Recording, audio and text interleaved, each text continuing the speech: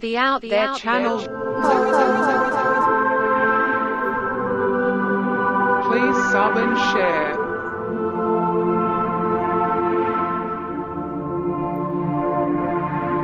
Searching for the truth.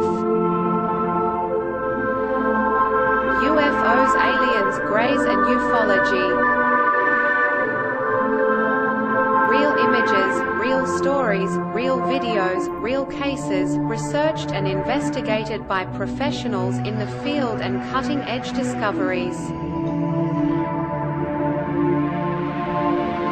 Multiple witnesses, abduction accounts brought to you by Team The Out There channel.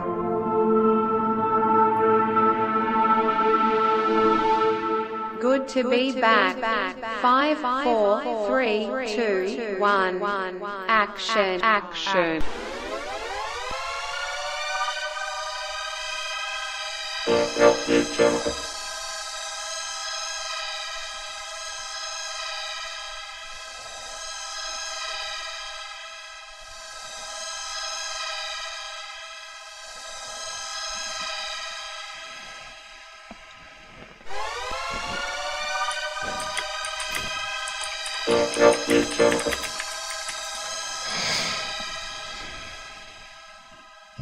Right in there.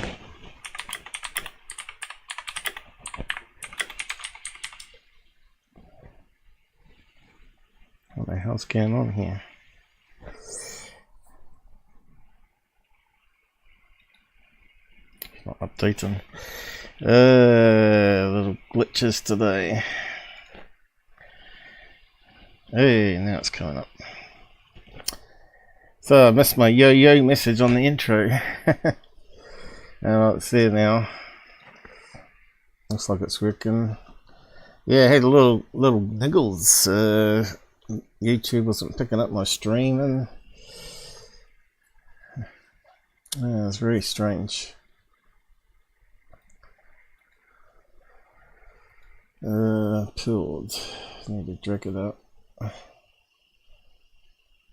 Anybody out there unpilled? Let me know.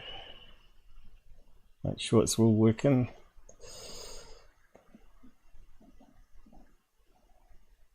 Because the code's always changing on these platforms.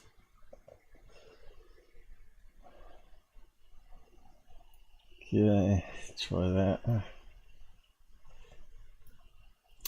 I don't think anyone's around actually.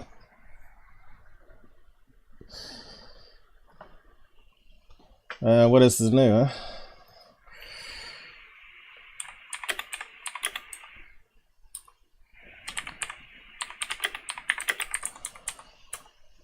If only if I could be a shill and shill shit everywhere, then I'd have millions of followers. Some of us just can't be dishonest in this field. Give what the people want. Lies and fabrications. That's basically what it boils down to. Give them the real truth and real evidence, and they're not interested. And Google is against all that as well, which I will show you. Okay, better type up Psychonet. In fact, I think Google's not even alerting people when I'm on now. But I don't know. People have to let me know if they've got notifications. Yeah, something screwy going on here with my add-on. They've done something else to the code. That's not good.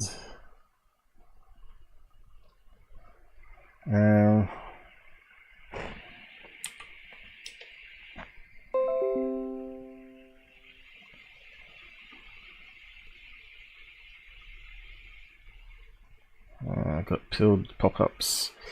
Maybe I should have turned that on.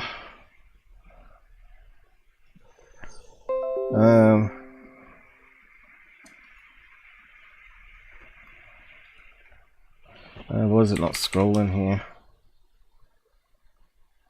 It's working up there, just not working on the add-on. Just have to reload it each time, do I now?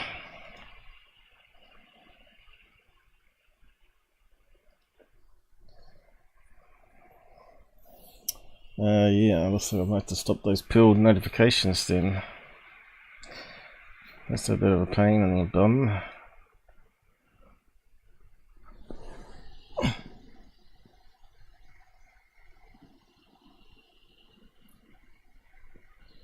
Not sure you do that now.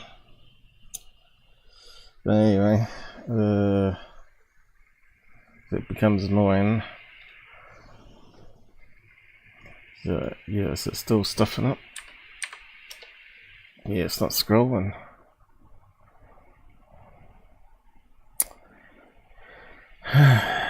It's always something, isn't there? In fact, it won't even scroll.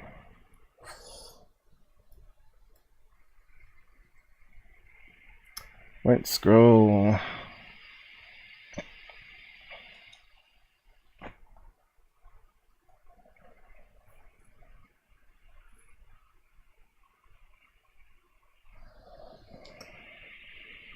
That's a real shame, Google.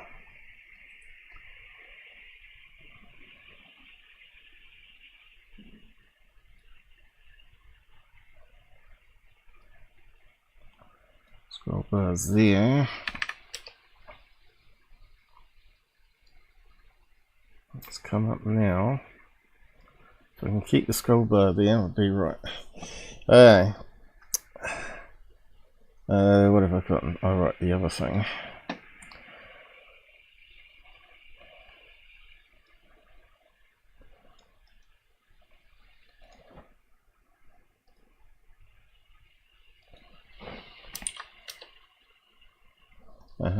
That worked alright. Something strange going on. They've mucked around with the code. Damn it.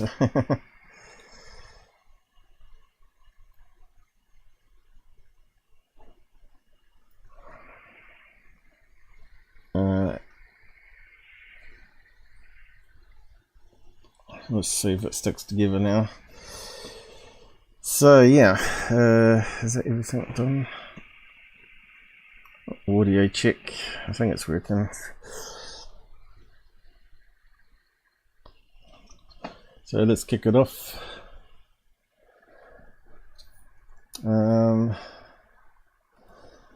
So yeah, I posted up various links to some of my best evidence I've captured, and yeah, Google just won't promote it. So, you know, you've seen my thumbnail today. I've created little shorts of the final enhancements of the videos, but you have to watch the full streams to see how I got that final image from the actual source videos. Else it doesn't really mean much, right?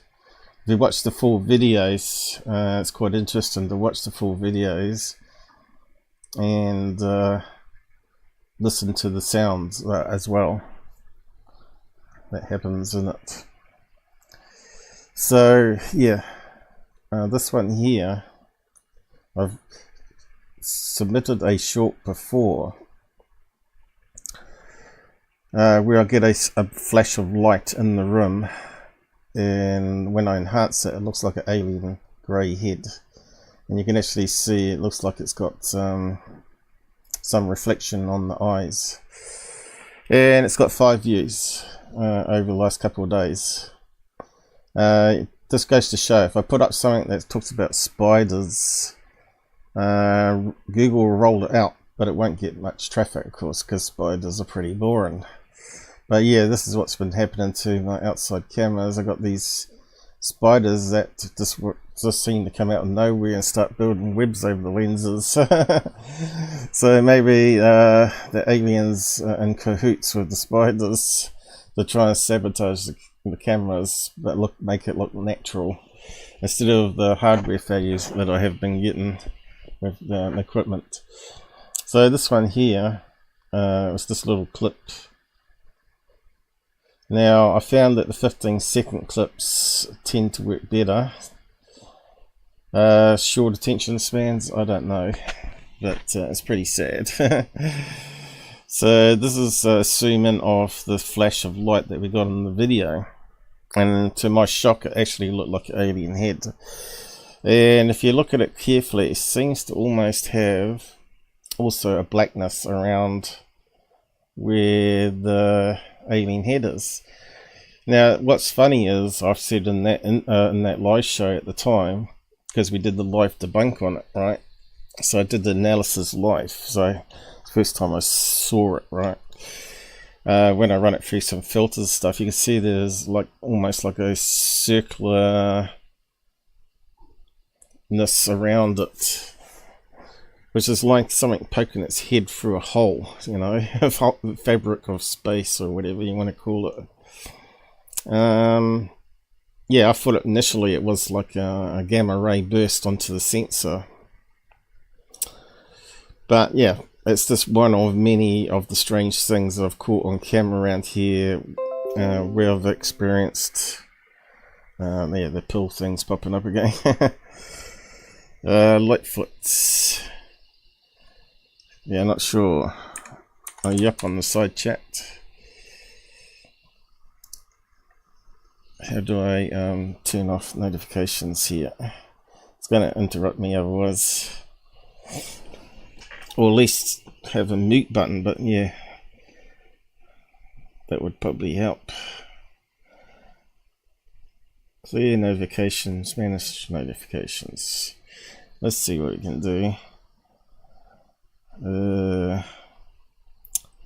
Pilled on. Okay, I can turn it off there.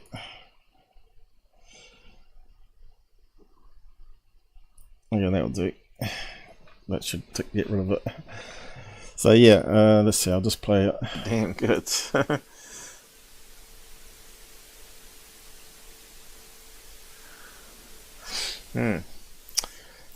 Now, if you don't realize, there's a click link to say what it was created from on the shorts here.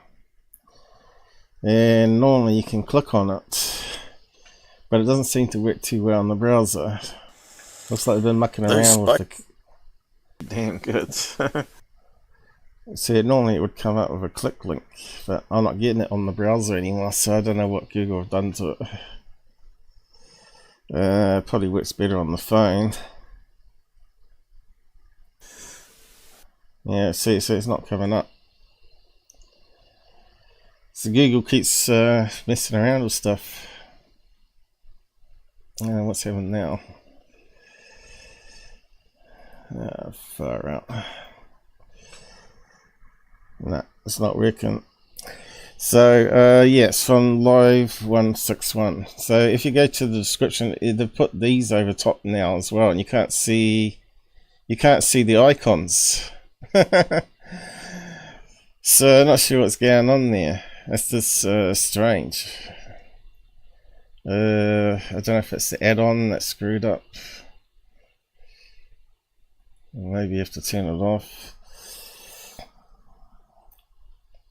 Yeah. What was it called? Custom tube or something. We got it disabled there.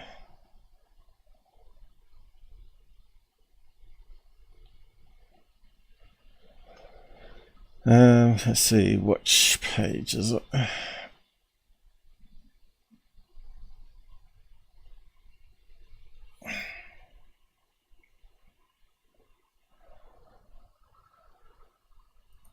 Let's turn that off. Watch page. Yeah, not sure what that is. Use current player auto. I don't know. It should work. I don't think that should interfere with it, but just reload it just to be sure.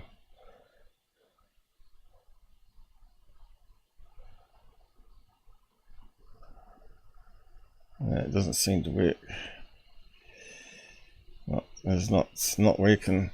Google try and sabotage it when it's not used in Google Chrome. They don't like other browsers. This is some of the tricks they do, and then just say it's an error or whatever. But anyway, if it works for you, it works for you. So that's one, and that was quite a while ago. Shame I can't open it though.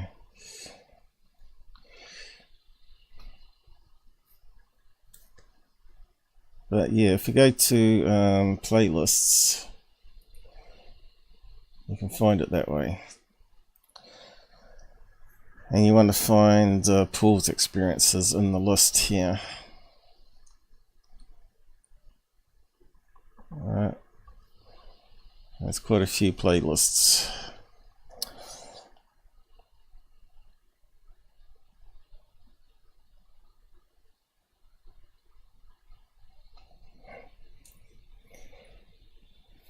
Yeah, I'm not sure what the cover is actually, but it's here somewhere. Like I said, there's quite a few. Oh, here we go. Paul's experiences. It's just got the logo in front now. It used to have a proper image like these, so I'm not sure what Google's done, but you can see it's been modified again. So if you click on that, it gives you all the episodes where I talk about my own evidence. The first one was with Earl Grey, talking about my paranormal experiences I've been having. That was quite a while ago now, but if you click on that, I guess you can find out what date it was. So May 2018, I've been putting up this stuff, and this one was when the alien greys visited, and that was back in February 2020. Yeah. And looks like I did an episode on August there. I think it was February. But this is why I create episodes. So it's a way of documenting your own experiences and writing down what you remember at the time and seeing what was on cameras or whatever devices you had back then. I didn't have the cameras until a few years ago, right? Because I couldn't afford it. UFO videos, analysis, what was that one? Of the humanoid. And my alien visitation. Okay, that must be maybe the first one, is it? 4 years ago.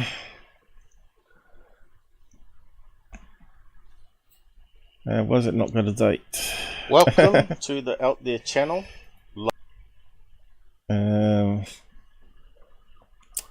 It's only had 145 views there. My crazy real dream, or was it with aliens? Yeah, okay. So you can use the bookmarks normally, but looks like these ones I haven't actually got the new format. I also have. Here we go. Added under. Goodbye. So I did. So I'm just trying to see which one this one was. Oh yeah. So it's talking about my experience. So that might be the first one. Alright, it's got August come up now. So what's the difference between that one and that one? That might be a recap show.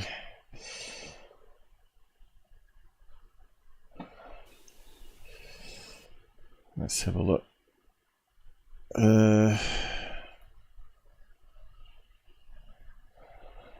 New retros.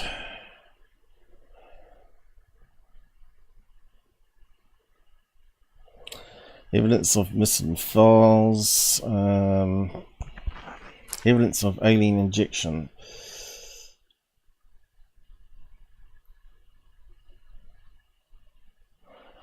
So I'm not too sure what the difference between those two episodes were. But anyway, it's best to watch them all. What was that one there? Oh, that was my first, what I thought was a UFO hovering, which turned out to be Venus. That's when I first started my channel, back in 2016. But it was in October before, no, let's see, I started the channel in November, wasn't it? And my sighting was in October. This is a new area we moved into, and I thought, this is strange. It's overcast and you couldn't see any moon or stars, but there was this bright light. So apparently Venus was huge and low on the horizon, and it happened to have a break in the clouds exactly where Venus was, but you couldn't see anything else in the sky. So, or maybe the clouds were thinner or something. I don't know. It's kind of weird. But yeah, you can watch the episode. That was the first one. This is experiences going back to when I was in my teens, where I had an out-of-body experience. Before the internet even existed. So yeah, I talk about that, but I also talk about that a little bit with Earl Grey as well. He's from MUFON.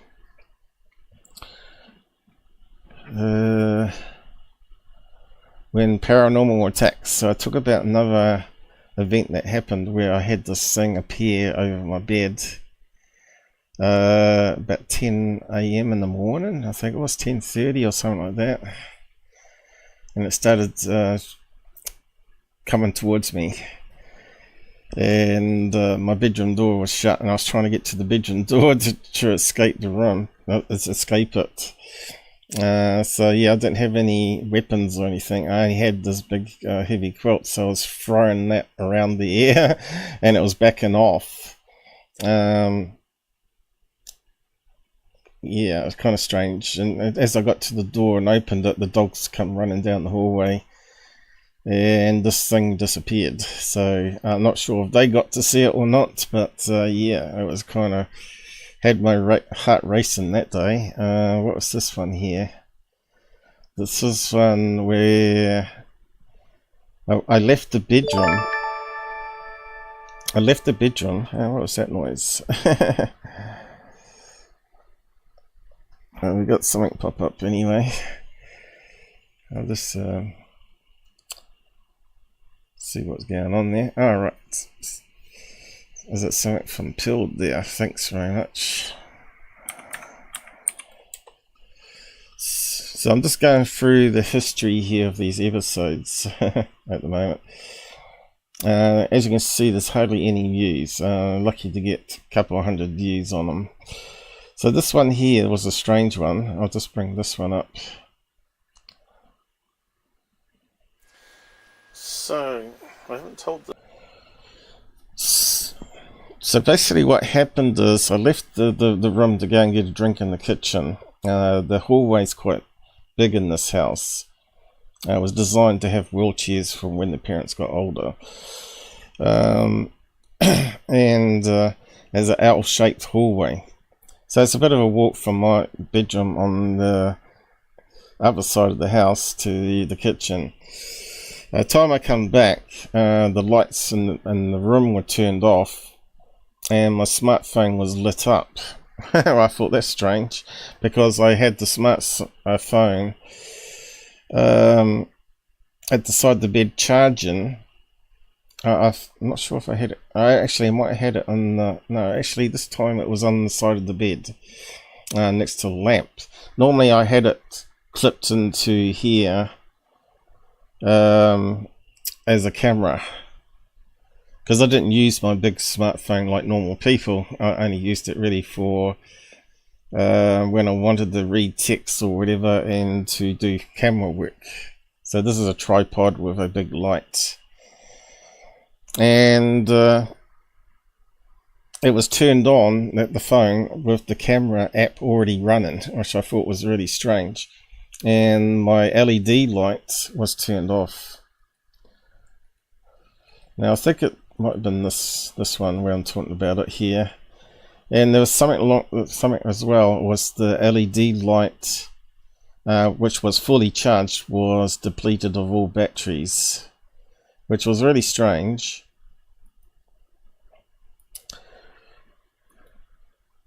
And I reconnected the big battery to make sure it was working. So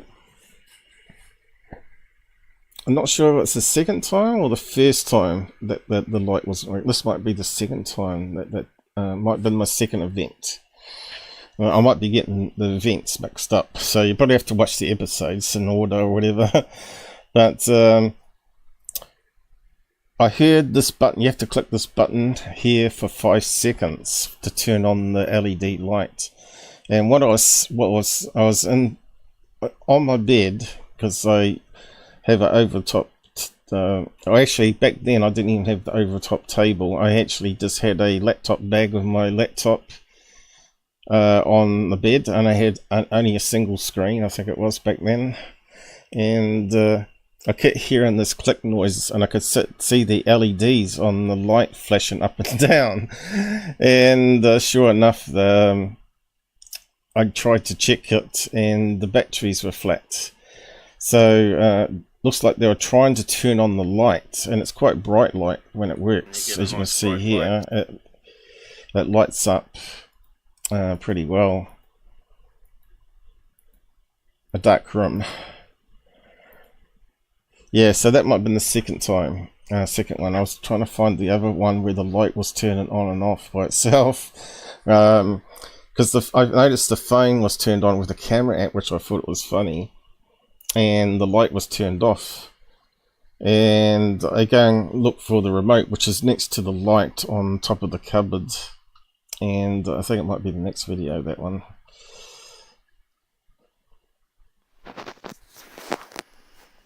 Okay, so the camera was turned on already with the camera app, and I just sit down and turn on the LED light. I think it was. Oh no, maybe it was the flash on the camera. I'm not sure. Hang on, let me just see. When my lamp. Yeah, so the lamp was turned. I turned on the lamp, and you can see the LED light that was on is turned off. Yeah, on the tripod, just simply blinked out, but it's not completely dead yet. And after the experience I had last night, it was extremely strange, to say the least. But not only that, I'm sure I just turned off this phone earlier to find it's turned on, and actually on the camera app, which I wasn't using at the time. I actually had it set to gallery mode, not camera mode. There you go. I wonder if it'll stay on. It's really weird. Now I only had a infrared remote control that turns on the LED light, and it's up here on the edge here. I'm not sure I can see it. It's like a white thing. And yeah, I didn't think about removing that outside the room to see if they were pushing the buttons on that, but yeah, it was kind of weird that it wasn't working. I get a lot of faulty tech around here. And then, is it the next or second day? It worked perfectly again. There was nothing wrong with it for a long time. And then it started playing up again, and then it went away and it stopped playing up again and started working normally, and it's still working normally. So yeah, sometimes it plays up every 6 months or 8 months. But yeah, it was weird, really weird. So I put it down to maybe some sort of technical fault happening with it, but I couldn't explain how the lamp, the LED lamp, button was being clicked, and I saw the flashes of the LEDs going up saying it was empty. So I can't explain that. But again, I didn't get it on camera, so I could, you know, it's the sort of thing you look around and you see it for like a split second and you think, what the hell's going on? Yeah, it's not like you can sort of film yourself 24/7 and hope something happens that you can show people. But even the phone, as you know, you have to hold in the power button for 5 seconds to turn on the phone, and then you got to tap on the app. So that's kind of weird that it was started up with the phone camera app. So does that mean that this paranormal out there knows how to use their technology? Probably better than our fathers that have trouble with it. I don't think he would know how to bring up the camera app. But anyway, what else did we have happen? So hallway lights would come on, sensor lights, not normal switch lights. The switch, they can't turn on switches, I know that much.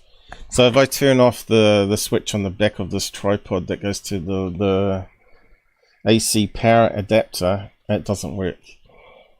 So I know they can't muck around with switches, but they can muck around with electronic switches. And then I had something crazy happen with my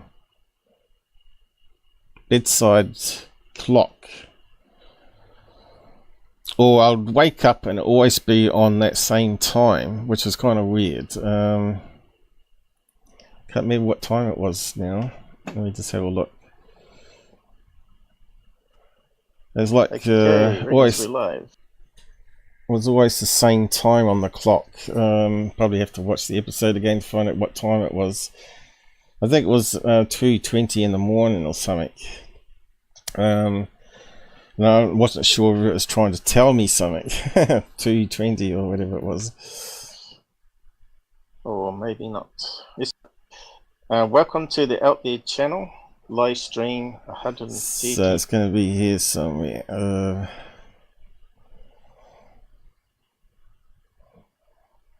And of course it reset all the clocks and stuff, and so I had to you know how you got the ones like I got on the screen here at the moment with the red LEDs. One next to the bed here was blinking, and it was what time was it? Oh, that's right. I woke up to find the clock was blinking, and it had like 2:20 on it or something. What time it was? But it was roughly the same time that I was meant to get up today, I think, about 11:30, which is kind of strange. But did take nothing out of it to reset the clock, and obviously the battery had been flat. Now, it's a bit strange that the clock battery was flat. You know how I was having trouble with cameras going flat and fully charged phones that are turned off. Well, now the battery in that was flat, obviously, but I didn't change it, and I think it might even be a rechargeable one which you can top up again, like a lithium ion one. But I'll have to open it up sometime and check. But it's not important because it's easy enough to reset the time on them. But yeah, it was blinking, and you know when you've had a power cut to come on, it normally starts at 12 again and starts counting around. And it was blinking, so I reset it to the correct time. And later on that night, Mum was going to bed, and she said, "Oh, my clock's not the correct time. What is it?" And it happened to be 11:25 again, just by pure chance on the clock. Well, it's actually 11:22, but time she left it was 11:25, and I thought, well, that's kind of strange. It always seems to be happening on this 11:25. So it wasn't 2020, it was 11:25, but there we go. This is where we document things. I just know it was all the clocks in the house were showing 11:35 for some reason. I don't know what it meant, if it was like communicating or whatever, or just tricksters, as they call the ghost tricksters. But are the ghosts aliens? We don't know. So yeah, what was that one there? What was that one on about?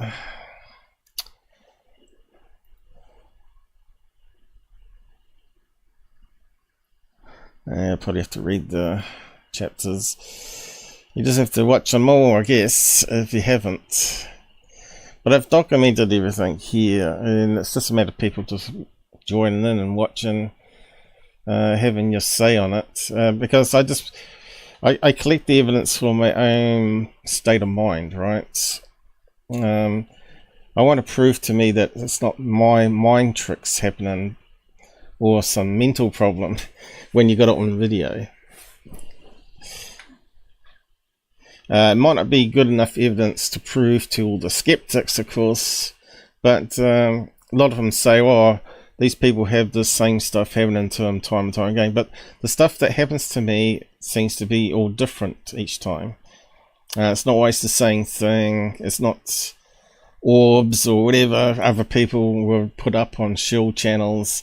It's all different, like apparitions, lights turning on, sounds, what else? Apparitions, you know, of tall blondes, alien greys, and all that sort of stuff.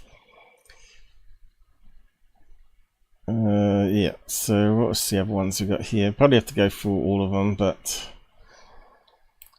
so that's me talking about the tall white, the first one that appeared, a woman in a nice white suit of all things, but like Fantasy Island.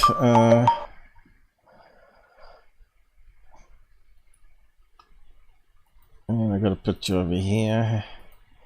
Oh, this is only a short video too. So yeah, she was dressed like this. So she actually looked like this. Almost, she looks a wee bit like David Bowie there, I guess, with the hair like that. But there was only one blonde female thing with short hair like that. And she was just standing in the doorway, right, when my parents walked into the kitchen with her. She was walking behind. And I thought she was there to buy some honey off Dad because he's a beekeeper.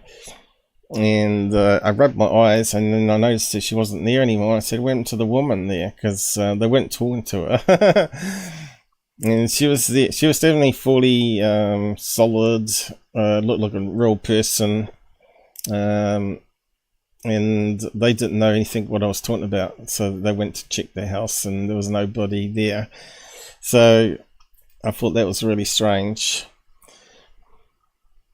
But as I put out in the description of the short of the fourth apparition I've seen, I put a backstory there. I explained what actually happened after the alien grey visit. Months later, I decided to do an experiment to see if I could communicate with the aliens, and I said, can you make sure, if you're going to show yourselves, make sure it's during the day? And sure enough, all the sightings since have been during the day or early in the morning when the sun's coming up. So maybe they do listen. But I've yet to have the alien greys come back. But I got a feeling there's something different with the alien greys over the other strange sightings I'm getting. So I don't know if this is part of the paranormal thing, but it seems to fit in with all these tall whites that I've been seeing. Have all been blonde, nicely dressed and very tall, and have appeared in the daytime. But I can't say whether it's paranormal or not, or the linked somehow. What was the next one? I think the next one was a tall blonde man with short hair, not long hair. I don't know if I drew to the Up There channel. Don't know if I drew a picture of him, but I generally do.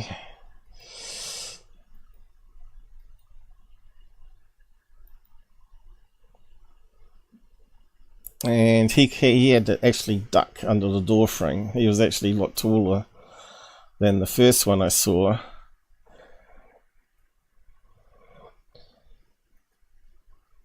and looks like he had longs on. For some reason I keep thinking he had shorts on, but yeah, it looks like at the time there when I documented it, he definitely had longs on. Damn.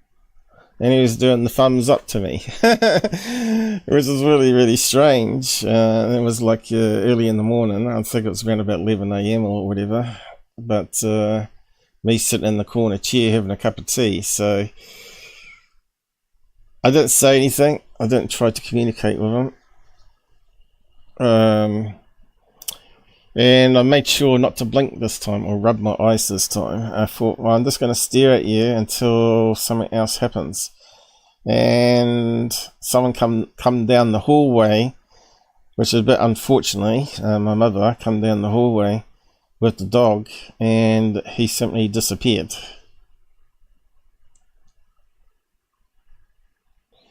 So he was fully formed as well. The next one was a beautiful blonde girl, but I noticed when I looked further down that she wasn't, she was like transparent or had no features below her waist, which was really strange. Might be this one here. Of course, these happened a week apart.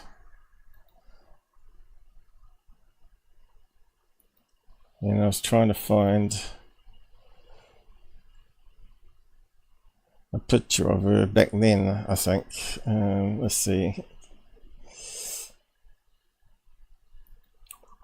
I was trying to piece it together on a live show.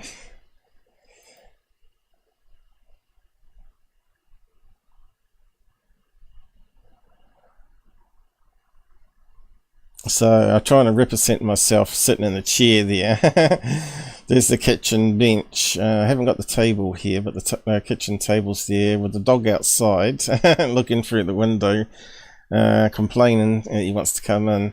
And she just glided in, and then later Dad come through the door about a minute later, because this one was actually one of the longest sightings I saw. She just sort of glided into the room. Super beautiful, like a model. Very clean clothes again. Nicely dressed. And she was staring at me, and she stared at the dog. And then Dad come in. Didn't even notice her, which I thought was very strange. I wasn't going to say anything. I wasn't going to blink, because it was... I wish I could record what I saw and actually show you, because it was just an amazing thing to see. And Dad walked in, he opened up the curtains, because some of the curtains were still pulled from overnight. And then he walked over to see where the dog was outside, and he walked through the girl standing there. And I said to him, you just walked through a beautiful blonde girl. And he says, get out of here, you're dreaming. So I knew then that he couldn't see it, which is a bit unfortunate, because I know he's had experience before where he was in the kitchen working on a beehive. You know, he builds up the beehives, and then he thought he saw this apparition of a lady in white standing next to him, and when he turned, because he saw it in the corner of the eye, he turned, and then she faded away. So he has seen it, but he doesn't like to talk about that sort of stuff, and that was before my experiences. So let's see, he saw this lady when I started talking about this thing that jumped on the back of me in my bedroom, and he said, oh, get out of here. And then about a month or so later, he had this experience in the garage, and he was told us about it, which is very strange, because normally it's the sort of thing people keep to themselves, right? Hey, thanks, Jasper. I didn't see you there, Michael. Yep. We had a few niggles to start today. Hopefully it's all working all right now. Google's mucked around the code.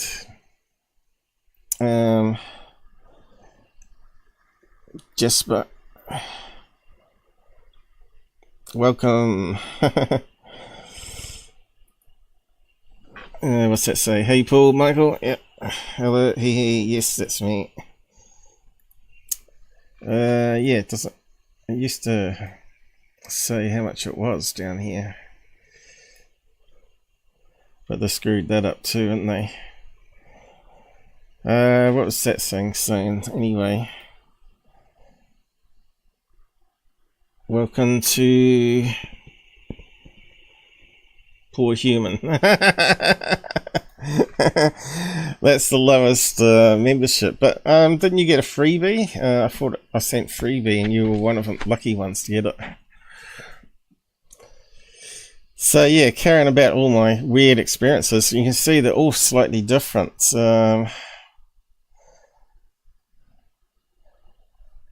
What was that one there?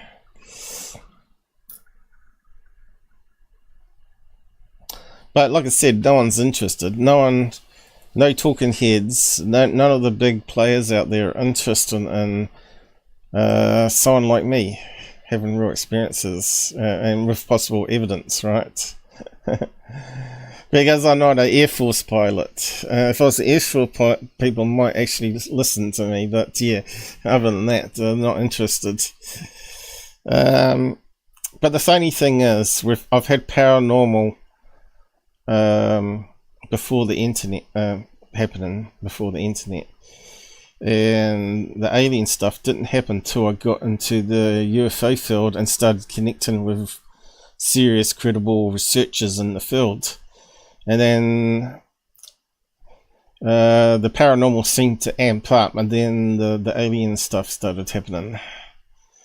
So yeah, I don't know what it all means, and this is why we've got to keep on doing research into it, and also to try and document it by proving it to yourself that something real is happening, right? It's not about filming it just to make money off it, because as you know, I don't make any money off it.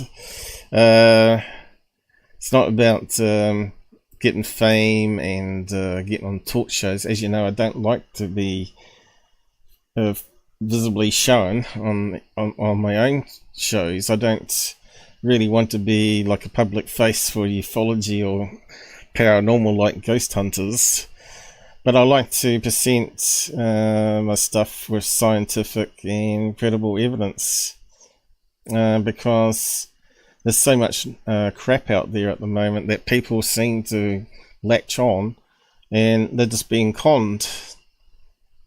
You know, all they hear is stories, but no one's got any evidence. Well, I'm one that actually has stories and some evidence for it, and no one's interested.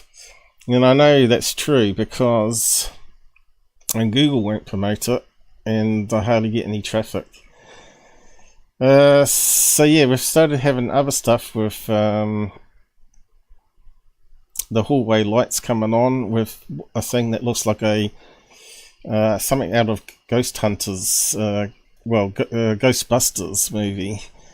Slimer things. It looks like a blobby, misty thing that forms in the doorway where I saw the tall whites. What was this one here?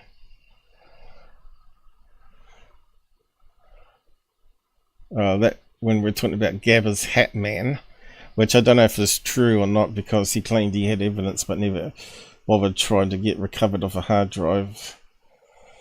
But I think I added my own stuff on the end, didn't I? Gabba Beast. Well, maybe that's one that shouldn't be in there, I don't know, but maybe I've talked about my stuff here as well. I think that might have had to go into a members one, but I'll probably have to have a look. Main topic.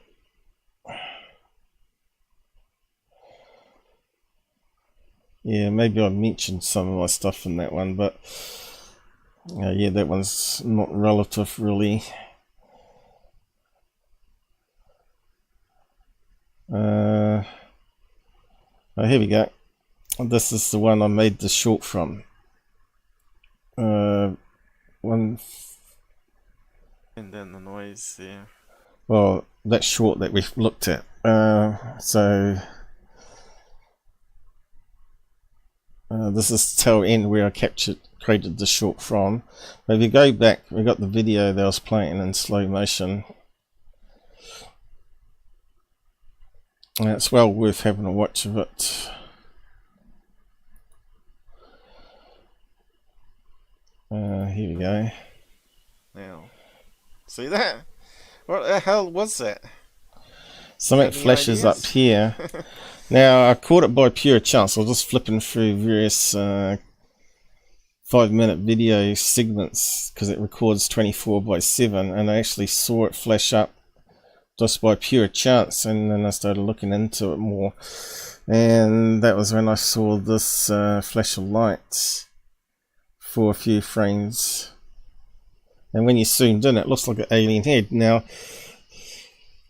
I said at the time, it's strange, why would you see an alien head and not something else, like a dolphin or maybe a hedgehog or, you know, some other pareidolia image? Why does it have to look like the alien grey in the corner here?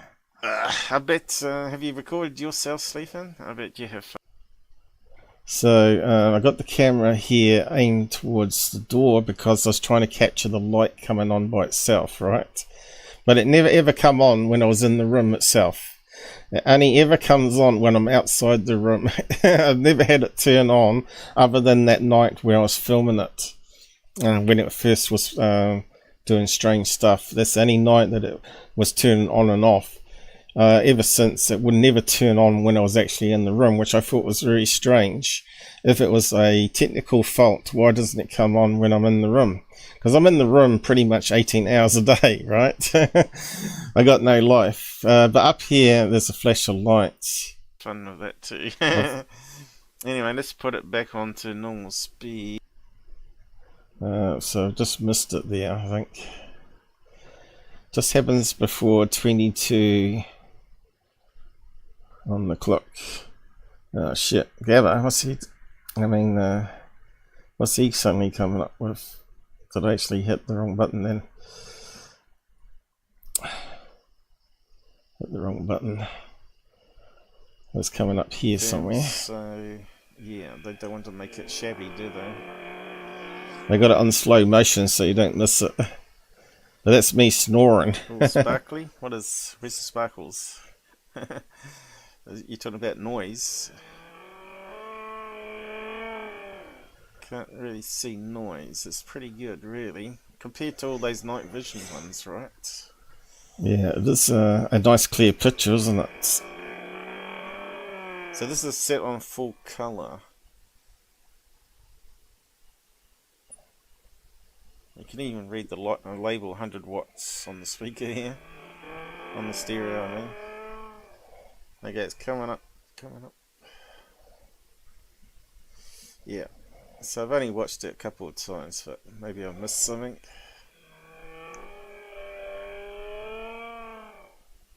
I love that sound. Yeah, I'm always blocked up. I'm a bit better now. I've got some nasal spray that seems to work. Some really good fake stuff with that.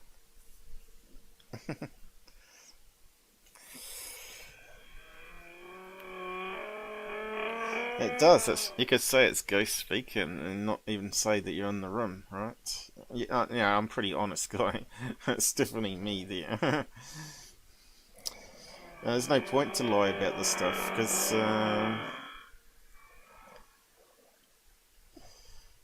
it doesn't get us any closer to the truth about things.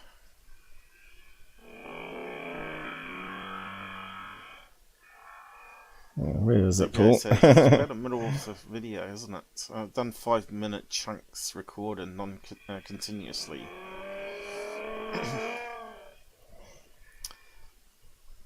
Still pretty constant. No flashes of light so far. I don't know how I managed to spot it, you know, because I've got so much footage. I was just skimming through just random ones and I saw this. So this is coming up. 6 months after my alien grey visit. 1/4 speed. I think it might record at 25 frames a second, so I'll just check that. Most of them do 15, okay. 15 frames over... Well, 12, wide. I guess. Such high spec camera. 2.5K. Here it comes. Did we see it yet? There it it is. See that? So that looked like it went blink. Now, I thought that was probably some sort of radiation burst, but when I zoomed into it, right, we got the alien head thing, which is kind of crazy. So I drew around it, zoomed it in, played around with the filters, and that was it, you know. But yeah, it's kind of weird that it looks like an alien head, you know.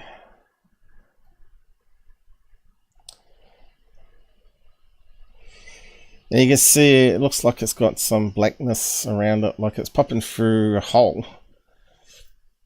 So yeah, I don't know, it's kind of weird.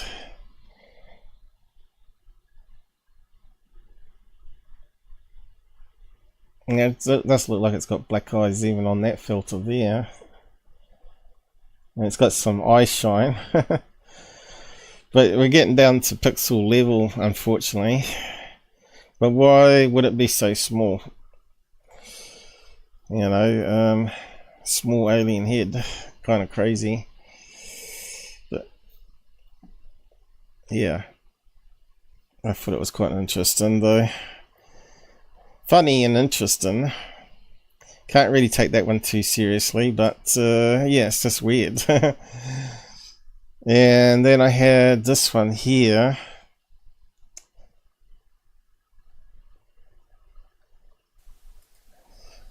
This was the one that I got touched and I jumped out of bed almost. And then I started looking at the footage and it looked like what appeared to be a demon apparition forming, wasn't it? Yeah. So best to watch the videos that I've got here.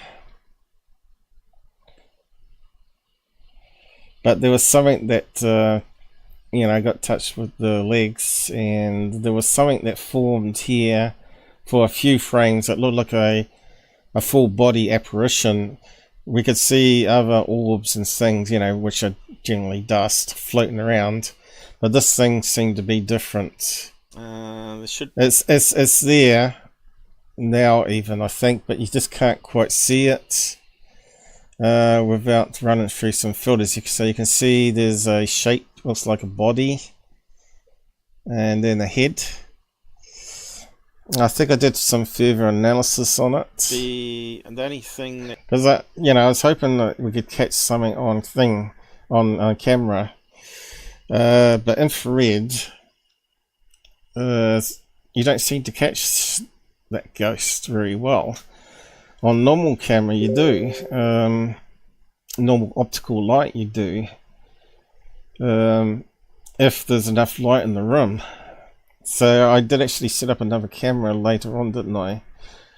After this event, I decided, oh, I need another camera in there that films normal light as well as the other camera filming infrared. that should be shining is the infrared LEDs on the... So I ran it through some filters here to see if we could see any reflections in the mirror.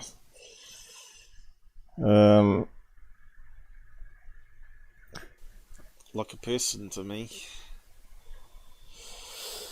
I was hoping that I was going to see something come out the mirror. Oh, there we go. I zoomed in too far. It kind of looks almost like an alien grey head there at that strange filter there. So what I did is I drew a block around it and filtered this what's in the square, and it looks like black eyes there and a grey head there, doesn't it? It's almost like it's looking through the mirror itself. Kind of gives me the shivers actually, looking at it now. So I didn't actually see the alien grey there. We did some more analysis and it actually looked more like a demon. I'm not sure if it was in that episode or not.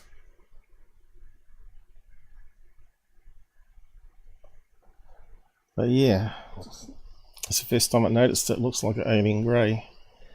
You can see the shape of the head going around here and down to here.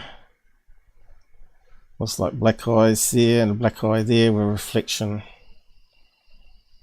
Ooh. So maybe they're keeping an eye on me still. When was that? Normally I bring this a couple of days after the event that happens, so it's fresh in my mind. 73 views only 1 year ago. So what's the next one we did? I think it was more analysis on it.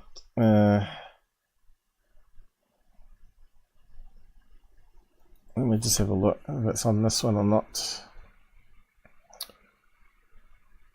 We looked at all the other videos.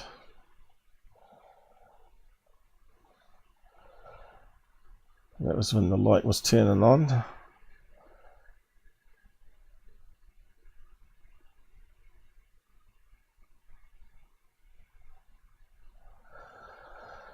They're good episodes. Going back and have a rewatch them anyway. It's kind of creepy. Creeps me out a wee bit now when I watch it. I go to sleep in those rooms, you know. It's easy for people to say that you're hoaxing it, but yeah. If you were me, you'd see that's not true.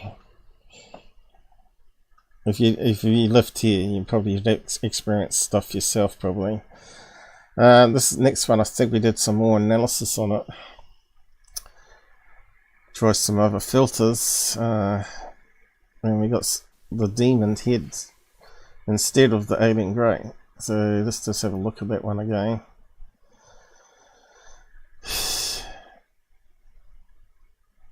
See, this is what we get. We get these fast moving, what I think are dust orbs, but I can't be sure. Of course they get distorted with motion blur, but this thing that was showing up in the mirror was moving really slow compared to all the other stuff. So here we're analysing it again, various frames, and you can see it was sort of popping up from below. I thought it was maybe inside was a TV screen, I think it was, and the mirrors behind. But then I realised it could be a reflection and something could be in front of it. So we did some... It doesn't look like a normal grey. We did some more analysis on it here. But then I looked at this again and I framed backwards for it. Well, it doesn't work.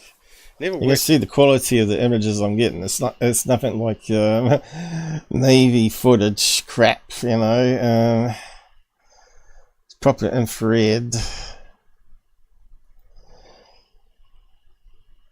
So here is another frame further on.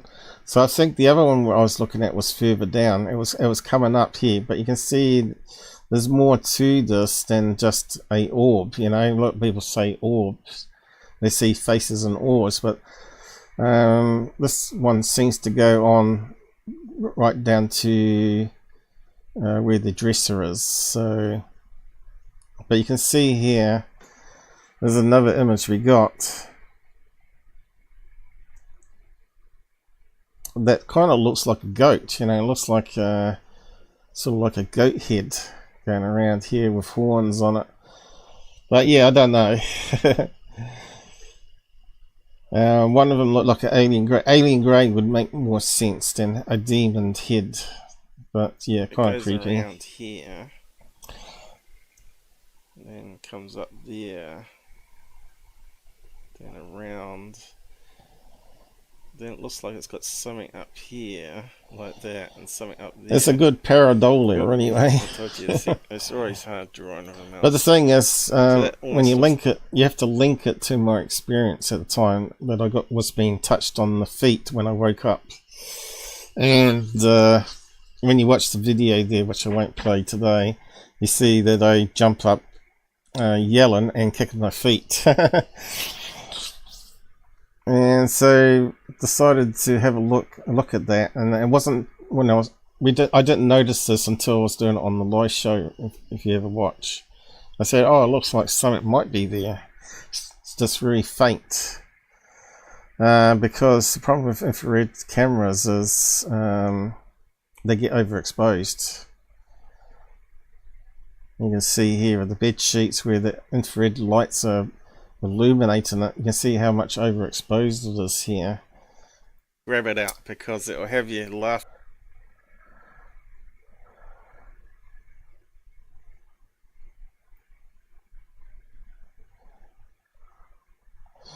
Yeah, so we're looking at dust to see what dust would look like and all that. And you can see that dust does form these sphere shapes, and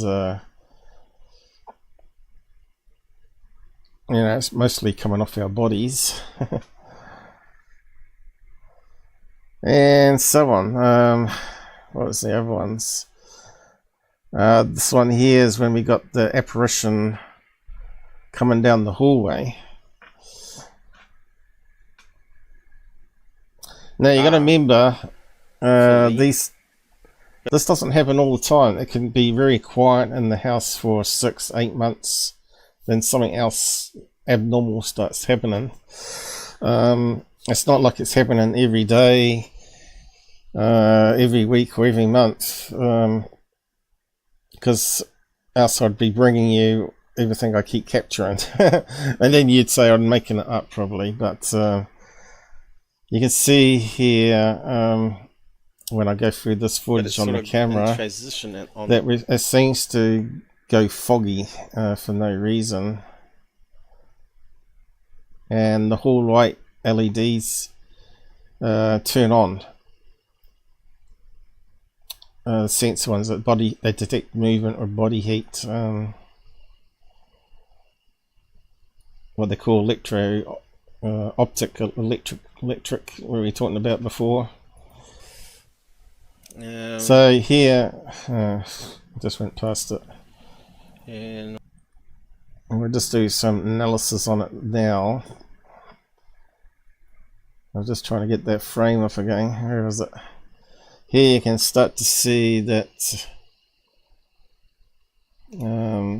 some sort of mist formed in the doorway. But you need to see before and after, really. Let me just go forward a bit again. And what's that one there? This one was hallway with IR mode black and white. So that's when it switched over completely. Yeah, you can't see any light here, right? Total black in the kitchen because there's no light source there, and you can just barely maybe see the cupboards there, right? So that's what it looks like normally, but we got when it was switch come to this one here, right, where the apparitions showed up, wasn't it? So here, oh, well, let's see, I'll just read it out, just make sure. We got sabotaged by ads, have we? What happened there? They are fully, but it's sort of in. So we got sabotaged by Google. Just as it's going to show you a comparison.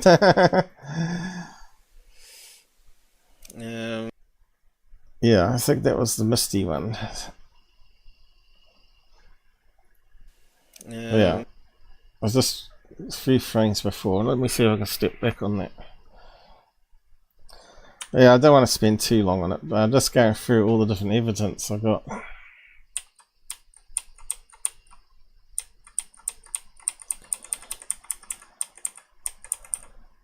There. Now I showed you before what it looked like normally, and this one was particularly weird that particular night. It looks like we got some sort of solid type misty apparition forming in front of the cupboard. And that's when the lights were coming on, and we actually have a camera in the kitchen that films the light coming on, but it doesn't actually capture the apparition because it's on natural light, not infrared. This is on infrared.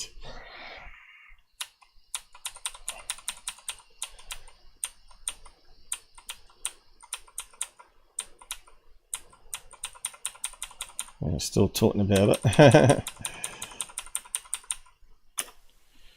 And what's that one there?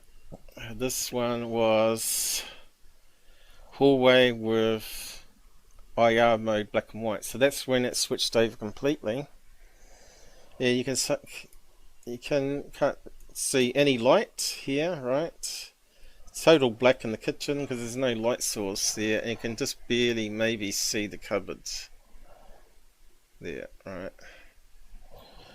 So it's not glowing. So that's what it looks like normally. Glowing white. We got when it would switch, come to this one here, right, where the apparitions showed up, wasn't it? So here, oh, let's see. I'll just read it out, just make sure. And it goes back to the beginning again. Google, you assholes. You really are. The Outbound Channel. We're such assholes. Anyway. Oh, right, that was just a short. That's why. Well, they're still assholes. So I need the full breakdown of the episode. Which one was it from, though? One of these ones, one of the longer ones anyway. If we could click the bottom of the video to go to where it was created from, that would have saved us hunting it down. So yeah, this is my fourth sighting here, but yeah, I'm not sure which one had the hallway apparition. Looks like it might have been this one, 5 hours long. Let me just go there and have a quick look.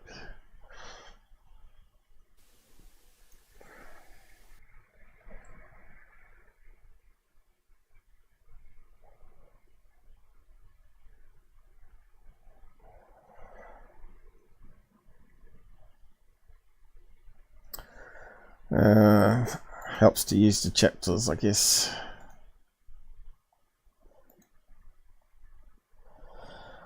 Ghost apparition, lights and shadows to prove something forming in front of the cabinet. 10 minutes in.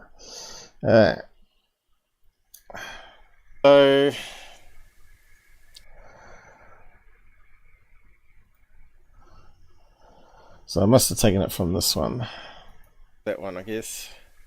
With the apparition, but you can clearly see. Oh, wrong zoom. I need to use that zoom. So it's pixelated the same way. Although it does kind of look foggy here, I must admit. But not as foggy as it was when the other thing was in front of that, right? So yeah, I'm not sure. So you've got keys hanging here. We couldn't see the keys hanging through, but we could see the stuff on top. The rest of it was blocked off, right? I think there's a pot plant or something here. There's a thing on the wall. Like a plate. They used to buy lots of plates appearance and hang them up on wire hangers. You know, it's got pretty artwork on it. Again, you can't see the canvas because you know it's in infrared. All you see is the canvas, you don't see the painting on it. Yeah. So you compare that one with the apparition one, and it's not even closely similar. In fact, it's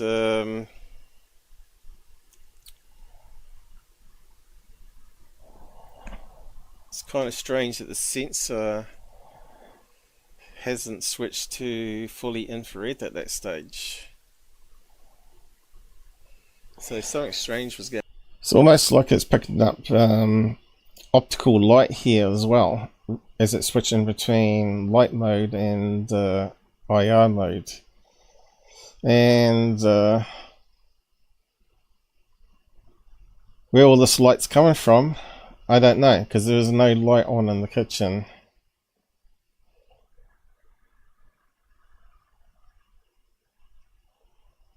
Almost looks like there's something there though, doesn't it?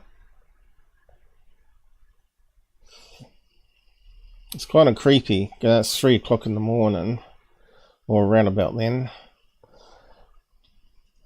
Going on.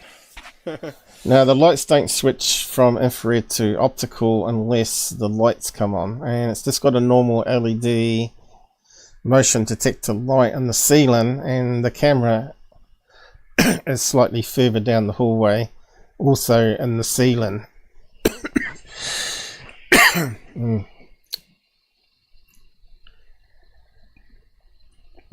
So somehow it interfered with the camera as well. With the camera, because normally it's like, it should be like that. Or that, with the kitchen light on. Okay, so there's the example where you got the kitchen light on. And it's more illuminated inside. But it's still in infrared mode, which is kind of interesting. It shouldn't be all black, which is another strange thing. Remember the SD card was damaged though. So something strange was going on. So there's another thing that happens with these cameras.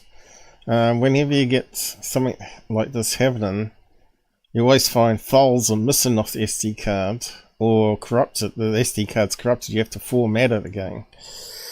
But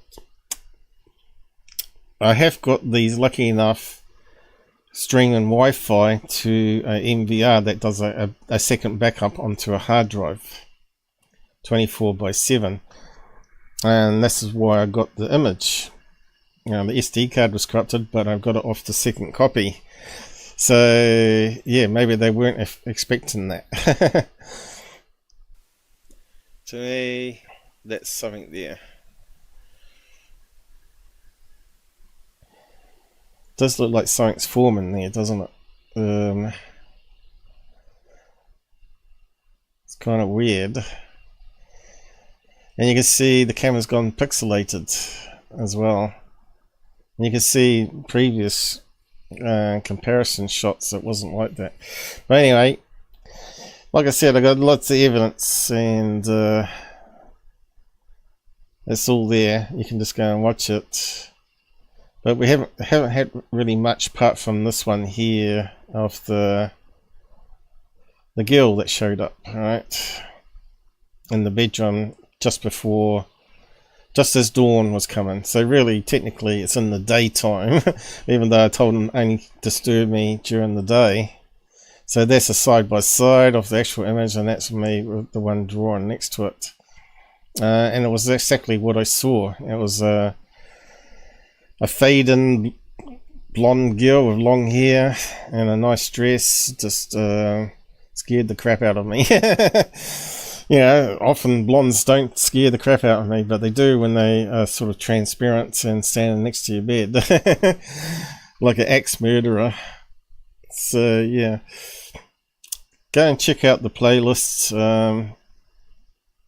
Like I said, we're skimmed through. I've probably missed quite a bit there. But it's well worth having a watch of all those. Just got to find the time to do it though. You got chapters like I was using there at least, and you can just get to my experience parts in the whole episode, so you don't have to watch the whole thing if you ain't got the time. Pause evidence. And I'll keep bringing it up every year, every few months, because new people arrive all the time to the show. Think I'm a debunker, think I'm Mick West or whatever. Far from it. So now if we go back, what's happened now? It's doing some strange stuff. How do we get back? If we go fully back to...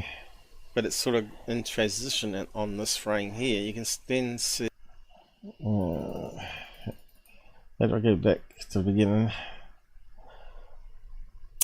If you go back to the shorts,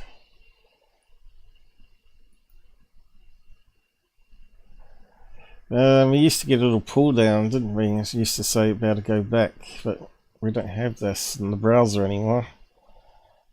You used to be able to click on it and used to be able to go back. Oh, here we go, finally got there. Okay, so if you go to shorts, I did take out some clips. So that's the bedroom one here.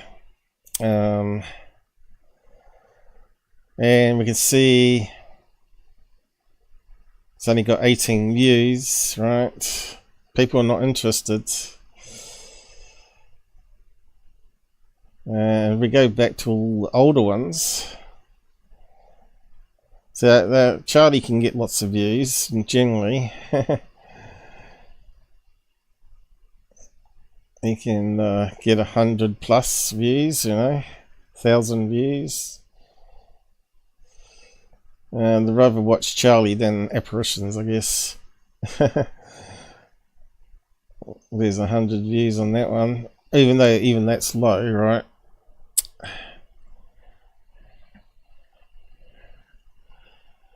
200, 300 views on that one. Over 100 again.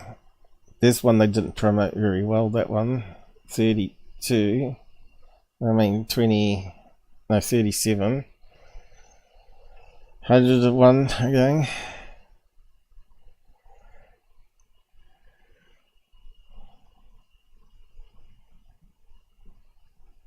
Another one. 1.2k of them being cheeky. Alright. Another one of them. He gets lots of views, you see, because they promote it. Even the bees managed to almost get 200. But when I come to my aliens and UFOs and apparitions,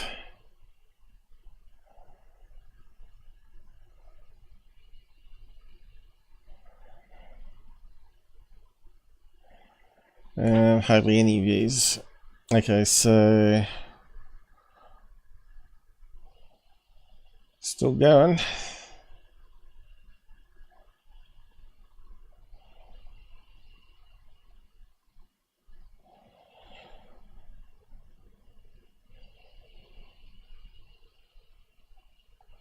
There's a lot of videos for Charlie.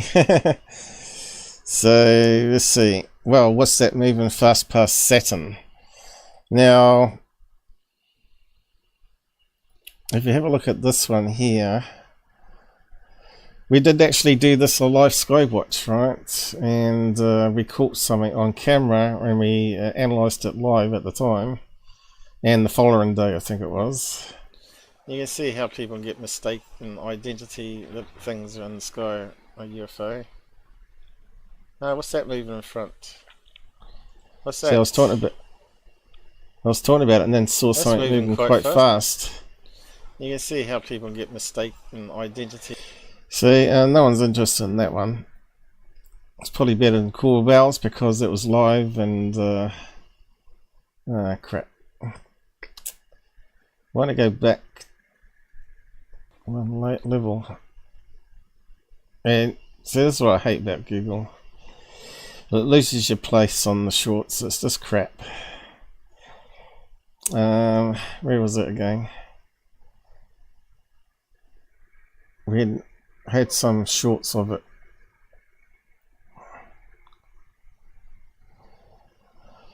Was it that one? No. That was that one. But I think I had another video of it.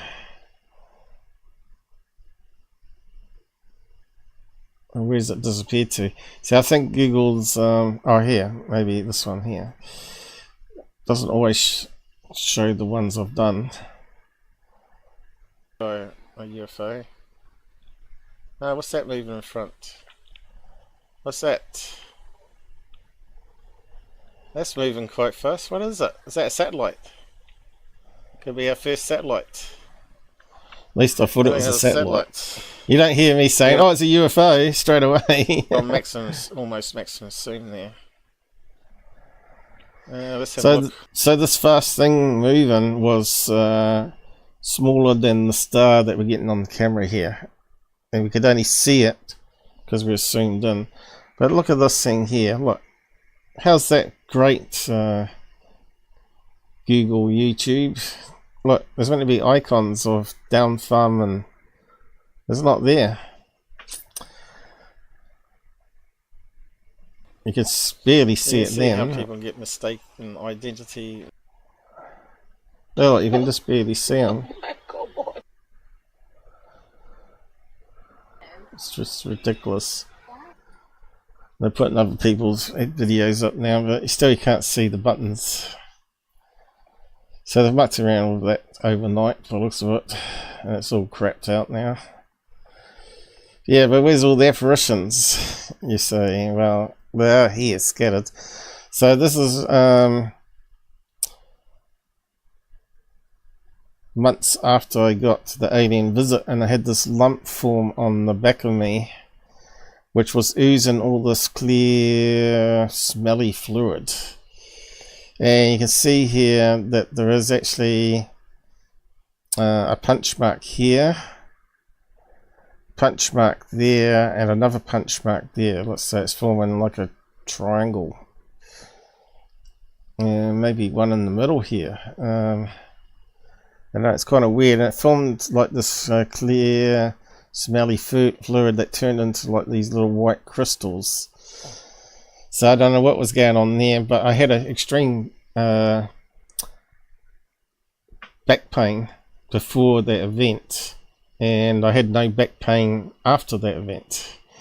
So whatever they did to me, they got rid of the back pain. So it's only been getting better and better. If any back pain occurs now, it's because I got like sitting in the chair too long and on a certain angle. So yeah, this one here was from one of those videos in that list I just posted, and you can go and watch it in full detail. I have this lump up here. Right, it's got the buttons showing up on this one, but if you've got a black background, all those disappear. Stupid, isn't it? Google needs to fix that. And it started oozing this smelly clear fluid. Now it doesn't look very big here, but we're talking about a lump that was about an inch diameter for at least a month or two, and it was so yeah, I forgot to see how many views it got, but it didn't get many. Now, it's the sort of thing that you expect UFO researchers to be interested in, right? So I can't say to the doctor that I got an alien visit and my back's better, but he looked at it and said, there's nothing to worry about, it's just a skin cyst. Yeah, I said, yeah, okay. And he didn't give me anything for it. So basically, eventually, it kept on leaking and leaking and leaking. Eventually, it got smaller and smaller, and then it went away. So I don't know what that was all about.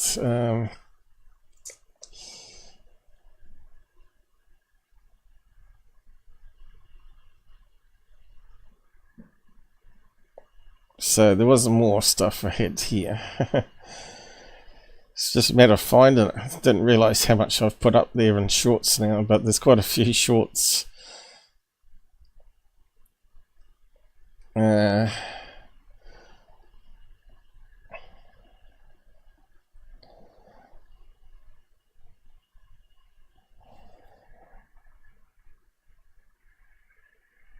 Charlie again, almost getting 1,000 views. So what was the lump? Lump got 21 views. No one's interested.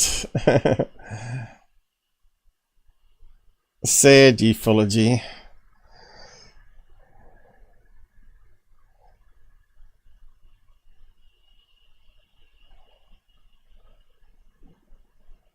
Certainly Mick West ain't interested, that's for sure. He's not interested in real stuff. He's only interested in his own sort of agenda. And I think most of them are like that. Most have their own little agendas.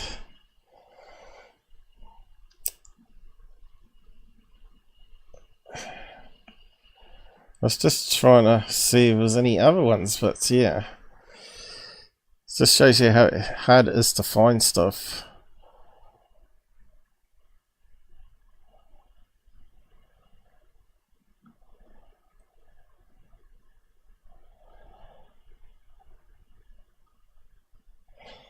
I think it's, well, if it's not there, that's not all of them. I think Google mucks around with it.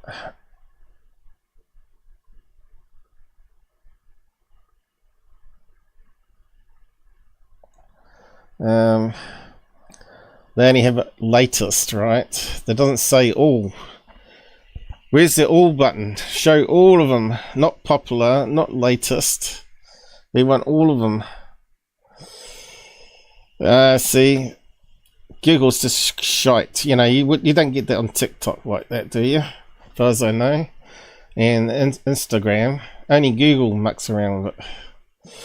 But anyway, I find it really frustrating that they won't promote my stuff. So yeah, let's move on, I guess. Well, I tried to promote it around as well. Here's some DMs, right? John Greenwald, sent those videos to him.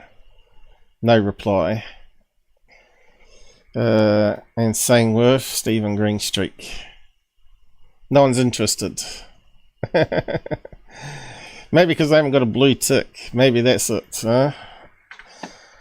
I'm a nobody, or it breaks their worldview. They don't want someone that actually's got evidence. But I'm not a pilot, or I'm not someone special, you know. I'm just an average Joe. So yeah. So where to begin for the next lot? We've got a few tabs here to go through. I just find it really frustrating, this field, and it's really disappointing. If you just look at my stats on YouTube, you can see how badly things are. Alright. Just talk about this here for a wee while. Just compare me to other channels out there that aren't doing the real boots on the ground stuff, right? They're just always taking other people's videos and playing little clips and talking over it, garbage over it, not really adding anything to ufology, right? Well, me, I've got my own content. UFOs, aliens, ghosts, got the whole shebang. And I think you find that with most people, they just don't have one thing happen, they have multiple things, and it's somehow all linked, right? There's a linkage going on. Whether it's coming from a multiverse and they're coming through portals. So yeah, if you go down here, you can see how I'm not promoted, right? 30 views in a day. 20 views in a day. Alright? And it's only high today because I'm doing a live show probably, and I've put up those shorts, right?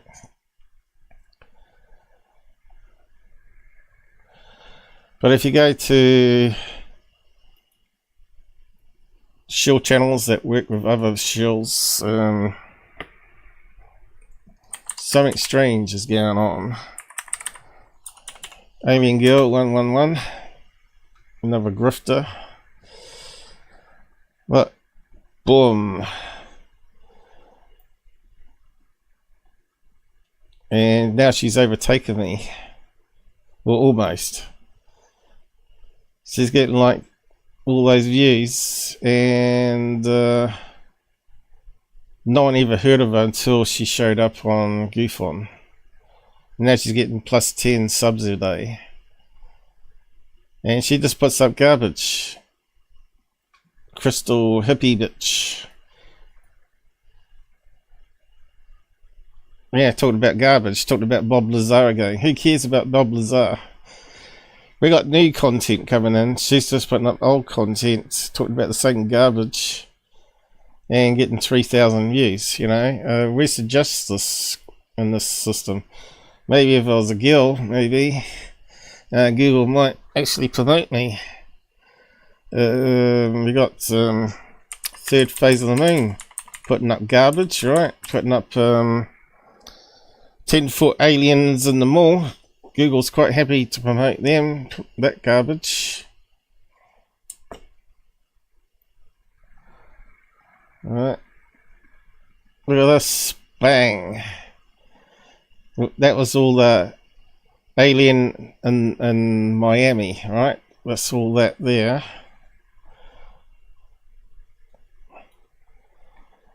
And they're getting 1,000 subs out of all of it. So looks like it scrolled off, but they had one up to 150,000 views last week, and they've gained another 4,000 gullible followers that follow third phase of all things because they put out this 10-foot alien in Miami, which is just garbage, disinformation news. I've not seen any aliens that are 10 foot, let alone 8 foot. 7 foot I have. 7 foot, 6 foot. The tall whites in the door. But, yeah. GUFON. Another one. That was a nobody. Is now being promoted by Google. And you can see he does the 10-foot aliens and all the other crap out there. Oh, what's happened to his stats? Have I got the right one? Oh no, that's not GUFON. We got a new one, a stoner named GUFON. Well, he's doing pretty well. He's got a lot of stats here. GUFON. I'm pretty sure I typed in GUFON, didn't I? Oh well, let's come up properly this time. Yeah, what was that one? That's when he did the live show, wasn't it? A legal live show streaming News Nation to the rest of USA, to UK, I mean. That was all the UK viewers coming in. And this was all the Miami stuff, right? And again, we can't go back a week when it's first started, but yeah, look, you can see got these plus 100 subs coming in, all these views on his channel, and the guy's just boring, and he's wrong most of the time. So yeah, who else? There's a grifter out there that's getting lots of views. So you see what I mean? It's stupid. Google is stupid. What's he doing today? Let's see. Same old crap, isn't it? Let's see. Truth for ufology. What's his head in there? Interdimensional aliens. Well, I'm just showing you some today. Real ones. But he'll be talking about it, of course. And of course he'll be getting all those views, right? What's he got so far today? 2,000. It's just not fair, you know. So do I simply just give up and stop doing this and just let the grifters take over? because that's where it's heading, right? No one's supporting me. No one subs to me.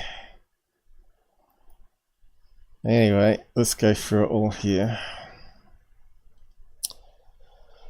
Where do we start though?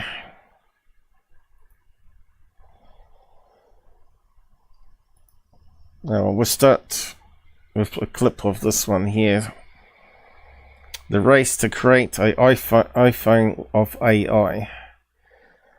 I thought this is quite interesting. I'll just play a clip of it. Because this guy's known to put copyright strikes on you. But he's playing someone else's video and talking about it. Hard it is to get this idea right. I'm just trying to get it. An exercise in philosophy rather than practicality. Take a look at the CNBC interview, where they failed to convince anyone. Can you see What's that? that? Yep. Yeah. What's Yeah. that telling you? So this is the display when you need it. It's just capable of doing a lot of things, but it's not something that you need because the device is actually built to be multimodal. That means you can use it however you want. Like what? Like what? Tell me something you would So wearable computers basically with AI. use that for. So you use it for just about anything, like sending texts or checking up on any notifications that you've got in, stuff that you do just all. There's a speaker that's built in. So it looks to me like it's pinned to his chest there and it was projecting onto his hand, which seems like a strange way in doing it. I would have, you know, just build it into sunglasses or have something that you can clip onto sunglasses or your own glasses and actually have a full heads up, you know. That would make more sense to me. And then there's a user LED called. So that's what I want to ask you about. Imran, the co-founder, says that the device can do virtually anything a smartphone can, but without a screen, I doubt that's possible. Something as simple as discreetly reading emails or texts can't be done. Sometimes I'll be at a meeting, Yeah. right? And I'm sneaking under the desk to look at my email because Right. and I can't say, hey Siri, tell me my email. Totally. Because I don't want the whole room to hear my email. So how does that work in this context? So the device is powered by an AI-powered OS. I think the biggest thing here is that it's AI-powered, and so it's doing a lot of that heavy lifting for you. So you just actually engage with it when it's really important. But seriously, if I'm in a meeting and I'm talking to somebody, but I gotta go like this when I'm in the meeting, and anybody who can see my hand can see what I'm reading too. I mean, I don't know how that's different Sure. than what the screen's doing. And then there's the price. Experiences. What's the price point? It's $699 for this model, and it's $799 for the one that she's got, and that's the complete system. Comes with everything plus. Obviously, this hasn't gone too well, as Humane has already laid off 4% of their staff before even launching. Their CTO has been kicked out too. There was a bit here that was interesting, where it could read the screen, but I think it was at the very beginning, so let's go back a bit. This video is brought to you by Nebula. I hate that. Hate when you can't get past those intros. Type Pokemon known for the flame on the tip of its tail. In the scene you just. So this device, if it can read what's in the room or on a TV screen, it can actually discuss what's on it. Described, Charmander is surrounded.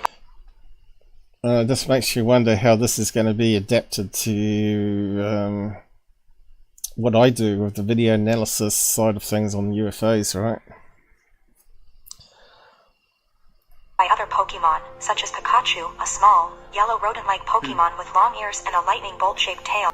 The setting appears to be the interior of a wooden cabin or house, with the Pokemon standing on a wooden floor. Yep. The image is taken from a screen, as evidenced by the reflection of some items on the screen and the style of the windows and walls. That's crazy. But yeah, it is a Pokédex. Hi. So yeah, the future of AI, and the devices are getting smaller. But yeah, they talk about the whole thing here. I'll post a link to it and you can have a watch of it properly. But I did actually add some comments on it. Needs a head-up display so you can insert into sunglasses, and then you can be a Hawkins, Stephen Hawkins, hands-free. Why it's not an app?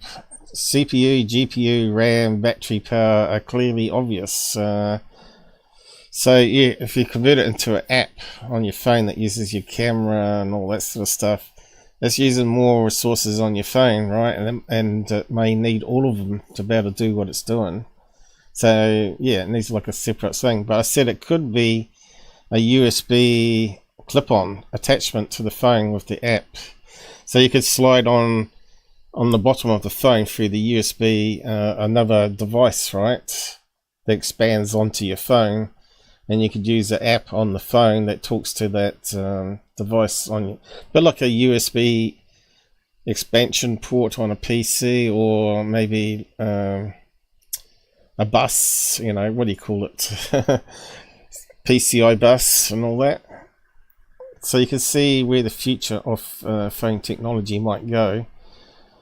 They might be able to put a new type of a fast port on it, like a PCI, where you can slide in additional hardware that clips onto the back of the phone or whatever, you know, makes it thicker but makes it still usable. Make phone longer but could use Wi-Fi to talk to the phone app, and have in pocket too, ideally a watch. So yeah, you could basically turn this device into a watch. And you could have a clip-on for sunglasses for a head-up display, which also could have a camera that looks where you're looking. There's all sorts of things you could do with this idea and to make it better. But yeah, I'll post a link to it anyway. I thought that was quite an interesting product. Hopefully we don't get hit with a stupid copyright because I played a clip of it. But I'll just minimize that one down. Future of AI. So I kind of liked how you could aim it at an object and it could explain to what it's seeing. How useful that would be even to handicapped people that have problem with their eyes or whatever. But we need something that's got AI built into. I mean, not AI, but I mean IR built into it, so we can use it at night time properly.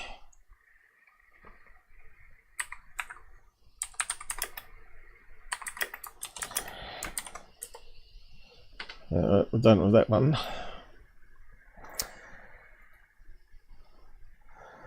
GUFONI. Okay. Let's see. I think this was talking about one of the Corbell stuff. Let's have a quick look. I'm not even sure how that could be. I really don't know. If there's got to be, like, maybe they're messing with time. Like they take you at 11:11 and bring you back at 11:11. Because if they take you and keep you for 3 hours and your mate wakes up, I don't think that's where the hell are you? And then all of a sudden, ding, you pop up and you're in the bed. Yeah, unless they're drugging. See? So he's talking about abductions here. Clearly he doesn't know anything about abductions, right?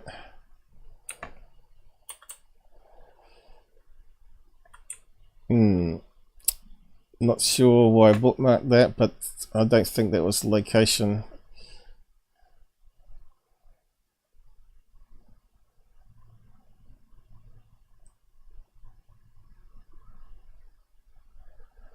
I'll just leave it there for the time being. I might come back to it. Probably pop into my head what it was about. So these are some of the crazy things that people are doing with Corbell's thing. Man, it's getting hot in here. 27 degrees. Hang on, I might just go and turn on the aircon. I'll be back in a minute.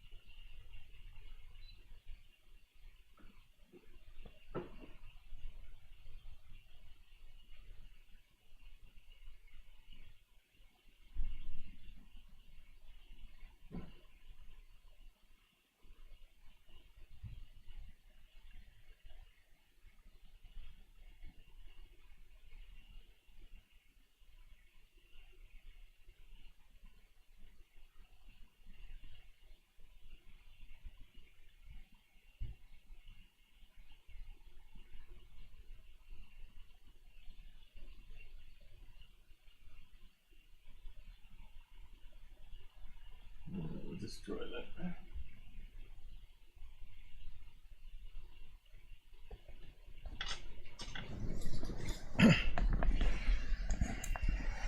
Yeah, it's gone up 3 degrees Celsius since I started the show.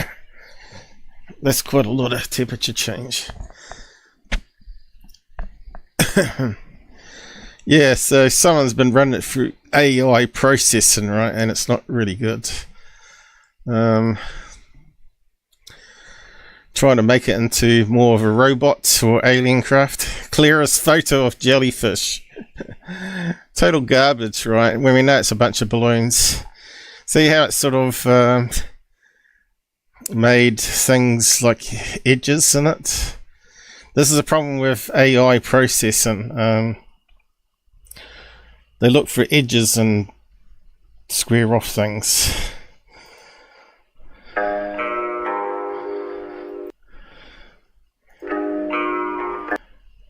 Turn off that music. That's just stupid, isn't it?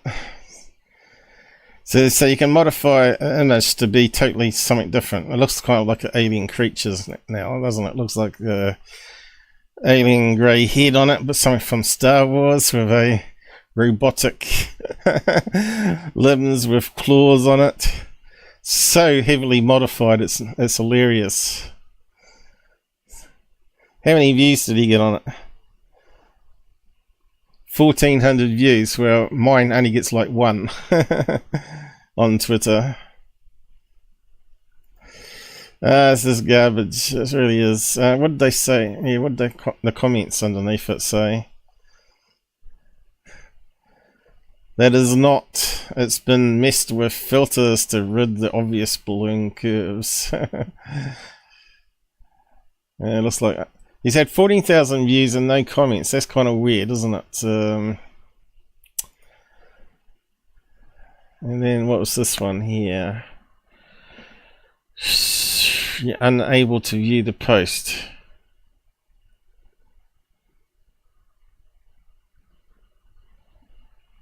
Someone's done a dirty on me.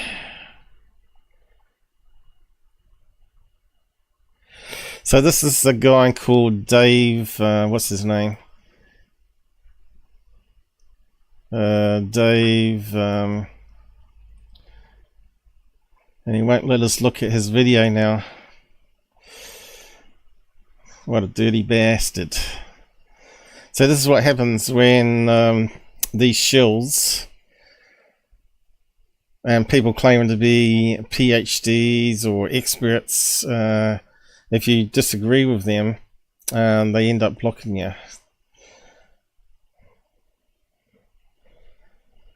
It's a bit of a shame because I wanted to play the video. How can I get around it? This is where I have to use my backup account to get around stuff, isn't it now?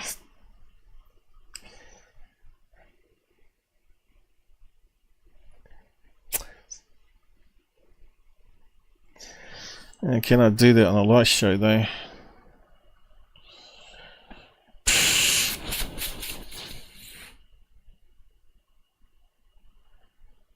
Asshole. I suppose the next one's blocked as well.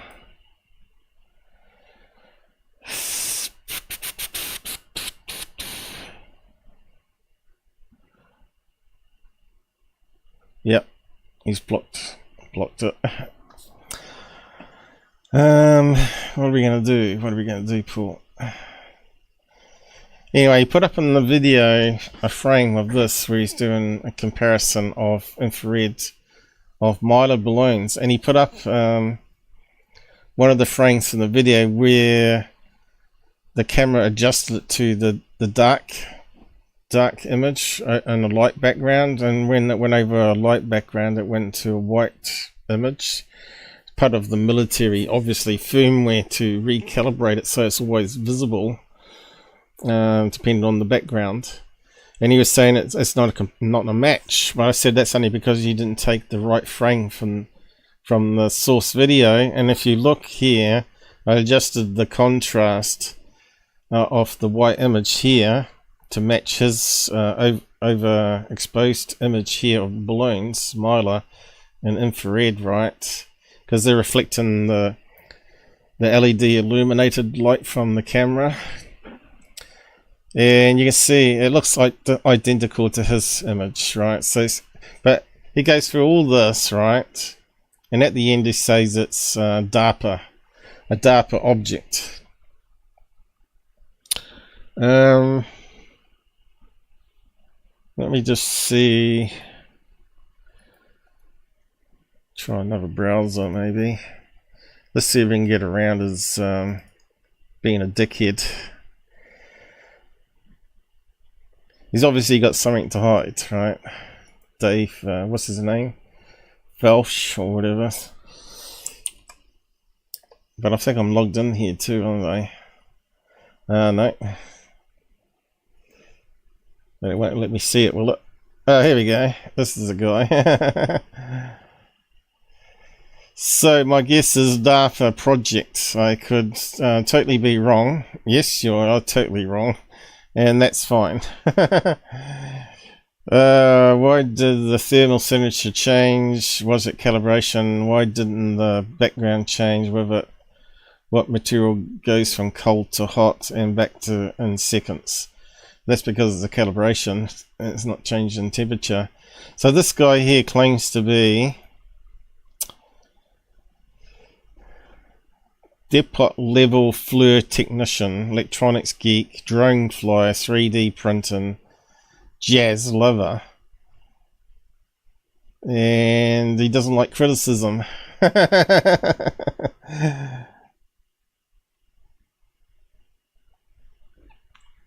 So yeah, that's how you get around being blocked, by the way. At the moment, it looks like we can sort of get around it at the moment. Okay, what was the first one? We might be able to get to the video.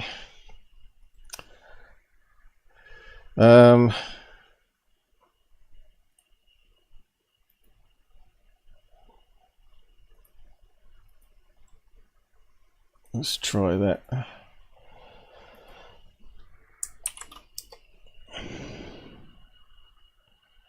There we go. Now that's what we had before. I don't tell, I just deleted the wrong one.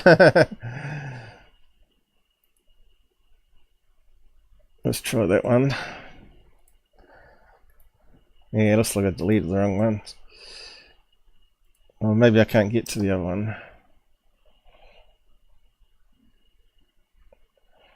Yeah, I won't go. Yeah.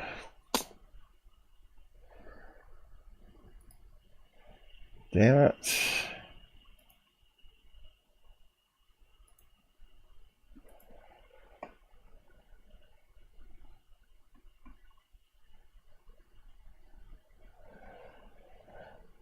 Nope, maybe it's CARPA, Chinese Spy Balloon Department.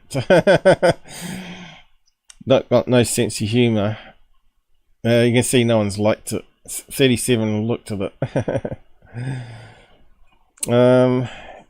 Yeah, how are we going to get to that video? Have I got it here? Stupid GUFON. I bet it's not even bookmarked in the right places. So that's another thing that's going to piss me off. And Google's screwed that up too.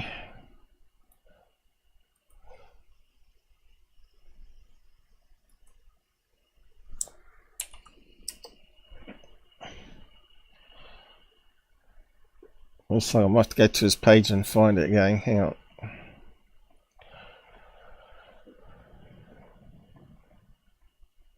Maybe he got embarrassed by it and deleted it.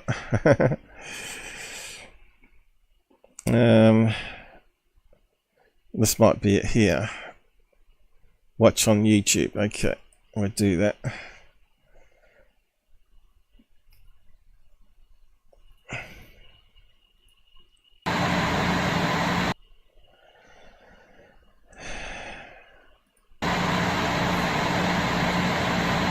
Seems particularly loud. Just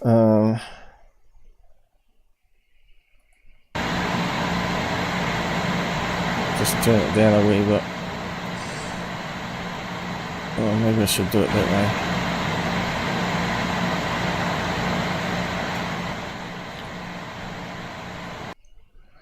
Was this the one he does this experiment? No, that's not it. That's not the one.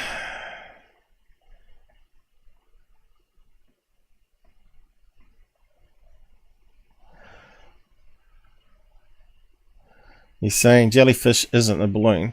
Can you believe that? Fleur expert saying it's not a balloon.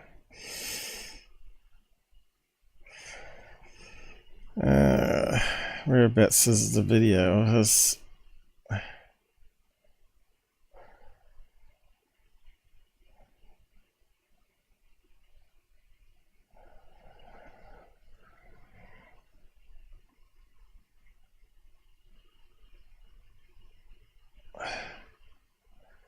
Full footage. No, we don't want the full footage. We want his analysis.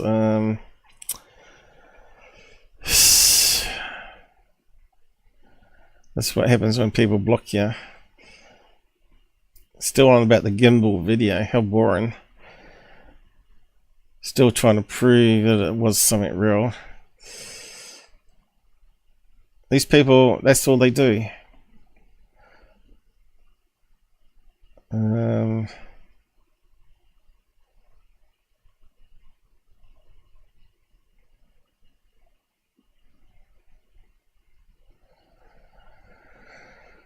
Yes, it looks exactly like the jellyfish balloon.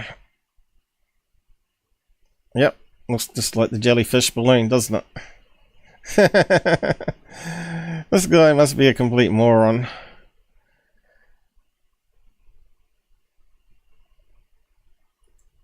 And he's not comparing it with the same camera.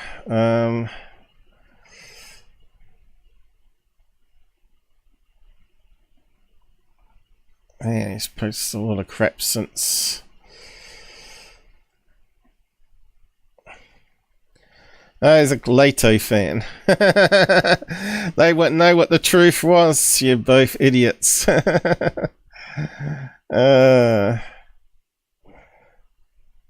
Man, Brandon, another bloody idiot. Why don't you hire me? Yeah, he'd fit right in.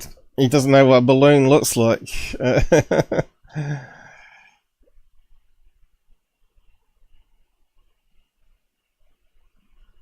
So these guys are on a mission. They want to get on TV, obviously, right?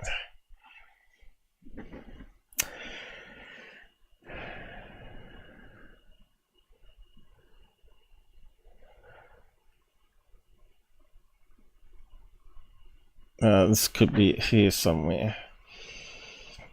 I might finally find his analysis.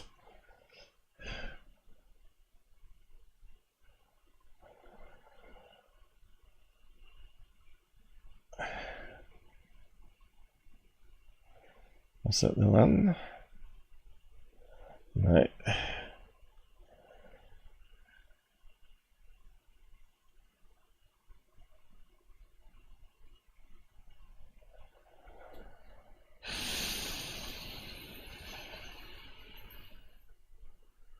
Seems to be talking about the same thing over and over and over again, right? So, October, July. Why is it all over the place? What's going on here?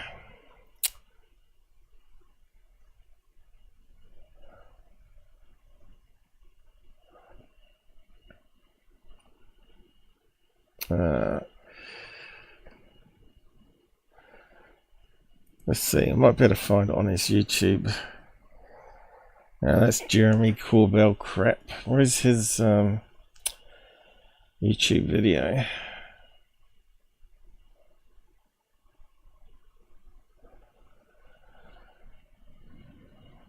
It's gotta be here. Can you spot the balloons? Yeah, there. And it's got a terrible background to it. These are the latex ones, right? You can still see the outline, but it shows what's reflecting through them. Heat sources. So if you got latex mixed with Milo balloons, like you do with the wedding ones, that would be exactly what we're seeing on the Corbell video, right? We're seeing various shades of black and white through the latex balloons from the star-shaped ones, right? You can't just do a simple experiment like that. You need to do it as closely matched as possible with the correct balloons.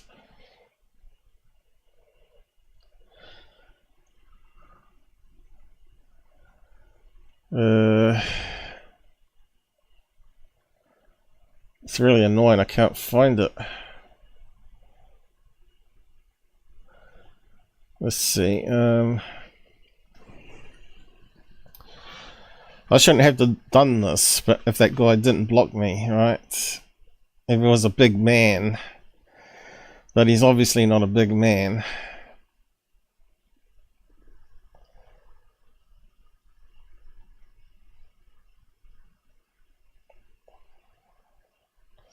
He's also a Ray Graves fan. This shows you these guys are like a little club.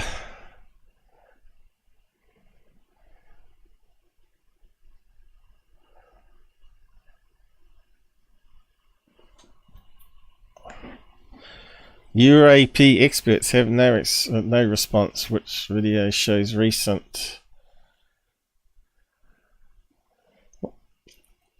It sounds like garbage to me. I think we're always replying to these people. Here we go. Got his channel finally. So whereabouts was the one I watched? Jellyfish. Here we go. This is the one we wanted. Finally got there. Hey, Dave Falch here. Today we're going to be talking about. So wants to get on TV with Brandon Fugel. About the Jellyfish UAP FLIR video. From the symbology, I can tell that this is a Westcam system, and the collective thought it's probably. Oh, so he's just guessing. From this, I can guess it's this type of camera. Yeah. With some version of an MX-20 mounted to an aerostat, which is tethered to the ground. So you can see it's a fairly big camera with apertures on it, right? So this one's a wee bit different to the other one that was a AOIR. Or whatever it's called. OEOIR, I mean. Optical, electrical, infrared.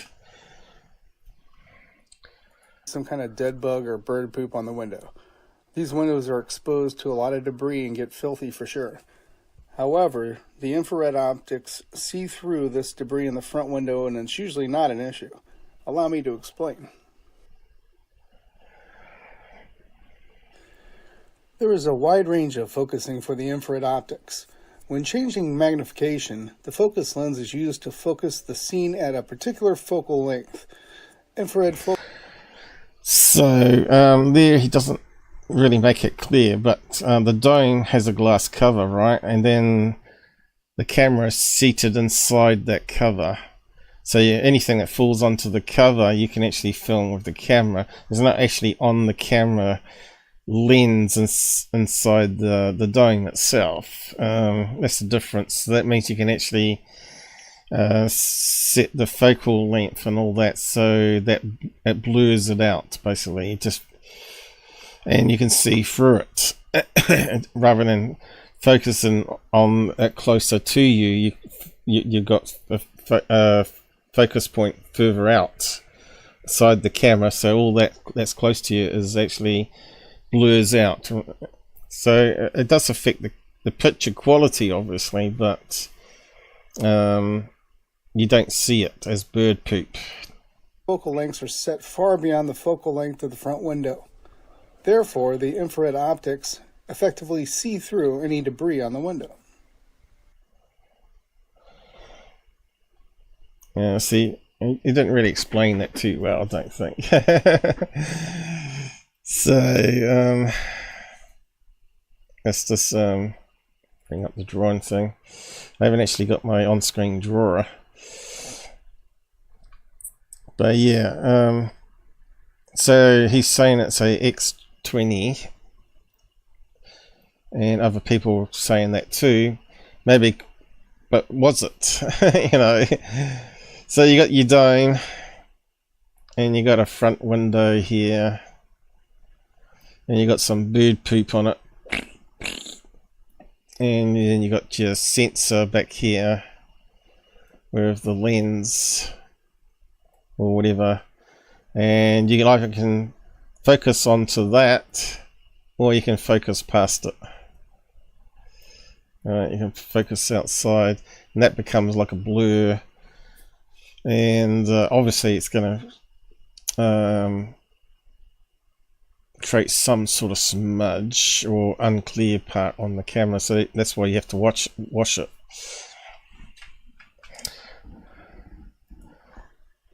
But yeah, it's probably better to do that with better drawing and stuff, right? Yeah, wrong one. Latex balloons are hard to detect with infrared. You might see an outline of the balloon, but they're almost completely see-through. These balloons don't... Isn't that like the jellyfish video? We saw it just like that when it applied the different contrast, right? And we can see through them, right? You can see the branches through it. Don't have a and when they move, thermal signature and blend in easily. Okay, so he's got the balloons all loose as well. So when you got a big cluster of wedding balloons all tied together, they're not going to move around like that. With the terrain, you most likely won't see them at all.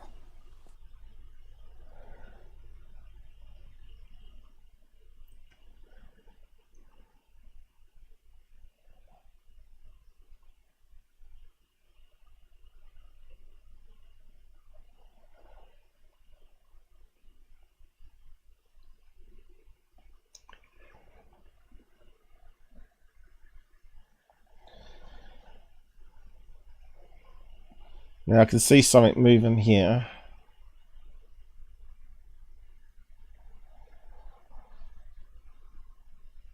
Looks like a balloon there to me. There's another one. Mylar balloons, or foil balloons, have a very low emissivity. Emissivity represents a material's ability to emit thermal radiation and is an optical property of matter. These balloons are mostly... Isn't that just like the jellyfish balloon? But that's just one, not a whole bunch of them, obviously.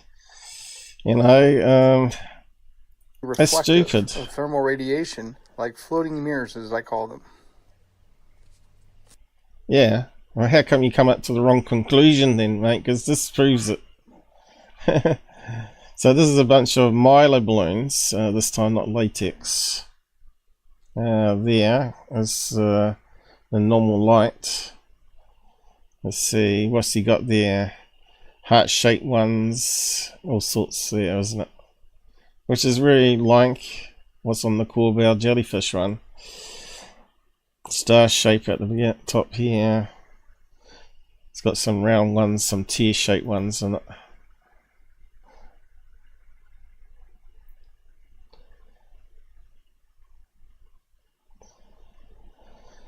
So yeah, when I question him, I get blocked. It's common for Mylar balloons. Okay, so this one hasn't got weights on it, right? And it hasn't got long tails like wedding balloons. It hasn't got any weight, so it's moving all over the place, right? So it's not a really good comparison. Move erratically as they are prone to tumbling and shifting directions with the wind.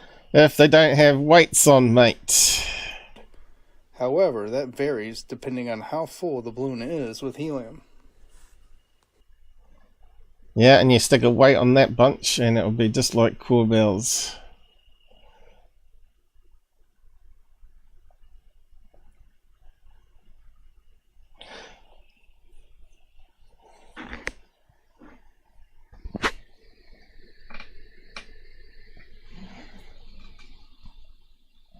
What's he mucking around with?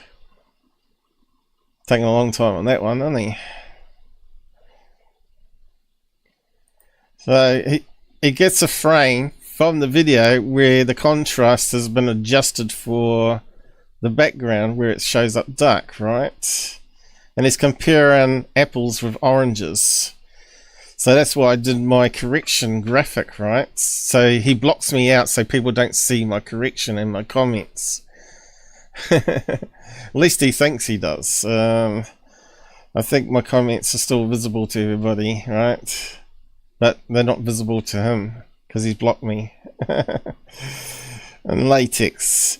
So it's not really 100% like that, but it's a mix of those ones with those ones and some towels and some weights.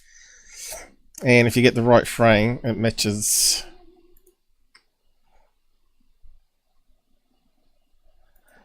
And he spends ages on that one. And we'll just skim on that one. So he does Chinese lantern as a comparison.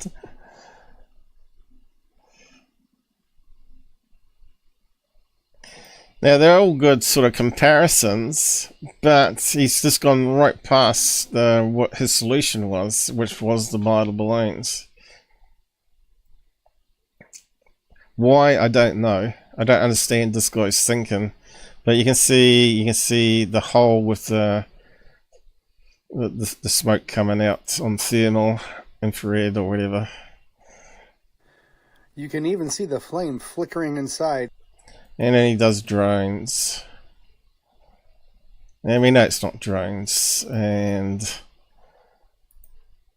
this is his summary here, which is just absolutely ridiculous.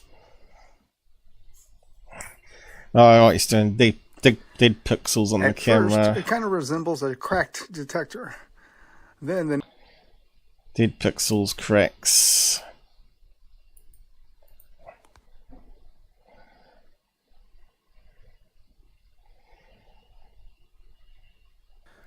jellyfish was manually tracked.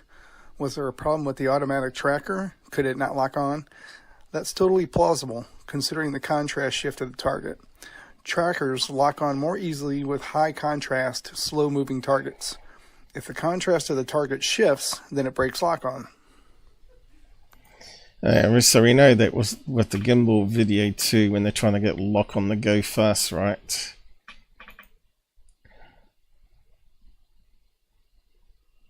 I got it! You know, where he goes, I got it! But who cares about the locker? Yeah, if it was a solid UFO craft, we'd expect it to be locked on all the time.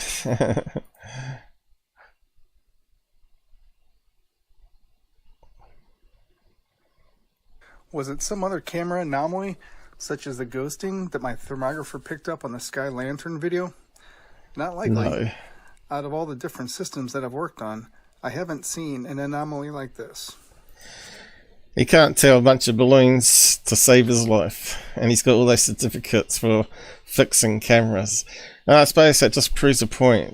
You can be a FLIR technician and still be clueless on what you're seeing in videos, right? Or you got confirmation bias where you want it to be an alien craft, right? And you just don't see the obvious, your obvious mistakes in your analysis. Okay, so what is this thing? Bunch of balloons.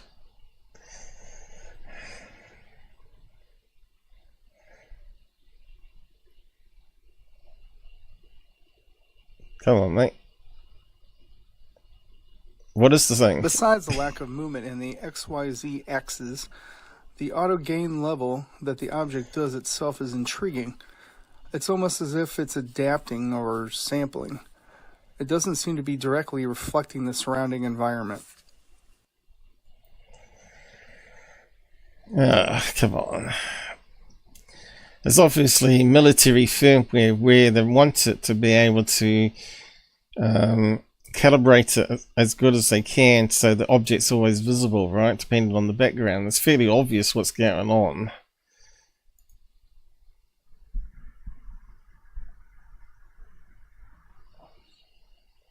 So how come he didn't take that image there when it went white, you know? Instead he takes it when it's dark. Yes, I would say this is an unknown black DARPA project that was tested with our current systems for research and development.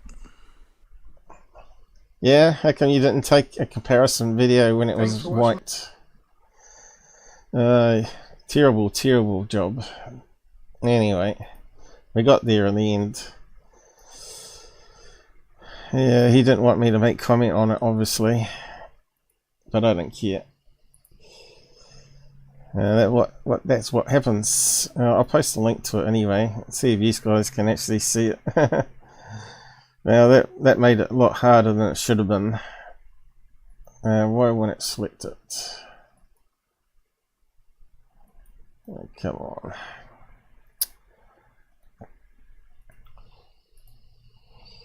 So, Fleur Expert gets it wrong. Dave Fleur Expert got it all wrong. And we could use his analysis to get it right though. Because I did that graphic right underneath here, was it? Oh, it was on the other one, was it? On that one. Probably should post that one instead, probably.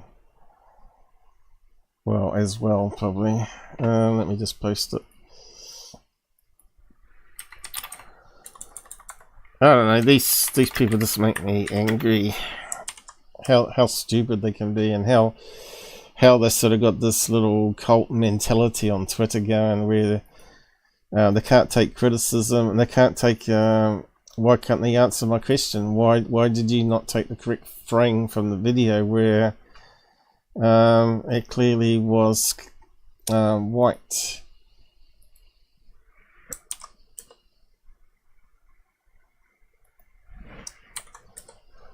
Anyway, moving on.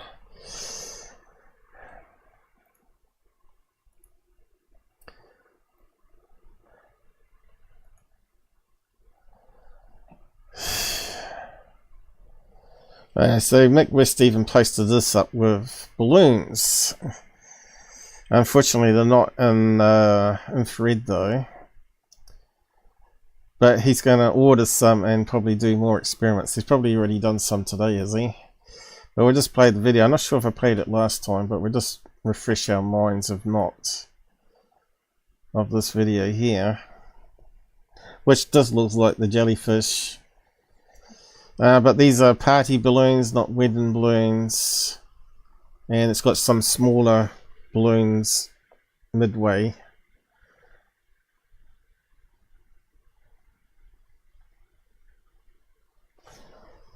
Okay, gentle breeze moving along. It's got enough balloons here to add weight to the towels. Probably got some water on them, probably. And this guy here is promoting that frame from that guy's video, which is totally wrong. And I think Mick West adds more to that one. Oh, how do we get the next level down? Must be here somewhere. Someone's posted something else. Floating humanoids.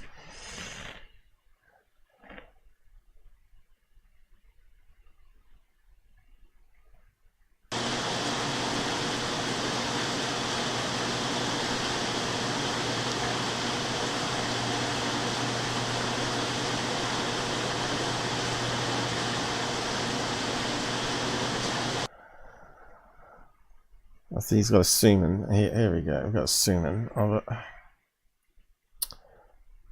You can see it's rotating just like that other one that we showed last time on the live show. You can see it looks like it's got some weights on it, right? Actually, these could be wedding balloons even, right? But it hasn't got the same tails, right, hanging down.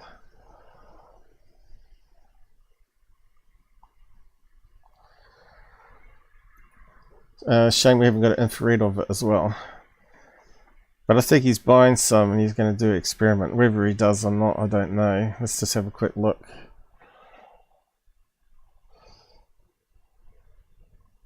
at the moment it's talking about Wikipedia.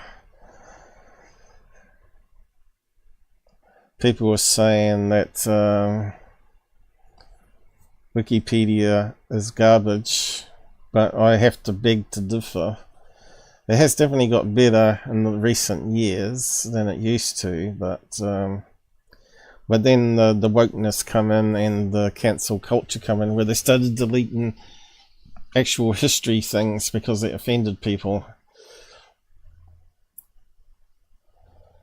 But yeah, looks like he hasn't put up any balloon experiments.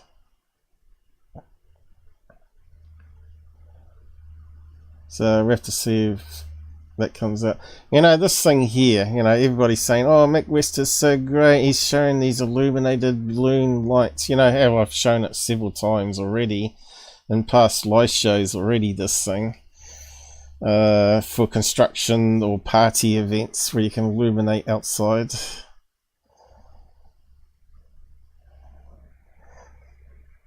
Tic-tac shaped, brightly illuminated human balloons used for temporary outdoor lighting. What could go wrong?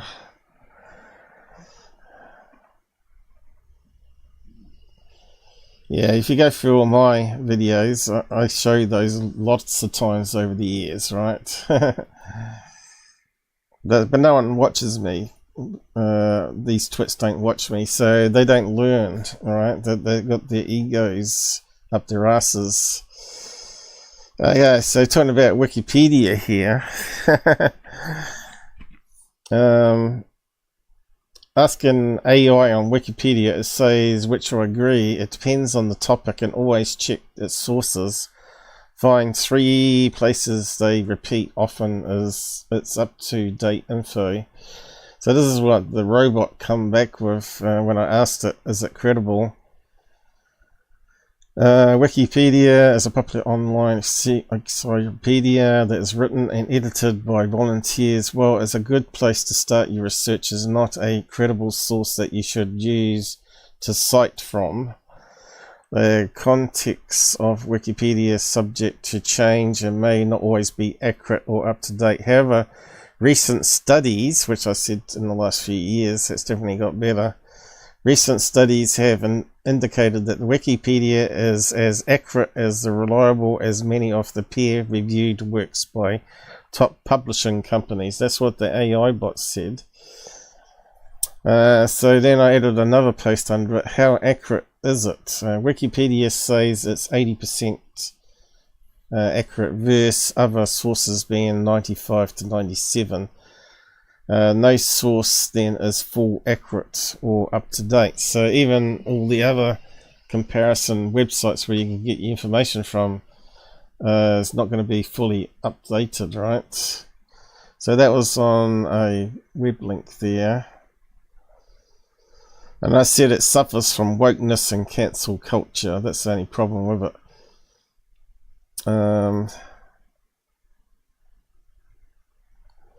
So this lady, reliable source information.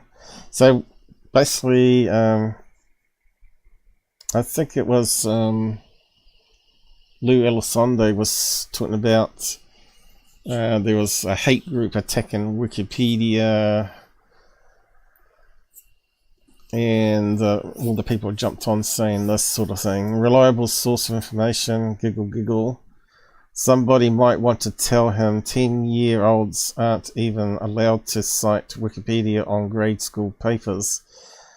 I thought this was common knowledge. Wikipedia should never be used by anyone as a source for any reason. Ridiculous scandal. So this is what Lou put out. This is more than just an attempt to disparage a few of us working towards disclosure. In fact, it's an assault on the very freedoms of every person who looks to reliable sources for information. When the outlets designed to inform and clarify information become corrupted by a few reckless, agenda-driven zealots, it becomes downright dangerous for all our freedoms and cast doubt on all forms of media and freedom of press. There's no such thing as that on Google. We must do a better job at policing ourselves of these type of characters. Remember, there is no greater evil than that which wears the mask of thing. And they've quoted it from Wikipedia. UFO cover-up, the Wikipedia secret cardinal, what's it? Corbell, the Good Trouble Show. So he was on there and talking about Wikipedia. So all these types jumped onto it, and I said here, got the stats that proves it, you know, saying it's not a credible source. So I did actually just do the work myself. Google uses it to add on the videos. As you might remember, if you talk about aliens, it puts these things underneath your videos, right? Wikipedia. Wikipedia puts, so Google uses it as a credible source. So why are these people doubting it?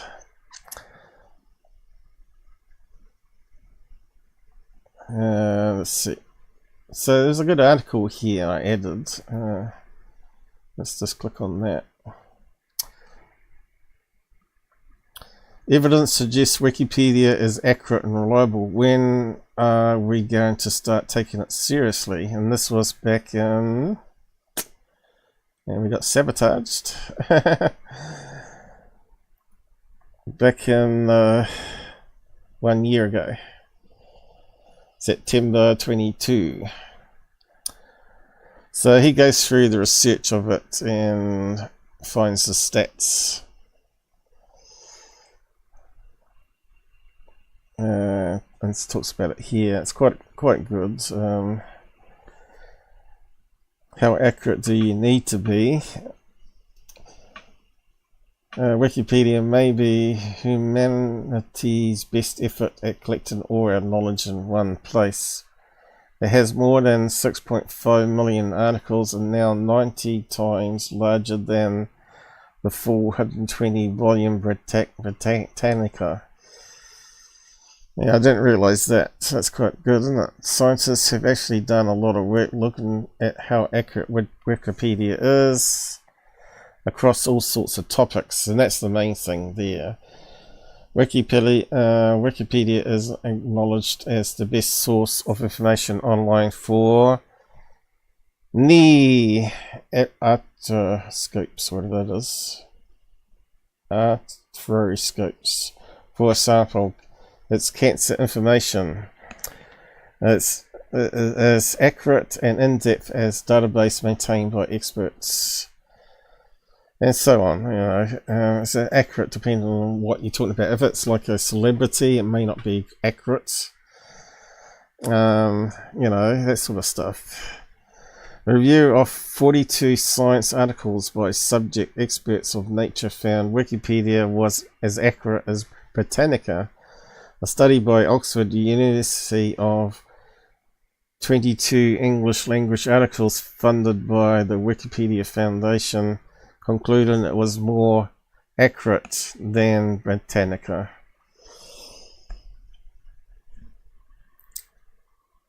Not all Wikipedia articles are equal, says O'Neill,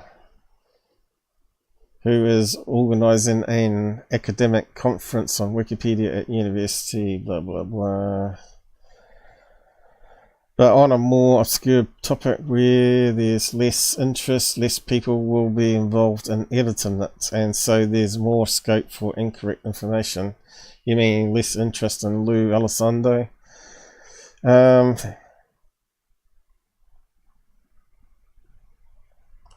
So somehow not the worst place on the internet. There's no reason to expect Wikipedia to be accurate. As my high school teacher liked to remind me, it can be edited by anyone. It could easily look like the back page of a high school notebook covered in graffiti. As yet it isn't, and yet it isn't. Somehow a group of anomalous amateurs has created something that is more than the sum of its parts. How? By evolving an encyclopedia from something created by someone to something created by a process. Medicine has evolved from the ideas of a great man to knowledge created by experiment. In the same way, Encyclopedia has evolved into Wikipedia. Because Wikipedia has so many users, any information, at least on popular articles, is scrutinized by a huge number of readers and editors. Checking it holds up to the site's published principles. Every edit is logged and subject to scrutiny. So that's right, you can check all that information up at the bottom there, and the sources, right? So all these people giggling at Wikipedia, I just think they're idiots.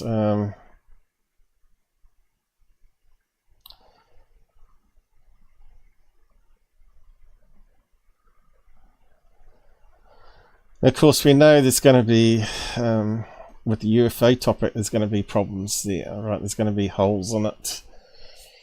And there's also going to be bias editors. But it's not the only source in the UFO field you'd use, you know. You might use it as a starting point and then go from there. And, you know, several times I've looked at the Wikipedia and then looked at other web pages, and you find them all got different stories, slightly variations in the story. So you can see how well it can go wrong, right? What version of the information did they class as factual? Which story? You know, because the story gets embellished over time. You have to go back to the original source ones, which probably be NICAB or Project Blue Book or whatever, you know, if you can find them. But yeah, I thought that was quite good article on it. But there's probably other articles out there that confirms it.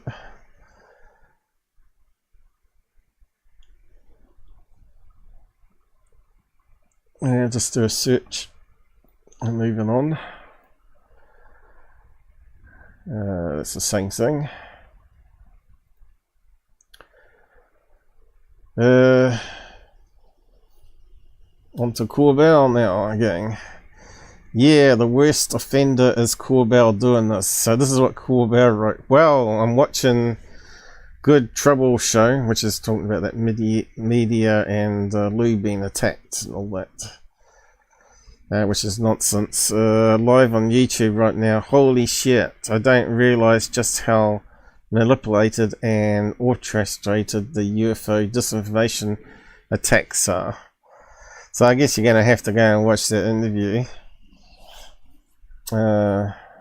which he's posted here to promote it. And it's just another garbage talking head show, isn't it? Where you're going to get no answers. You're not going to get anything new from it. The warfare on whistleblowers is crazy. Great work by Matt and your guest. I think it's probably garbage. But I'll post a link to it and go and check it out yourself.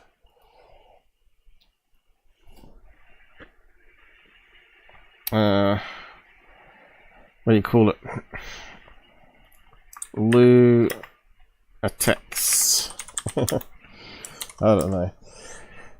I can't be bothered with all that nonsense myself. I don't know about you guys. But yeah, I covered it because it's part of the news that's happened in the week, so I got to cover it, right? So I got, just in case you get the wrong ideas, at least I do some research and bring you the facts on Wikipedia. So when you got people laughing at Wikipedia, you know it's not true. Certainly not till today. It may have been in the early days, but it's definitely got better. Now, the bookmarks are probably going to be all wrong here, but he's talking about the same thing now, attack on whistleblowers, and he's back on the Miami aliens again to try and get views, right? 105 likes, almost 1,000 views, because he didn't use the right clickbait. Anyway, let's just play this one. Let's see if it's in the right place. I don't want to do Sylvia Brown. It doesn't feel right tonight. Nothing does. You know.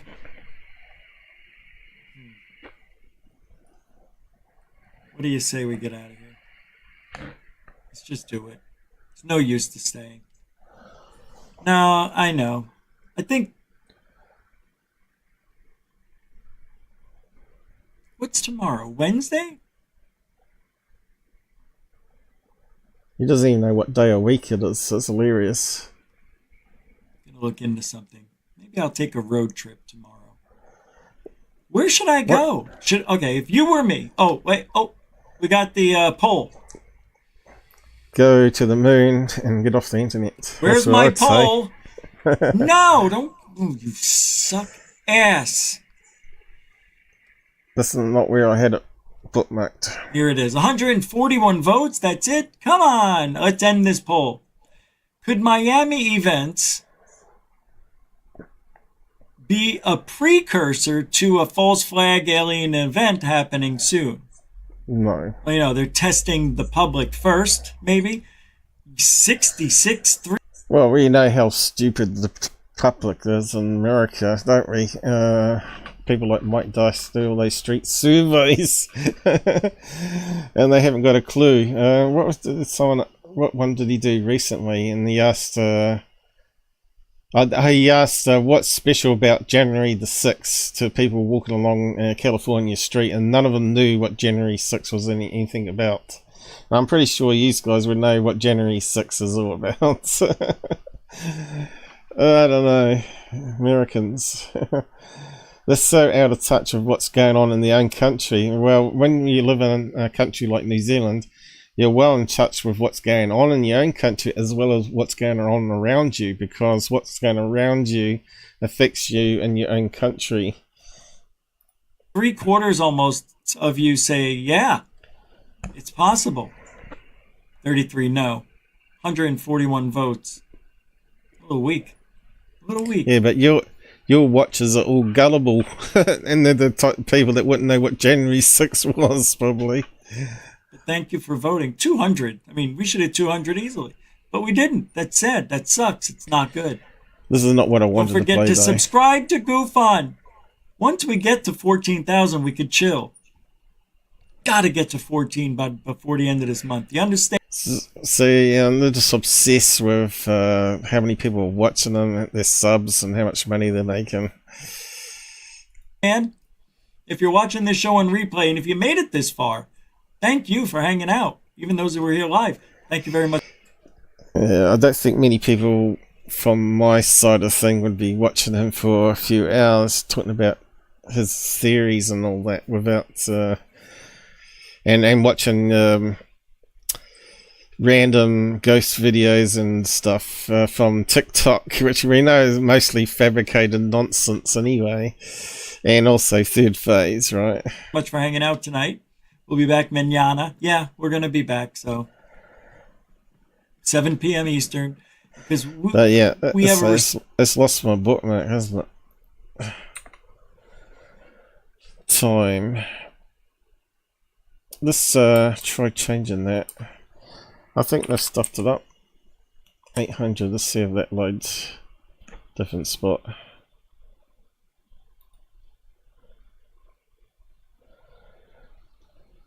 Gotta get to 14 before the end of this month. You understand? See? It ignores the timestamp. It's gone back to where I just stopped it last time. How can we get around that? This is a new problem. Let's see if I can fix it. Let's go back to Edge, maybe. Maybe they haven't screwed it up on Edge, I don't know. But they have on Brave, obviously. Let's see where it goes.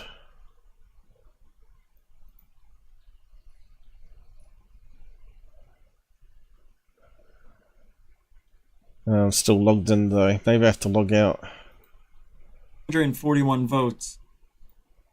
No, it's gone back there, isn't it? A little weak. A little weak. Let's see. Probably have to log out. Sign out. Let's try it again.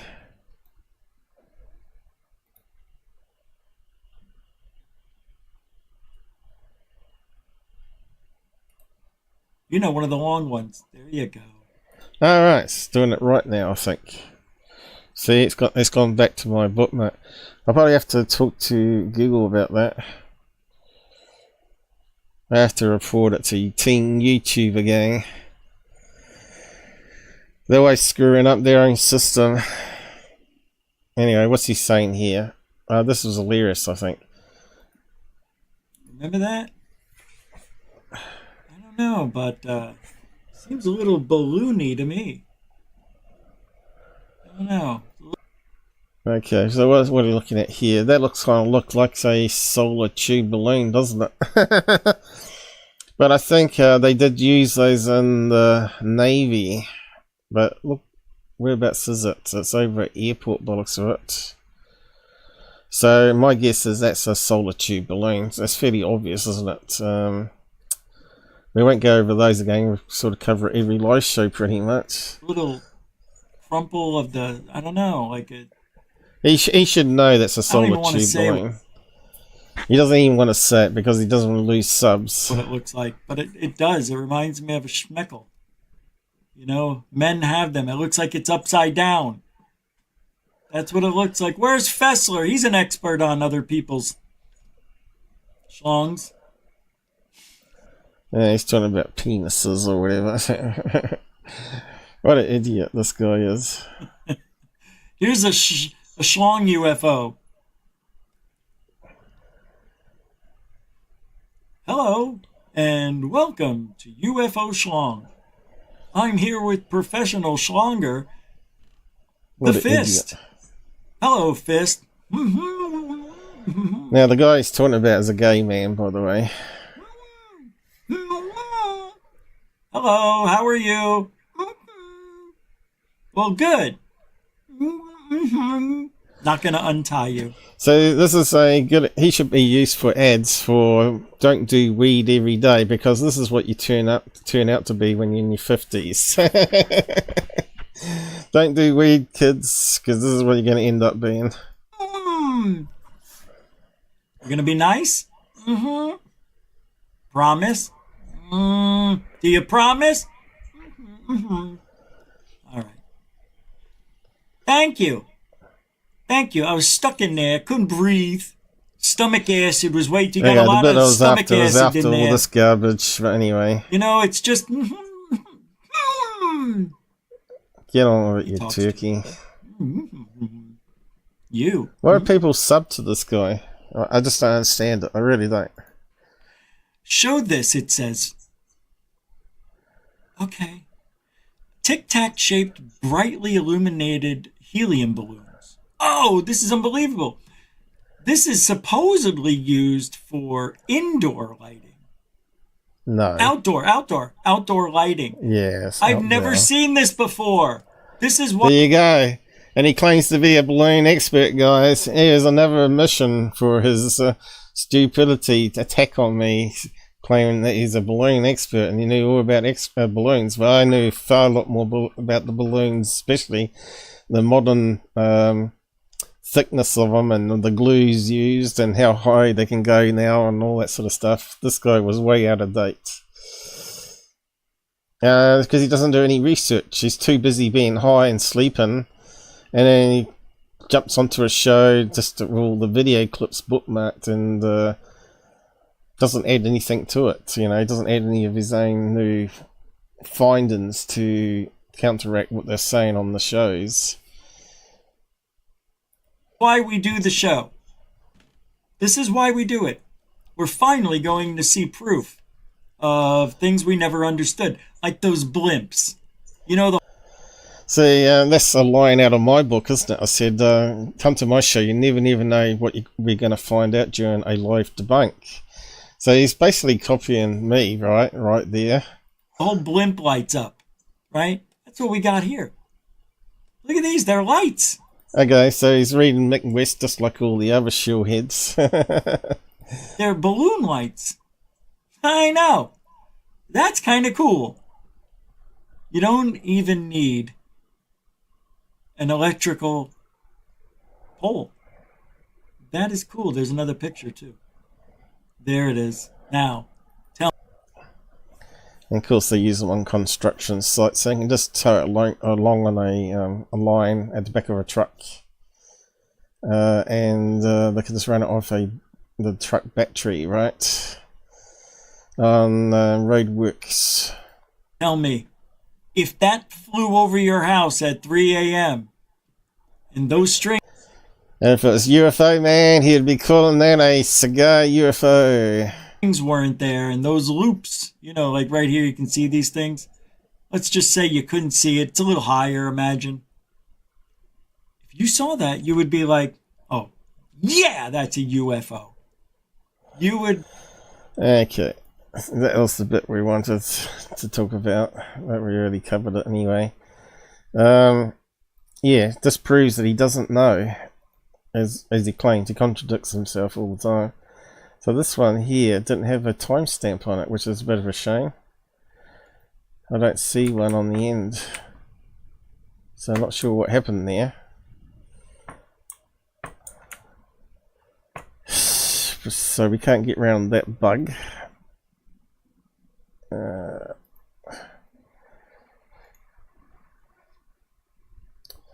Now, what was the bit we're after here?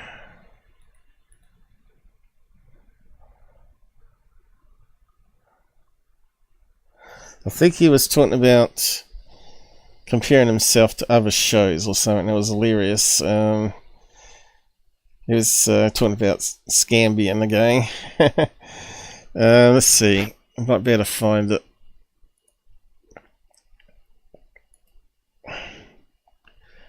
Stupid Wikipedia. Getting in the way. I want transcript. Where have they put it now? In the description, wasn't it? They moved it from there. Where's the description link?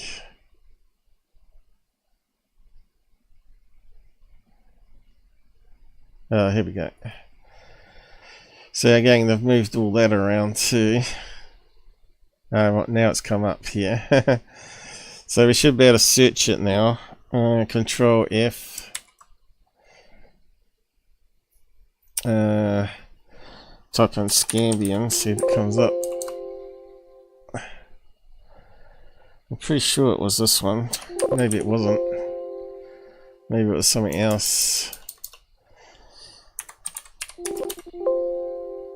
Might be another video then.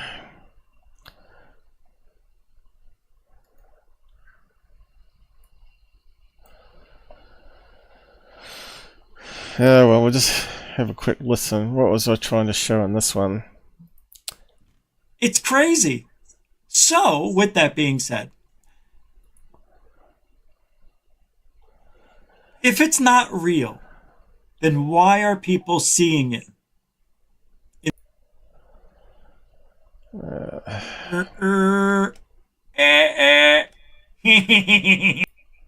He's an idiot, I tell you. I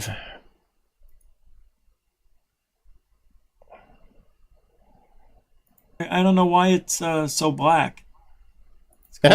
So even GUFON picked up this one on Dave's image, right? Why he's got such a black image there when it varied comparing to the mitre balloons. Ooh. Yeah. Interesting.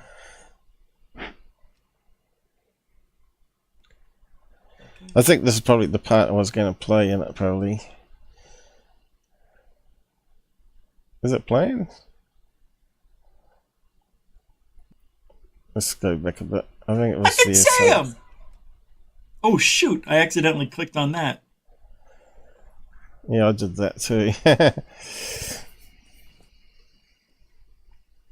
So he's talking about the same video. Pretty cool. I'm right? glad he did this, man. Freaking A. Good for us. Good Except for for we got the wrong ufology. conclusion, and he blocks Very you cool. if you At least question somebody's trying. And that's all I tried to do when I did my balloon experiments. Just try, see what it looks like. Nobody's ever done it.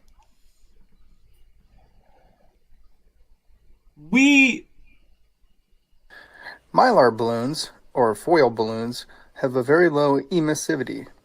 Emissivity represents a material's ability to emit thermal radiation and is an optical property of matter. These balloons are mostly reflective of thermal He reminds me of Frank Spencer. I don't know if you ever watched that comedy. radiation, like floating mirrors, as I call them. All right.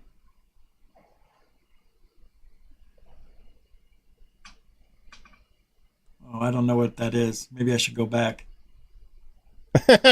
Looking down from my roof. All right, here we go. Sorry about that, fellas and ladies. Appreciate you guys hanging out tonight. Got a few hundred here. Holy smackadamians. More than me. Thank you very much. I appreciate the hangout tonight.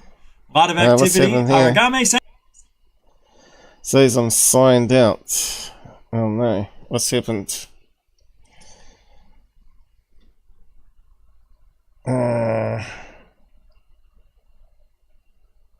Is it still working, guys? That's because I signed out of Google Chrome, wasn't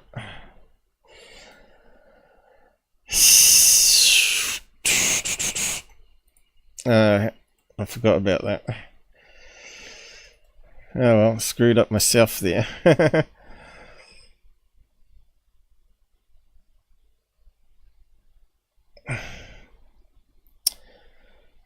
Sign in.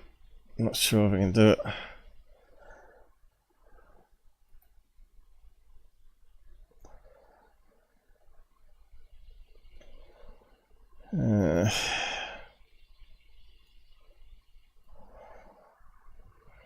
Yeah, the plugin's not working, is it?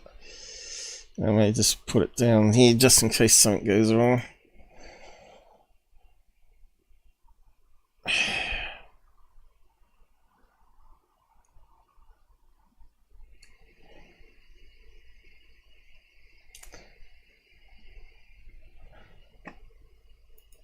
I think it's still streaming though, isn't it?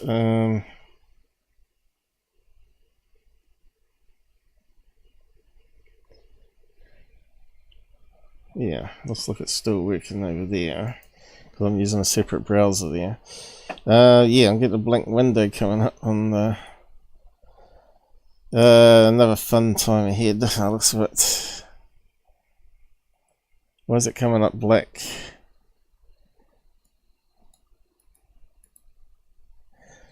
Looks like Edge has done something to it.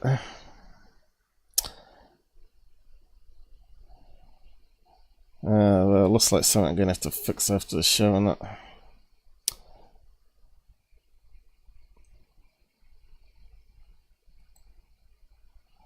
Unbelievable.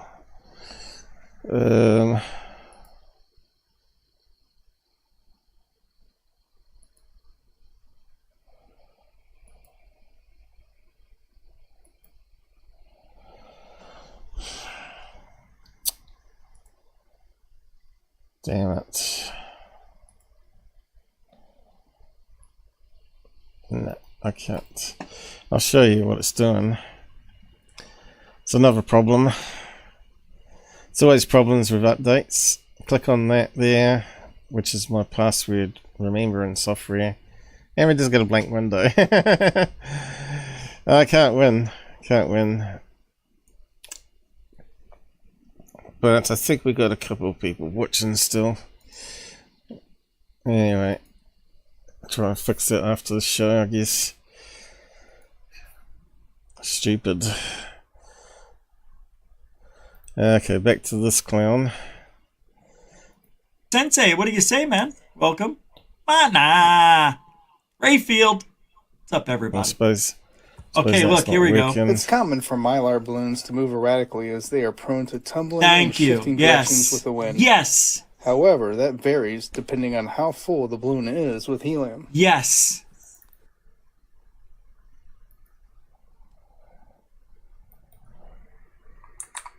What are they? crunched? Oh, those are Mylar balloons now, not latex or whatever they were. Watch this. Whoa. If they weren't moving, Jesus, they'd be invisible. You know, not really, but it'd be hard to find them if you didn't know what to look for. All right, he's going to talk about it. Oh, wait. Mylar, jellyfish, latex. You know, it depends on where you pause it on the jellyfish video. There you go. That's what I said too. Ah, Jasper, your message just popped up on the other window at least. Yeah, I think there was some other video that he did. Oh, this one here. Probably going to need that Edge browser again though.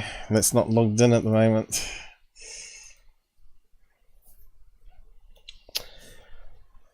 Sabotaging my own stream by logging out stuff.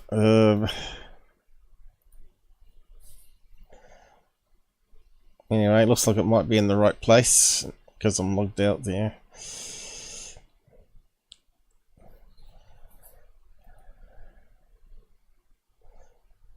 It's bizarre. All so tightly, runs his hand with the candle around the wall first. Because he goes in this predisposed, right? Isn't that the word? He goes in there with the intent. Okay, so he was playing previous night this ghost video of these ghost hunters, and he was saying it was legit. They were using a ghost spirit board, and it was moving too fast for their hands to stay on the what do you call it? The little piece that goes over letters, and the pointer or whatever it's called. And then they go up the hallway and to where they hear noise, and then they see this white woman in a nightgown step in the way of the door and close the door. And he's saying it's legit, but this guy here from UK that he's playing, he reckons this is a bad debunker because he's calling out stuff. In a way, he is correct, GUFON, on this one. It's hard to tell whether they're faking it or not. But I can see why people would be skeptical even of my videos. So, yeah, let's just play it. That these aren't real things happening first. He goes in there as a true debunker. And a true debunker, they don't believe anything. A skeptic. Okay, so he's telling you that the true debunker, like Mick West, doesn't believe, right? Whereas skeptic is slightly different. Well, is it though? Well, I think everybody has to be skeptical, right, in this field, in the paranormal, ghost hunting, and also UFO field. Everybody has to be skeptic because you get conned otherwise, right? And unless you know the person's back history and the proven things that they're not hoax and stuff, then you can actually believe their character, I guess, which would be over time, over many years of being with them, and also being correct in what they've been saying. You know, like where someone says such and such is going to happen in the future, and it does happen, you know, like politics or whatever. Goes in with the hopes to believe he's going to see something, but he's not sure. He'll do the research to see. But a debunker doesn't believe any of it. There are no aliens. There are no people that channel. There are no spirits. There's nothing. Nobody moves things here. Nobody can do any of this stuff, ever.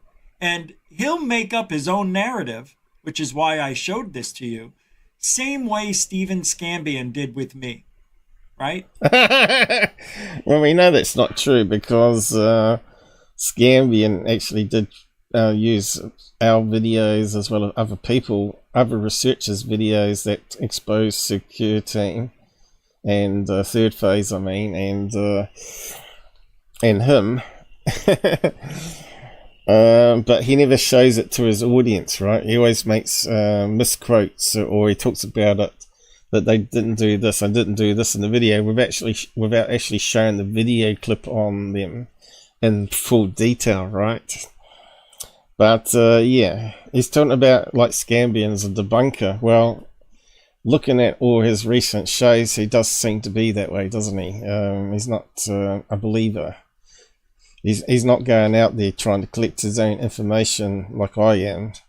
He's looks at everybody critically and calls them liars or whatever, or gullible or whatever. But I'd say like Mick West, and yet he talks about in this clip that Mick West is his favourite person, yet Mick West is a debunker, right? So this guy is pretty conflicted in his views. He just said, and with Third Phase, they just said, it's fake! Anybody can see that CGI! Where? Why? How? Show me, Master. Show me what you see in the video that makes it CGI. Now, I do that all the time with you guys. I point out errors in the video and tracking problems and light problems where the reflections are not right. We do try and show you why it's CGI, why we think it's CGI. But CGI is getting better and better, and it's getting harder to be sure on it. The technology is changing every year, and it's getting better with CPUs and GPUs. You can do a lot more clever stuff to make it real. They never can. They can't do it. They can't explain their debunk. Nobody can except Mick West. Mick West. So he's a Mick West fan. He's the only one doing it right. Am I doing it right? So Mick West is a debunker, and he's the only one that's debunking everything right. So if Mick West does a episode, which I don't think he's ever done, on Third Phase being hoaxes, this guy would be attacking him next day in the video. Because he's done it to me and he's done it to other people, right? He can start being nice to these people that now he calls out as debunkers or skeptics or whatever. He used to be friends with Scambian, as he calls them, because it's his first initial was Stephen and his last name's Scambian. And so putting together it forms the word Scambian. Now, who would create a fake name where you can form Scambian is beyond me as well. You know, that's not his real name. That's his stage name. And GUFON picked up on it straight away. Oh, look, his initial of his last name forms Scambian. Yeah, it's hilarious and it's true. Right? Well, I used to. But I do with experience. It's a lot different when you have experience than when you don't. That's why this guy, Alien Addict, Steve Scambian, all these people who think they're debunkers, they're a cheap imitation of a debunker. And they usually don't come up with these things on their own. It's usually somebody else's debunk that they're stealing, which is what...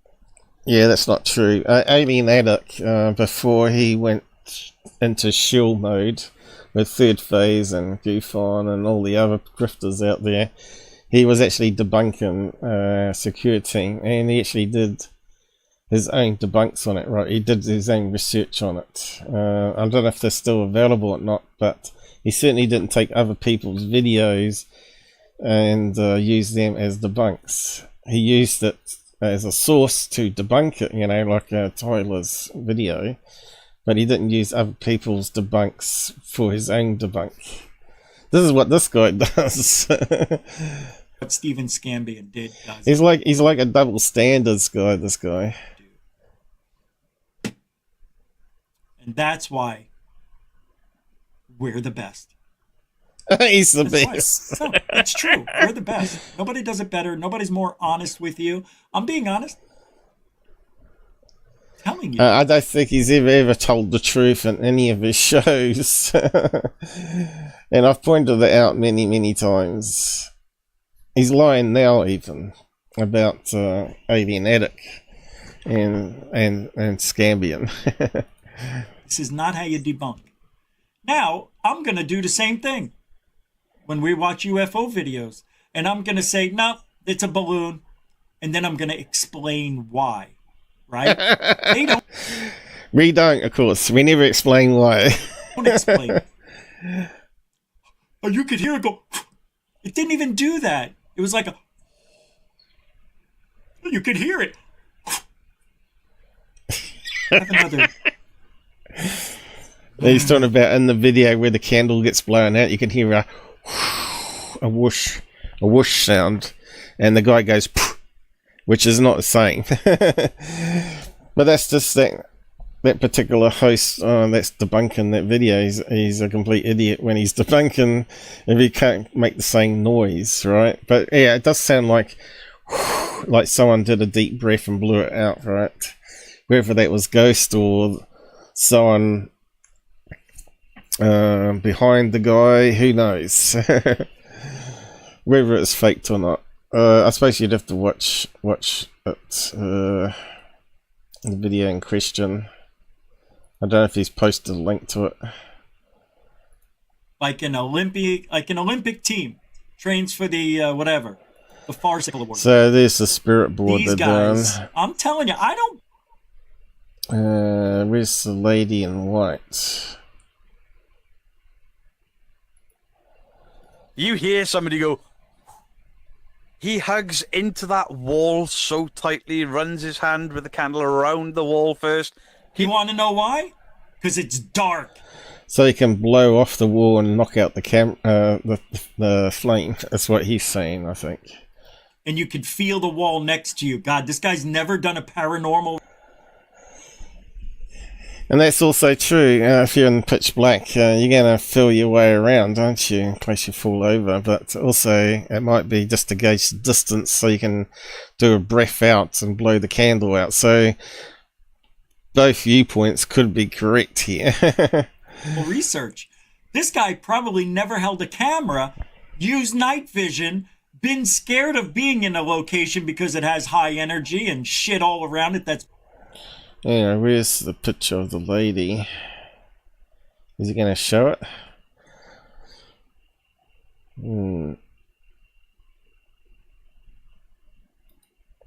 Is it here?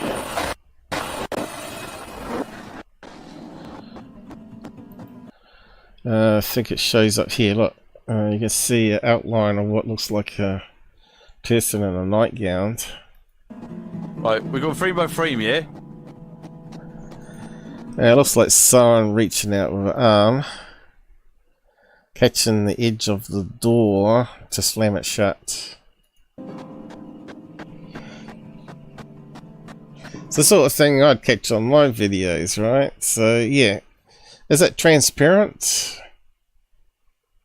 Doesn't look like it. So, but I've seen ones that are transparent and some are perfectly solid and they look like normal humans. So. I can't say whether it's being faked or not, so I'm not sure how this debunker can.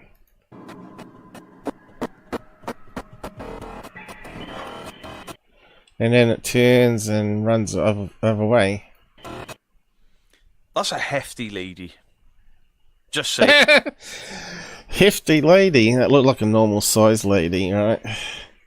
We just saw it. That's not a hefty lady at all. No. You can't even tell what slender looks like. So I have to agree with GUFON here. That's not a fat lady. That's not a big woman. What is going on with this guy? In fact, who's to say it's a woman even? We're seeing the back and side of this apparition or person that's slamming the door shut. You look at her. Is that a big woman? That looks like a regular person. Like a regular hefty lady. Like 140 maybe.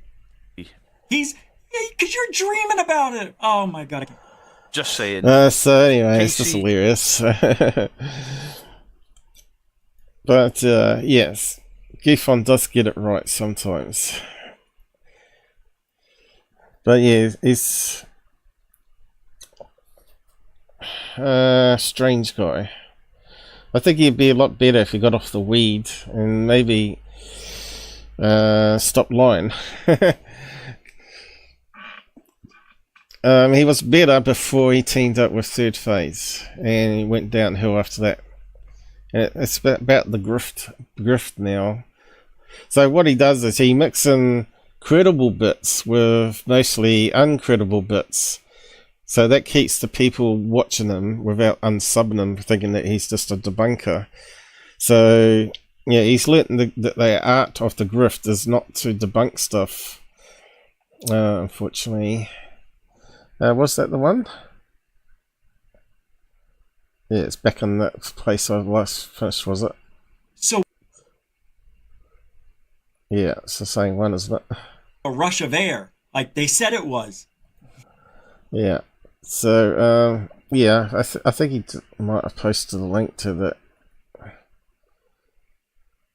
Now look at all the garbage here.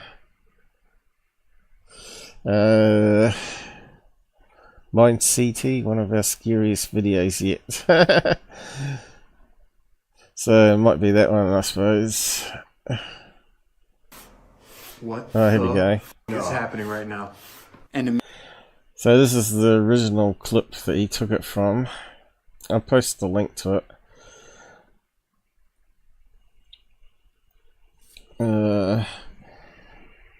Real ghost. I don't know. I have to, since I've lost my login up the top there, I have to post it down here on the other screen.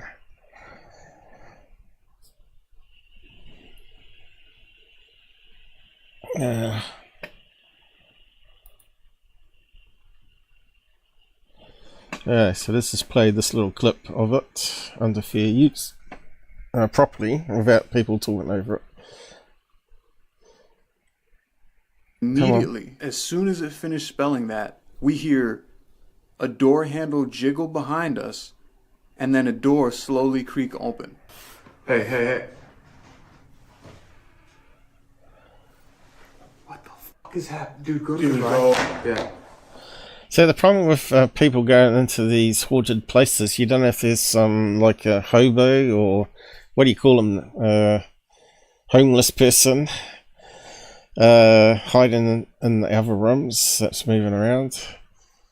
I suppose really you'd have to get a security guard in there to check it out, but then again you can't really trust a security guard. Might have missed something. They might be just hiding up in the attic and then climbing back down.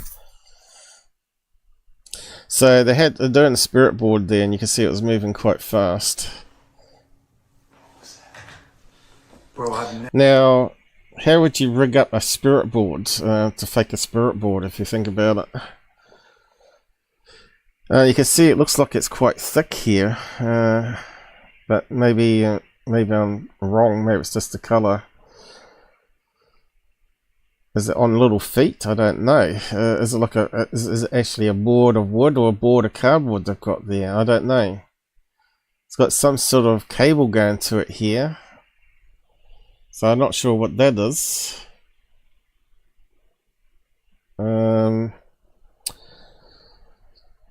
So you could get one of these that has like a magnetic field underneath it, right? Cable. You could put magnetic field underneath it, and that could have a magnet on it where it moves the thing, gets attracted to the thing. So you could computerize it with a magnetic field and actually move that thing in the direction of the letter that you want to land on. But how would you keep your fingers on it is the question when it's moving itself. So it can be faked with science, right? It could be a big magnet underneath the table as well. So it can be faked. So you always got to think about, if you were going to fake it, how would you go about it? I suppose you could put double-sided tape on the end of your fingertip to try and keep it on the thing that's moving around. But GUFON was saying it can't be faked because it was moving too fast and your fingers would slip off it. But when you think about it, it could be done like I'm telling you. It could be faked, and they could have a little sticky thing on the fingers to try and keep the fingers on the thing. But anyway, we'll just carry on watching it. Never felt this move like that before.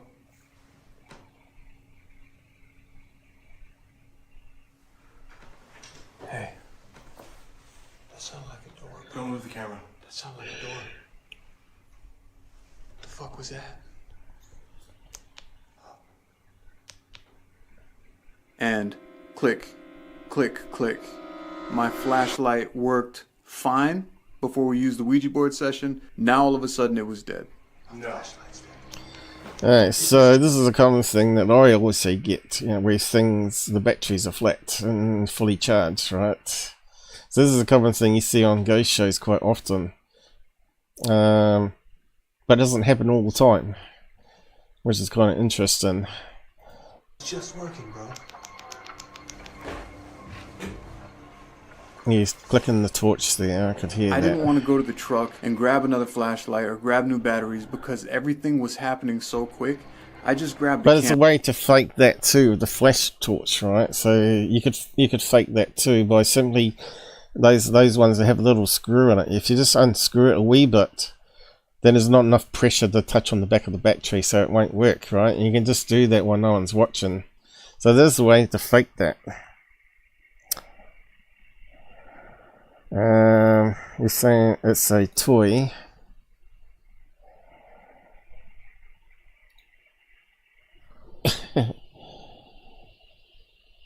What's a toy? You mean the Ouija board?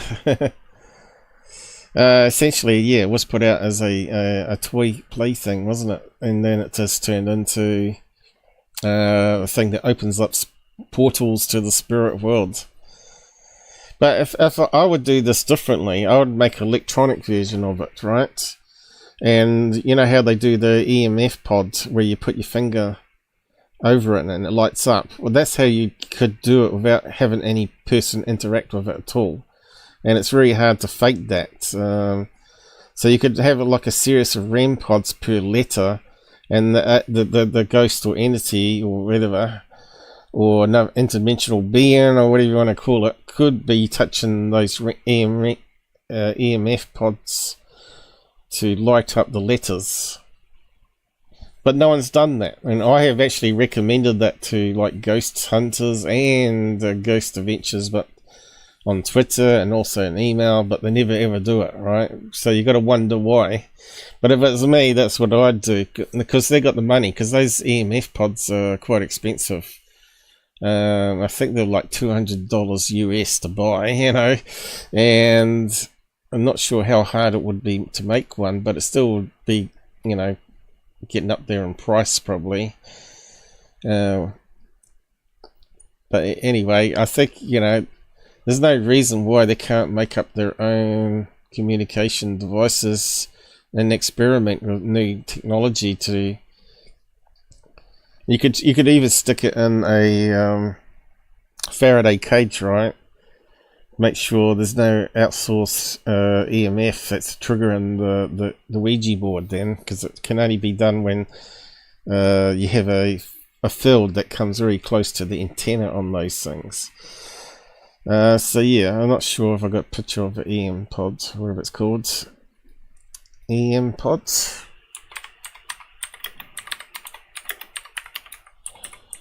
That's how I would do it.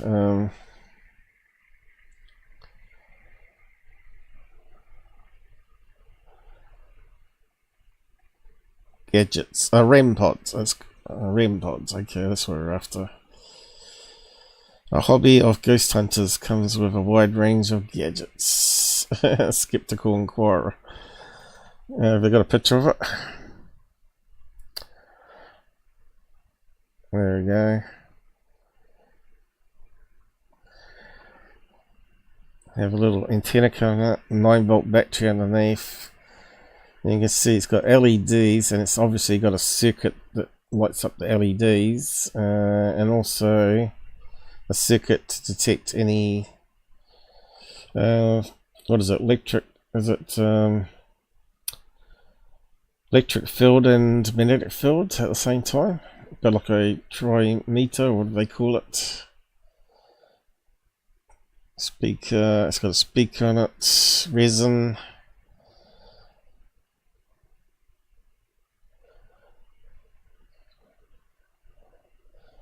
Okay, I found something interesting. There were 4 LEDs which illuminate the glue sticks. Oh, does it mean glow sticks? Oh, right. Yeah, that's what do you call it? Hot glue, isn't it? Hot glue sticks. Right, so they just put hot glue sticks in as looks like it's a homemade thing. Hot glue sticks into the resin with the LEDs on the circuit board below, and it lights up. That's quite clever, I thought. I think that's quite novel. There's quite a lot of circuitry to it, you can see.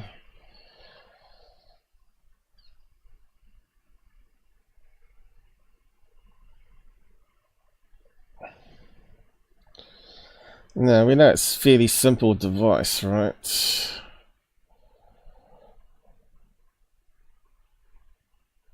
Yeah, it looks like they're talking about ancient times. It's been around for a while.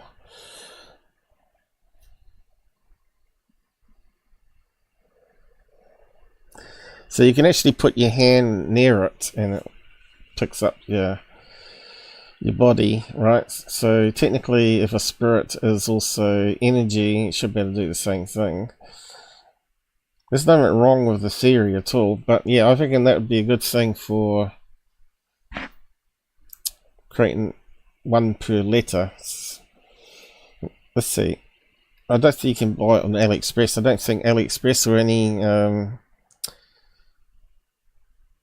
any company makes them, apart from the guy that makes the original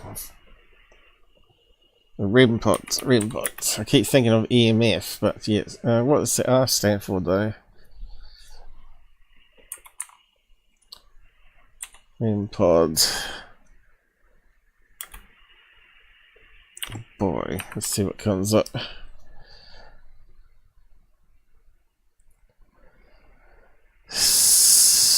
Electronics Amazon. Okay, let's have a look at that one. See what I mean? Almost like $200 US. That one's actually quite cheap. And looks like it's better made now by the looks of it. And it's actually got 4 lights on it now.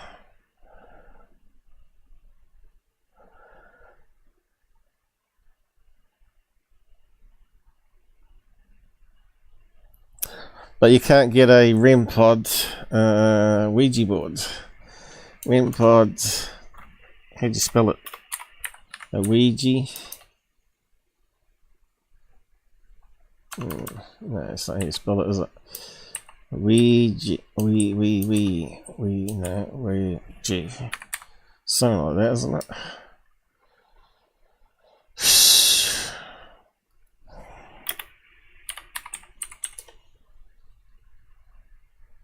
Ah, there we go. Ouija board. A Ouija board. Strange name, isn't it? Spirit board is a lot easier to understand.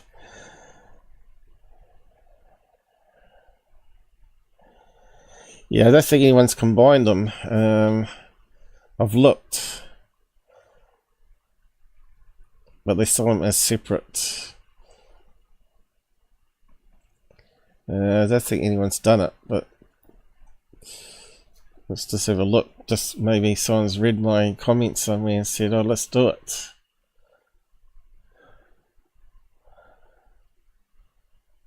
And that.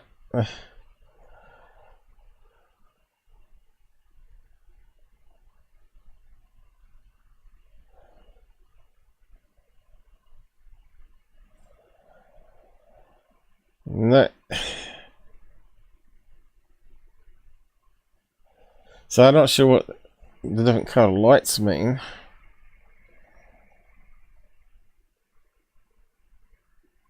Whether it means magnetic field or electric field or which direction it's detecting it on the antenna. Maybe that's more likely.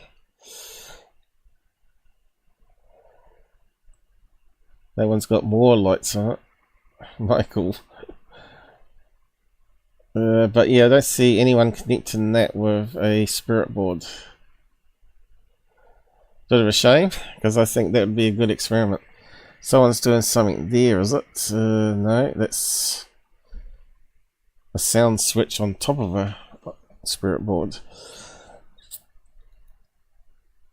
Anyway, carrying on. Because I wanted to see what door opened, and I needed some kind of light source. The candle? That's all I have, dude. You got the night vision? Yeah. Alright, so you didn't have a torch, so that's why I went to a candle. That makes sense. What the fuck was that? Well, you think they'd have a load of batteries, though.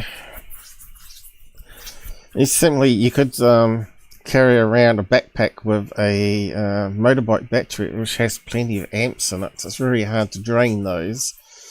You think you could just wire up a USB connector that charges your torch on the go, right? So there's no reason not to have a torch when you do proper investigations.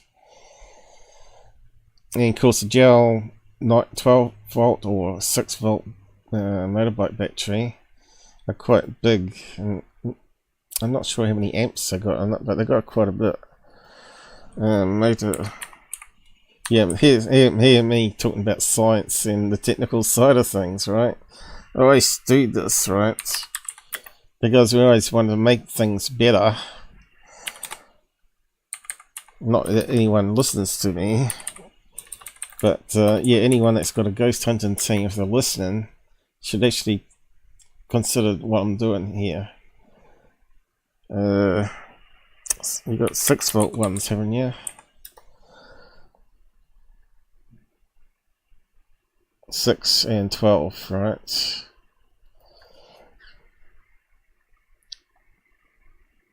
Now I think they're gel batteries. It's the same ones that you use in your UPS at home when you get a power cut and you want to keep your computer running. It converts it from these gel batteries amps to AC, and 12 amps per hour, so it can provide 12 amps for 1 hour, which is quite a lot. And I guess it's a smaller version of it, half the size, does only 8 amps per hour. They're quite expensive. Where's the 6 volt ones? Oh, that one does 18 amps, so you can get various sizes, right? Be very hard to drain that. This one's only a 6 amp hour one, so I don't know how big it is. You'd have to probably hand size, you know, not too heavy. But they got gel, acid in them, and lead is quite heavy, I suppose. Gel. See if we can find a 6 volt gel one, because you know USB is only 5 volts, but obviously higher voltages is better when you break it down to USB voltages. Ultra deep cycle gel battery, how much is that? Quite expensive, I'd say. Now we're talking about real money here. And we got 180 amp hour. Wow. It'd be very hard for an entity to drain that. And they got little carry handles on them. But in a backpack it shouldn't be a problem, should it? And if they're gel, you can't spill them. Anyway, just carrying on. Anyway, here, then blow out the candle. Let's see. I'll just turn it off a wee bit here.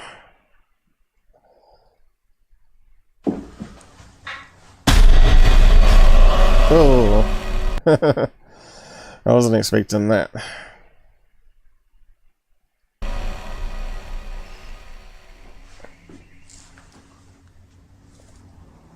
Why didn't we see this before? Because it wasn't open before. I didn't even know there was a cellar here.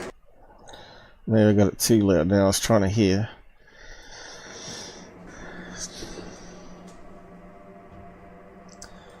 Our problem is when you get loud volumes like this in a live show, Google equalizes out the sound, right? And that means your voice would lose like 10 dBs of volume because of that loud thing that just happened. So hopefully it doesn't happen too much. Yes, you're going to have to turn up your master volume to listen to it after.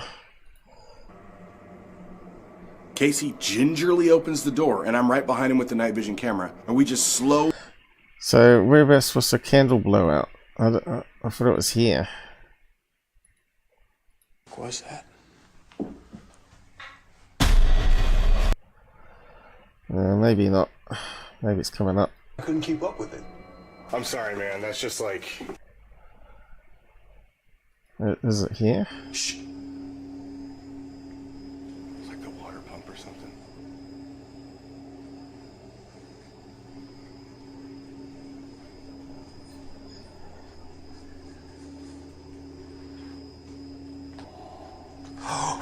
Oh, there.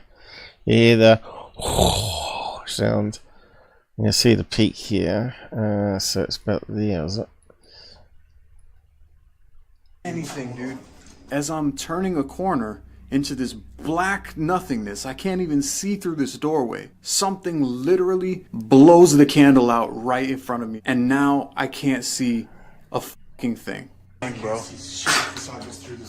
Something just blew this out in my fucking hand.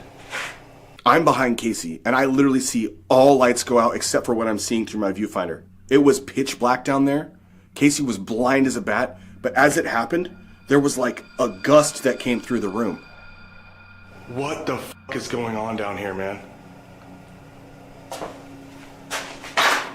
I'm literally standing there with him in the dark, like between wanting to show him what's going on camera, and I end up stepping on a nail straight through my shoe. Ow! Dude! What's up? Oh, dude. Oh no. What happened? You got a nail? I thought they were going to just go over the candle thing again, but no.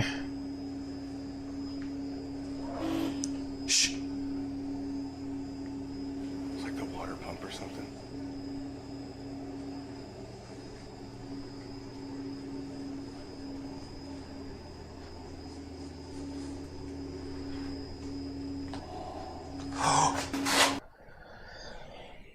I don't know. It seemed to only be in the right ear and not the left ear on my headset here. It almost seems like it was added in. I don't know. It's hard to know whether that was faked or not. But anyway, there's a bit where the apparition comes up. Where is it? Here, is it? Here's it. Oh, I need to go back a wee bit. They got it on slow motion, repeat or something. There's the slam of the door, right? Happens very quickly. What was that?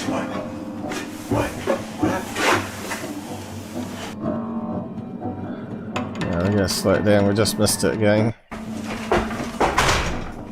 What the fuck was that? We just missed it. You can see the door shutting. What was that? What the fuck was that? Oh, God. Yeah, I can't see. I can't do the fucking. I'm trying to get it in the right place. I can't do the fucking. These guys are terrible. I'm guiding both of us with my night vision camera. They're yeah, we know. We saw. We just want to see the clip. There is absolutely no. And they can't stop swearing. Source of light that we had. Casey was filming on his, so he couldn't use his flashlight. God. So he couldn't use his flashlight. So I go to motion us upstairs, and I shit you not, I see the most terrifying thing that anyone can imagine. What the fuck was that? What happened? He just. Why can't you say what the hell was it or something? Why do you have to always use the F word? Immediately starts freaking the fuck out. Yeah, it happens very quickly, right? Is that person closing it behind them though, or are they slipping off to another door on the side here? What the fuck was that? See, we need to see and fully lit up there, and we can't because they don't show it, right? So to me that's a wee bit suspect, because normally you'd put the light on and show what's up there properly, right?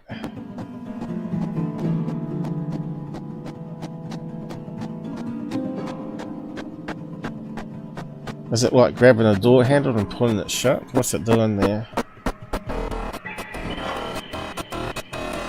So it looks like it's facing us, right? It's facing, closing the door into the room.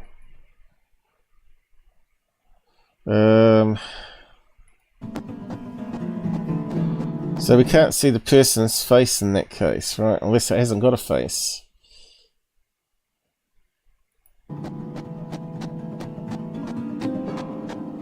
It's certainly not a hefty chick.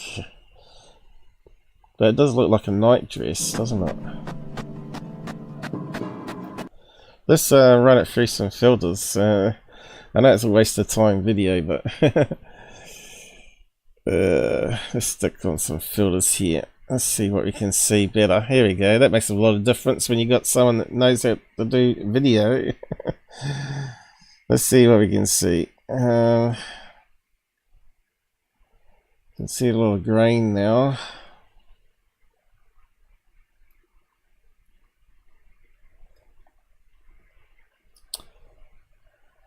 That makes it worse.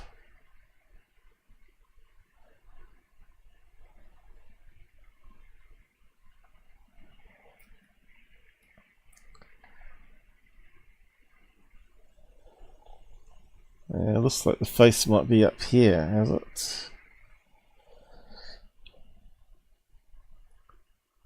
But then we've got this strange blots happening here. Look.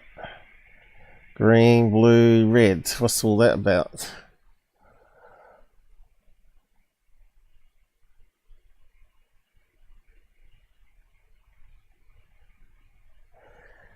And would you close the door with that hand? Grabbing it from that hand to the doorknob. I guess you would, wouldn't you, if you're standing there? You wouldn't use the other hand to reach across to the knob and pull it. Right-handed.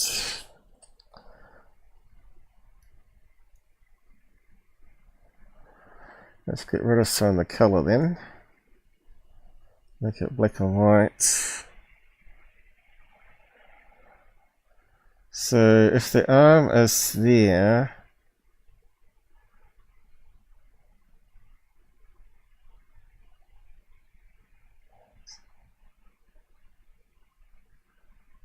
that means the head's got to be here or there.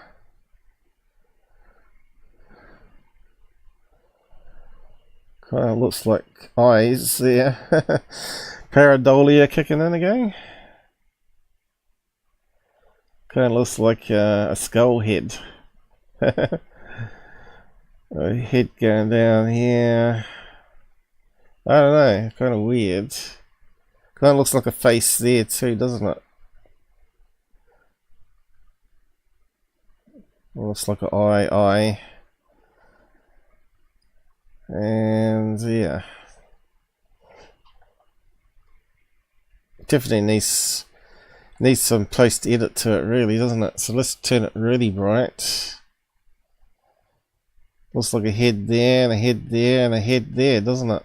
Looks like three heads. Three-headed apparition. Well, it's got no head.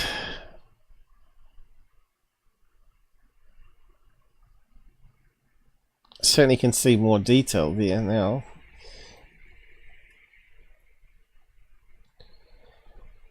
Let's just play around with it.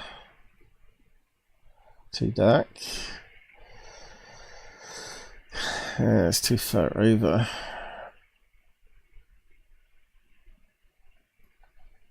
Let's have a look. So what's that bit there? That kind of looks like a skull there though, doesn't it? Does look like the skull here, neck. Sort of sideways to us. Oh, that makes more sense, doesn't it? Coming down here. Looks like a skirt. It's got little quill things in it. Could be a nightgown. And looks like the arm's coming down here. Looks like it's got some puffy things on the nightgown.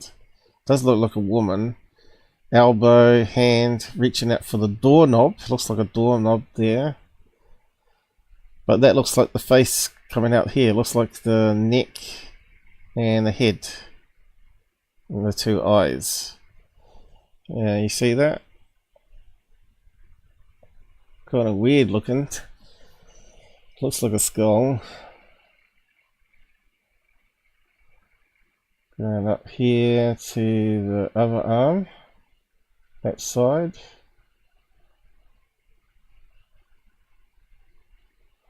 There's the top of the arm there. And there. And it's going up to what looks like the head. Teeth. Two eyes.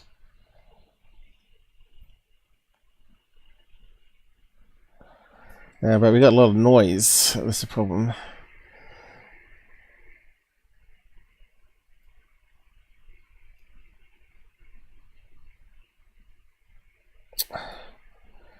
We haven't got on the highest quality here, have we? Let's just check that. Let's see if that improves it. Oh, it goes strange. What's happened now? Has it improved it? Not really. It looks less skull-like now, but it looks like a nose and eyes there, doesn't it? And the mouth still. So it's added a few more pixels in there. Hard to say whether it's a ghost or a person, but yeah, definitely the head's there. I should bring up my thing to draw around it. Let's try that. Looks like there's no one unpeeled, but anyway, it doesn't matter. I'll just close that down.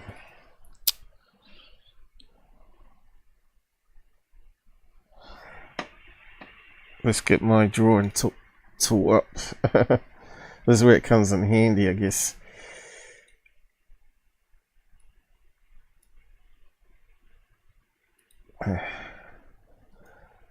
Problem. This is over top. Where is it? Yeah, it was on this. So we got on the highest quality. We could make it big screen. Oh, can we? That's got clipped at the top.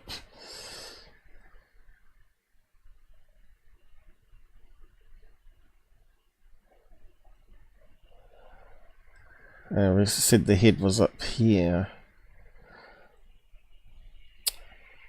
Let's go back.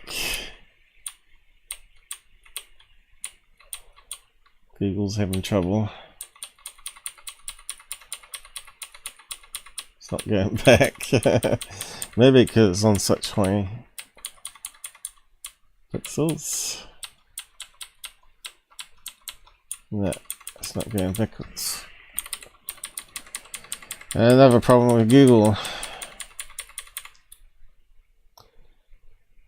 So I think that's the head, this here. It's now turned sideways to us. But it looks like the head here.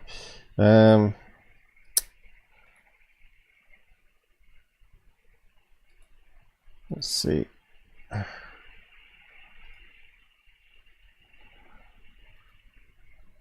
Let's see if it works. Can I do it while it's zoomed in? It's worth a play with it. So we got the arm going up here. Oh, that's way too thick, isn't it?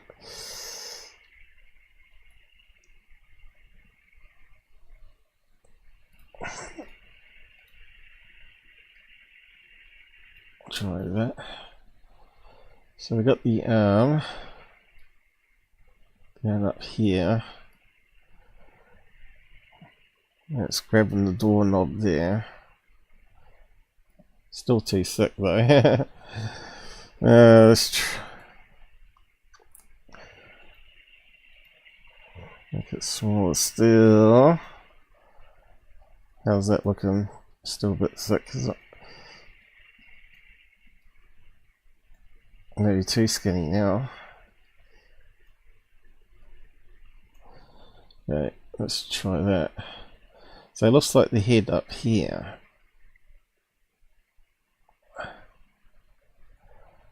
That looks like the head.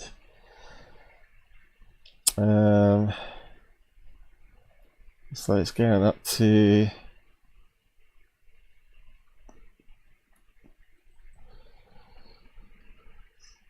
that would be a long neck there, but there are people with long necks out there. I suppose that's the rest of it there going around. It comes down to there. It looks like the arm down the side here, doesn't it? Right down there. Then you got the dress. It's got little pleats in it. Whatever you call it.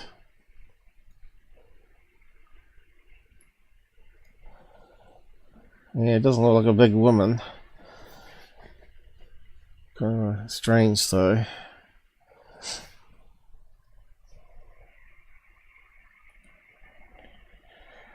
Yeah, let's see. Can we get it to go back to where I had it before it started playing again? Alright, I forgot to turn that off.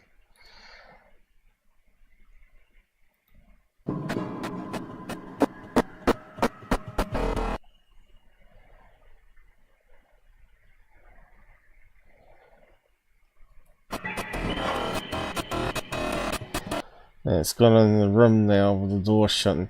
So we want to get it just before then.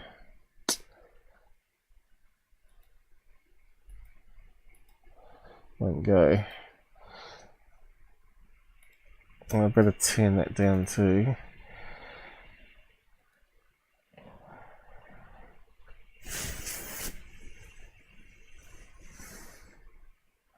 Where's the scroll thing? Here. Why can't I step it backwards? It should go. Stupid Google.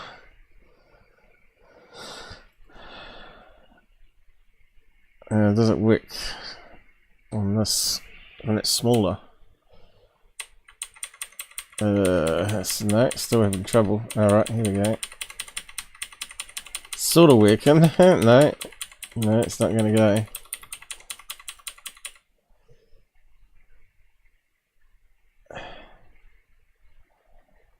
It's very frustrating.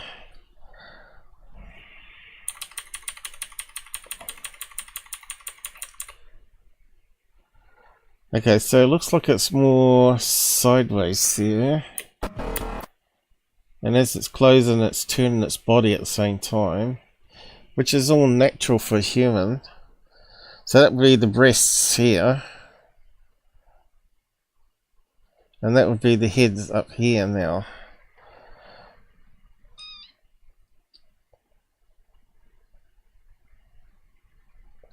You think we'd better see the head.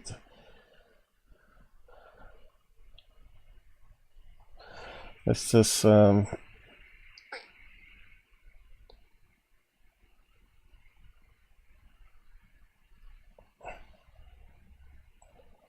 we get rid of the noise?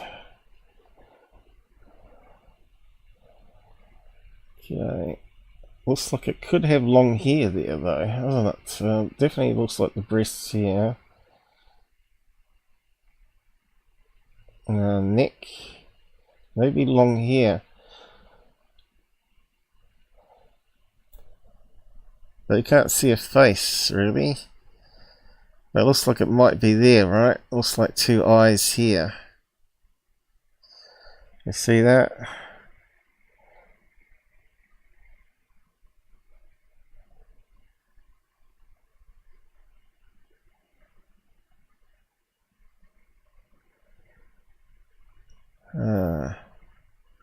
Looks like the neck going up to the chin there, maybe. Here, line up to here. Let's see if I can draw it.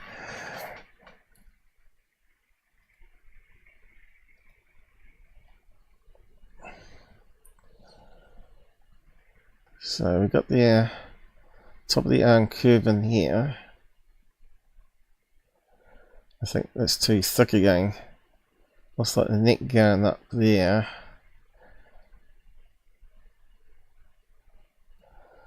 So we got it's more full on to us here.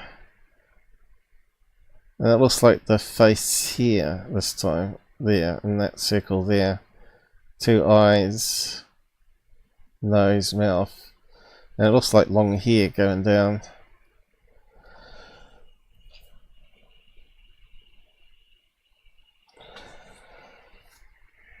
Anyway, at least we tried. We tried to do some analysis on it. Whether it's a real person, don't know. It could be. But I would have thought the face would have shown up better. In the dark. Like the dress here, look.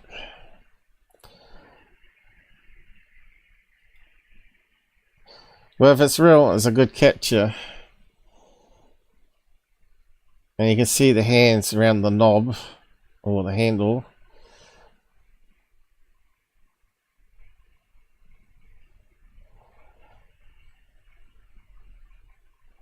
And it looks like it's an angry face to me, doesn't it? It looks like a really angry... There's lips there.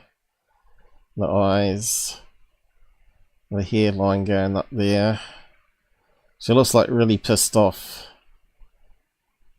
I suppose it has got a sort of long neck there, going down. She looks very unhappy. Stop waking me up. I'm trying to sleep. Anyway. Reset it back to normal, right? Alright, got to turn that off again. And that's what we get. That's the difference with a bit of image processing, right? And again, I'm the only one that's done it. And I bet these guys haven't done it after the show. What are they called? Mind Seed TV.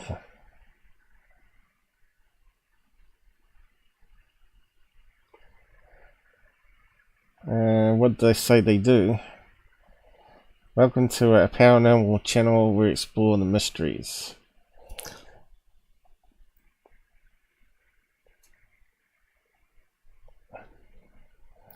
Come on, stupid soon, get your act together there. So that's the one we just looked at. Have they done any analysis after it? No.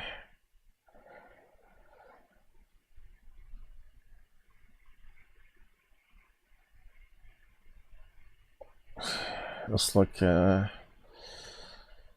playlist actually. Let's see, we want to go to videos.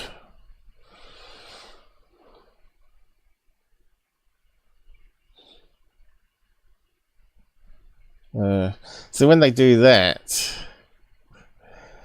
with thumbnails, it makes you think, oh, that these guys are not serious, right?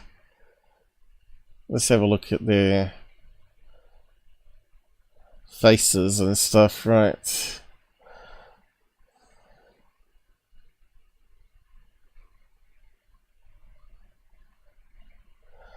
It looks like it's almost acted, you know.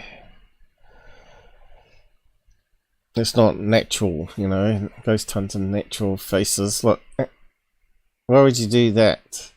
To me, that downgrades your whole channel, mate. Makes it very suspect. Video so scary you'll be shocked. Isn't that the one we just looked at though?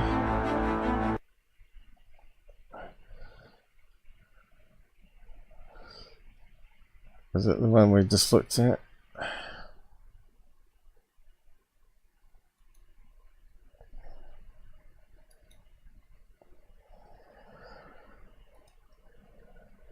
Has it got chapters? No chapters, so you can't go to the scary bit. You got to watch it all.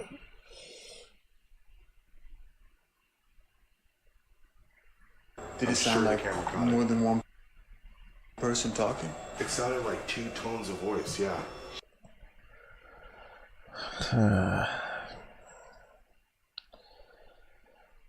Doesn't look very scary to me.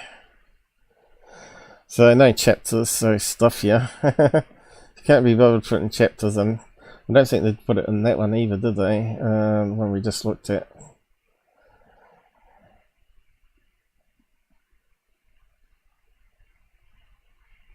This video will freak you out. So all the videos will freak out. New demon. Something evil landed. See, you can see, you know, most of the time you do ghost hunt, you don't get anything, right? And you just get something occasionally where you might see a shadow person or apparition. It's very rare to get that, you know. But you might hear sounds. More often you might hear footsteps or slamming doors or doors opening or whatever. Yeah, it's highly suspect, that channel, I'd say. Trying to get on TV by the looks of it. Anyway, I wasn't meant to be doing that. But what was this thing? Corbell's UFO backstory exposed. Right, so this came out the other day. Who put that one in? Alien scientist. So again, this is another guy that doesn't listen to me that it's wedding balloons. So he's gone with the EDI balloons because this particular angle, it looks like letters rather than balloons and towels on the end, right? And we got Green Street. I mean, no, Green Vault. What's his name? Blackvault. And what was that one there? Shutter speed. Oh yeah, that was another thing that came out. I'll just talk about that. Very good episode here from Captain Delusion on. I'll just play a little clip of it. Where he goes through the goes through the history of shutter speed for film, which is kind of interesting. He did some good research here. For a tedious amount of time, then covered the lens back up. This made. So he's talking about film there, and then he talks about digital camera shutter speed. So in the films, they had like a rotating motor that blocked out the light. And then he talks about the digital camera using CCD and CMOS and how it reads it and how you get rolling shutter. So yeah, quite technical, but well worth it. A row at a time to the part of the chip where it's converted to a digital signal. This is much more efficient because why should these freed pixels above be... And he's got music in the background, which is probably copyrighted. Oh no. Rolling shutter. Shutter! We've all seen them. Skewed, wobbly, or completely scrambled images that happen in especially in UFO fields. Digital cameras, because that CMOS sensor readout sweep means consecutive rows of pixels capture slightly different moments in time. Whether the shutter speed is long or short, the sweep is always the same, and fast-moving objects are bound to be distorted. At first glance, it seems like something you could compensate for in post by shifting the rows back into alignment until you realize the shift varies depending on the speed of the motion. In some cases, you could use sophisticated tracking and remap. I suppose it could be done with AI, because the computers could look at that and readjust it. But I don't think you'd get around it, because that rotating propeller is way distorted, right? The final capture. Mapping, but there's still nothing you can do about that or that. Rolling shutter is the fan speed. Fixable and present in almost all modern footage. Some hate the art. You might be able to fix some of it, but yeah, it's just impossible. So the idea around that is to get the CMOS going faster and faster. So the rolling shutter's still there, but it's so fast that for our eyes, you wouldn't even see it. Artifact because it used to not be a thing and now it is. Others don't care because they grew up with it and think this looks fine. And a select few are gradually driven to madness by a simple question. Captain, all mechanical shutters. Yeah, I won't ruin it for you. Go and check it out. I'll post the link to my... I'll post the link to the video itself. Might be better.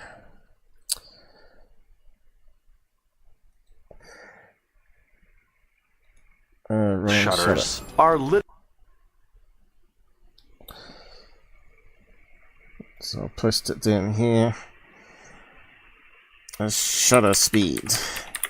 So you need to know about this if you're trying to capture UFOs, I guess. And again, my thing's not scrolling. I don't know what Google's done, but they've screwed up something. So many things have gone wrong today. In a week, you'd think they couldn't do so many coding changes that they screw up everything in a week. But they do. So now I've seen all Jester's comments that weren't scrolling. Yep, for each word. The now might have been real. Yeah, it might have been real. Not convinced though. No, I'm not convinced by that channel either. But it's possible that it was a real capture, but you know, looking at the rest of that footage, I'd have to agree.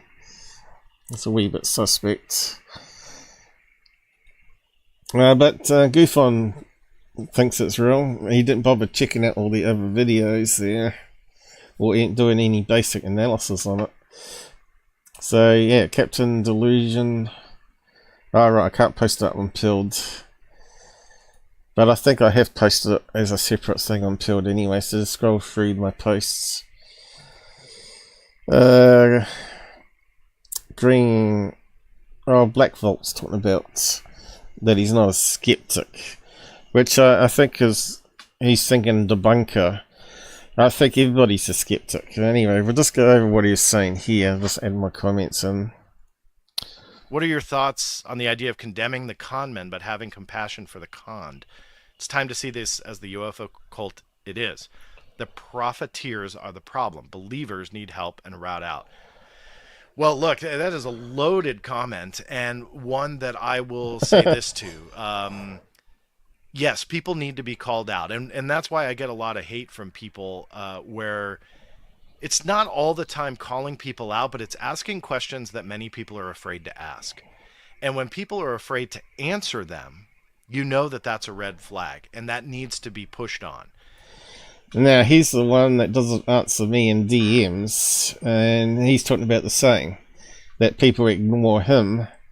Well, he does the same to other people. You know, it's seems to be a rampant thing in ufology, where there's like egos, or yeah, don't talk to that guy, you heard bad things about him, you know. They sort of have their little inner circle group. Yeah, don't talk to him, he's a debunker, you know. Oh, don't watch his stuff, I ain't got time. Yeah, even if a short, 1 minute short, and they haven't got time to watch it. And I get myself in a lot of trouble, but I live life with no regrets. I have zero regrets for pushing back on those that make big claims.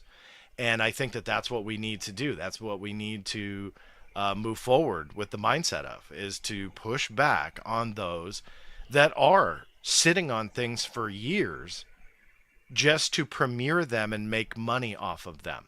Right? That's a problem. I have no problem. Oh yeah, so who does that? Corbell! Who else would do that though? Who else sits on stuff for years? James Fox probably. They all do it.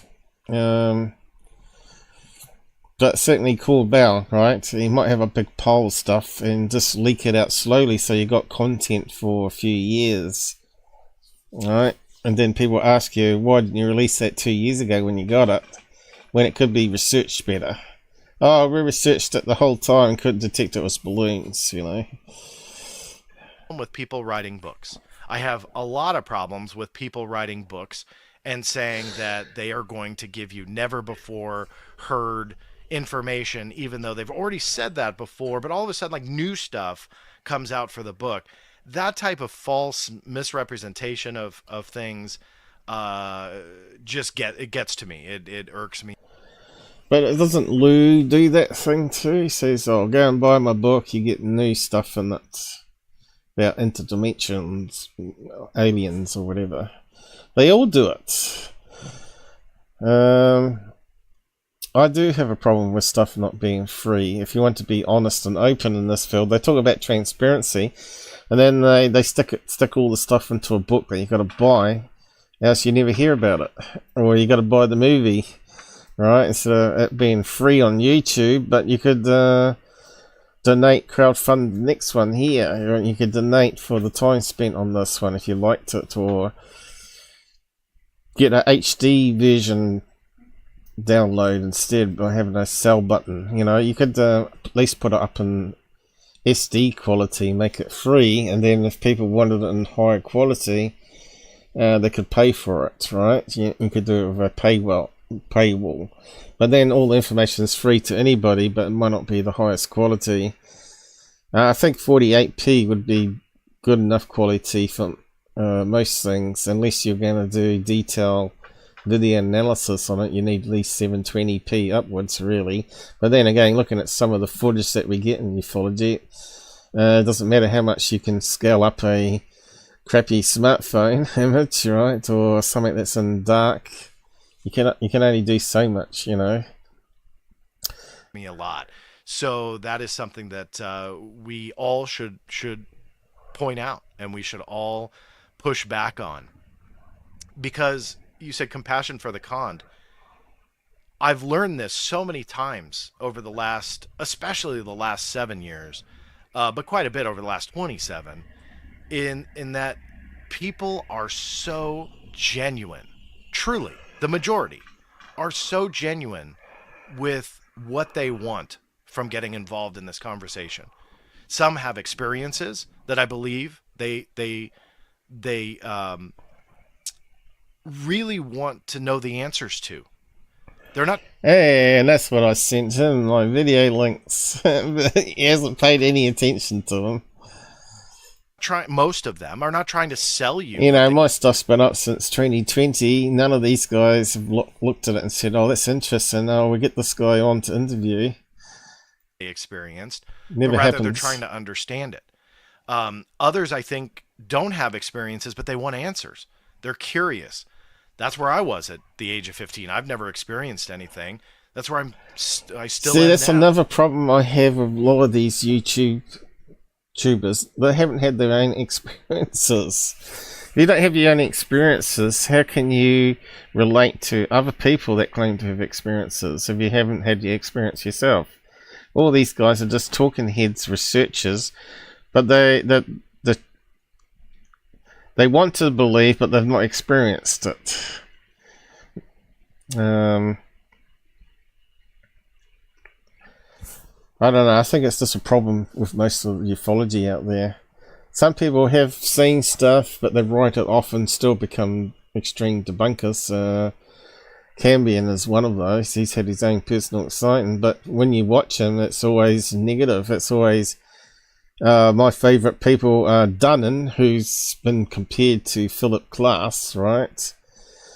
Done really crappy debunks. And he's saying that when he was asked who's the best people in ufology, I wasn't even brought up, right? But he went through Mick West as the best, Dunnan is the best. Who else did he say? And he said this guy's the best for FOIA requests. That's it. That's it. The only thing he does is FOIAs and documents, and whether or no they're fake or not. Who else did he say? Green Streak, a skeptical reporter, who's another guy that snobs you and doesn't reply to you. And even if you got evidence, he would snub his nose at it, right? Which is understandable, because I know I do the same. I think that's just garbage, but I think you gotta. I think you gotta have sort of like keep in the middle and keep an open mind. You think, oh well, I can understand if someone looked at my footage and was skeptical. I can understand why their footage would be looked at the same way, because you can only get what you can get, and most of the time it's very hard to capture this phenomenon because they interfere with the technology, or they do it in the night time, and not in the daytime. They don't. When you set up cameras to capture stuff in the daytime, they don't show up. When you want them to. Like, you've seen it in the daytime, but when you set up a camera, it goes silent. You never ever see them capture them again, which is a bit unfortunate. You want to be in the room and see it, and also have it on the camera at the same time in the daytime. That's what I was hoping. I was hoping the tall whites would show themselves and finally let me get it on camera, but it hasn't happened. So yeah, it's always really bad footage, and like those really fast moving UAPs that was size smaller than a star on the video I was showing you. They were moving really quick. They couldn't be planes. Too fast. And they seem to be moving too fast to be satellites even, right? Because satellites move fairly constant speed, and they don't move that fast. So what were those two objects? But again, it's a maximum zoom, it's very dim, poor quality video. It's the sort of thing we get, So you got to be skeptical. Everybody's skeptical. So I think you have a lot of genuine people out there that, yeah, it really, forgive my language, pisses me off that people use that to their advantage. And that's what you see. They'll put a huge water jug out and say, give cash to me and I will give you answers. And they take your cash and they disappear. And you never see it again. You don't really see anything. Now, that's not an analogy or some hypothetical. I've literally seen that numerous times over the years. And those water jugs get full of cash. 20s, 50s, 100s, and a lot not on this channel. And it just kind of disappears. And that stuff makes me upset, because you're taking that genuine curiosity, the genuine experiences that people really truly have been affected by, and you're profiting off of it. And that irks me. Well, I don't profit. And if I bring up my stats here, still, since the last showed you, it was about 800. It still hasn't gone over 1,000, I don't think. You got to remember, this includes super chats as well.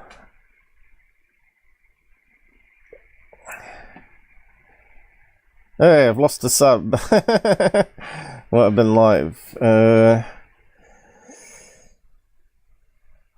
See, this is the thing, now no one else gets this. It's only me that gets this kind of crap.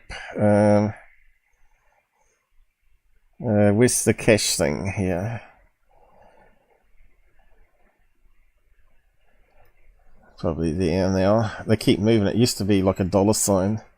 Revenue. So far for the January, I've made almost $10. No, not even that. $9 in the last 28 days. Now, if I change it up to... So that's the super chats. That was thanks to Shogun there, and also Michael King, I think it was. If we can do it lifetime, boom, which you'll never see other channels do. There you go. I haven't even made $1,000 US in the life of my channel, which started in November 2016, right? There's not much money, and that won't buy all the cameras I've got around the house even today, right? I've got 15 cameras. Some of them died, of course. Some mysteriously died with no explanation, apart from you could say it was heat related, too much sun on it. But yeah. So that's US dollars, I guess. So yeah, about 2,000 my money. So yeah, probably would have maybe paid for my upgrade of the laptop, all that money there, right? Which happened last year sometime. I can't remember when now. But yeah, that includes all the super chats, and it breaks it down here for you per month. Yeah, it's not worth doing it for the money. But yeah, really, Google wants you to donate though. Google should be helping promote me, and they should, because they take 30% of the money, right? So that's how much I'm making, but they're taking their cut out of it. And you can see the supers in that whole lifetime of my channel is half the money. Ads is only 250 in 8 years. Memberships, King, most of that's probably been Jasper, King, and Shogun there, right? And shorts, ads, $4 from all those short videos. I've only made $4. You think they'd be promoting the ghost ones and stuff, because they would be very popular, right? So the UFO ones, but seems to be some religious person in control of Google there that doesn't like to promote aliens and demons. Or they use this stupid thing that it's protecting the kids, right? And my channel's listed as adult only. So why do we have to worry about the kids? You know, it's going to be age verification. I should be able to show adult the ghost or alien videos, right? And that one there should have like 100,000 views on it, not 6. And it was posted a day ago, right? And that one with the apparition in the room, again, that's only from people I've promoted to, is 18 views there and 4 likes. So what do people want? What's this Google want from me? Dog videos, apparently. But yeah, these people haven't got anything to complain about. Look at him, he's doing pretty good. He got 3,500 views on that one. He's got 78,000 subs, 400 likes. So he's not doing too bad there. Plus he's on TV and he's being promoted by Hollywood. Now, taking a little bit away from the emotional part of it, yeah, it irks me also to see people like Jeremy and like George nowadays that are like dangling carrots all the time. What's the point of that? If you want transparency from the U.S. government, then be transparent with those around you that depend on you, that trust you for the information that you claim you have. And I think to a point they do have some information. But again, it comes back to, I don't think it's hoaxed. I don't think they're trying to pass off CG to all of us, but rather I believe that they're purposefully missing context, not giving it to you, omitting it. That way they can kind of dangle that carrot in the way that they do. And yes, I'm sorry, they're profiting off of it. And where do we draw the line on that? It's okay for people to support their work. I support anybody who, again, writes a book. I support anybody who has a paywall. I don't agree with that. I don't have them. But if they decide that they want to do a paywall, fine. If you want to make big promises, expect to be called out. But didn't he have a paywall on Twitter? Remember he got called out on that one? Where you can subscribe to his Twitter feed and fund him that way. Didn't it say it got access to extra content? You know, it's a bit like memberships on YouTube, but I don't really do much with the memberships, right? I do put some into membership only videos, but I still make most of them public before I do that, right? So people get to see it anyway, and then eventually I retire it instead of delete them. There might be like where I was mucking around and doing some behind the scenes or whatever, or something that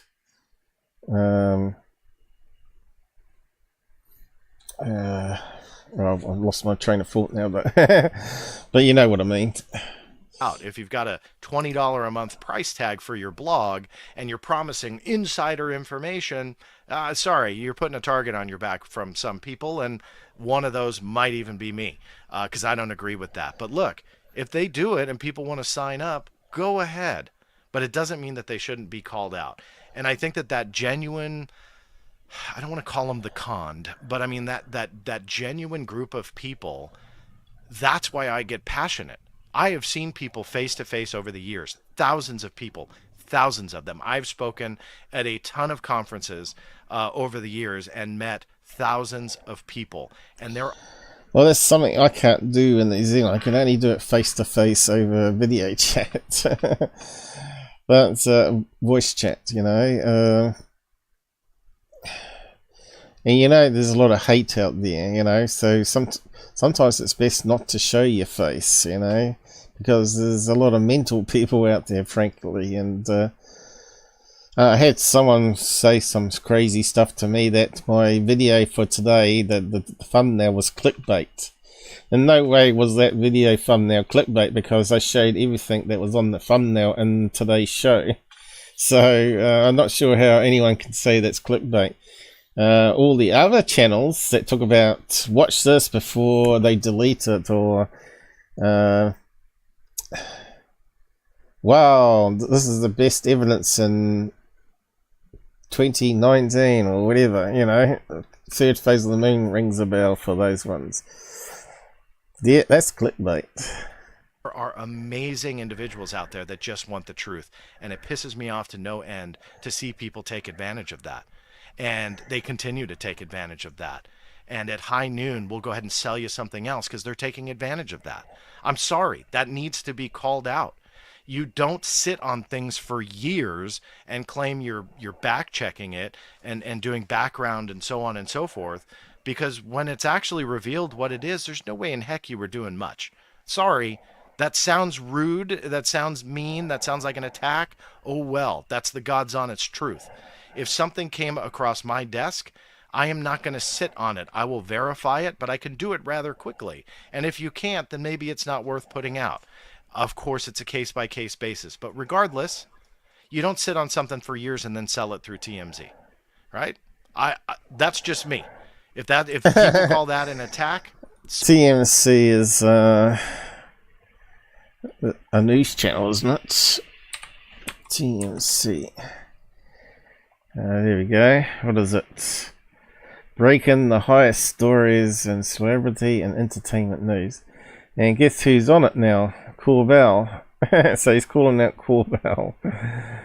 Yeah, I don't know if he's searchable on it. What would it be under?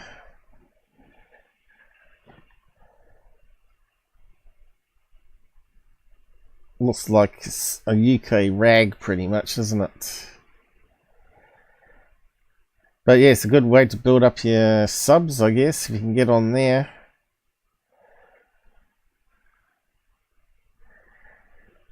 Sports shop. Watch. Right. News. Well, let's type in UFO. Let's see what comes up.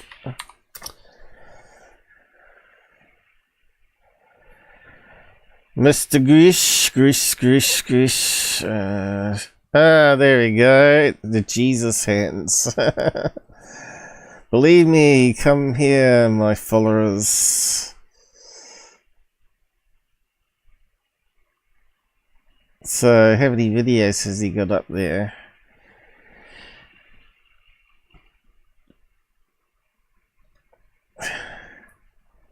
It's in multiple languages. Corbell says UFO stigma is gone.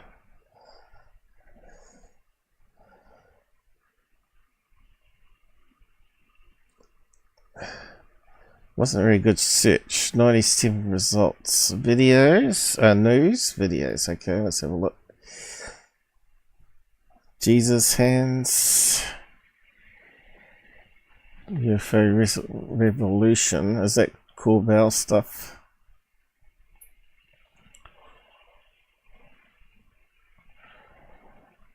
What's it say more? There he is again. Claims military garden data. And Ryan Gray, so is he talking about them as well?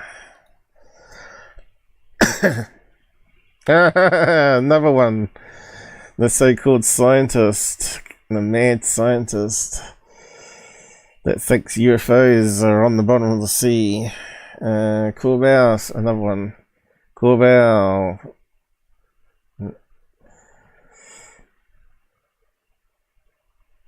Yeah, it's ridiculous. Okay. So be it.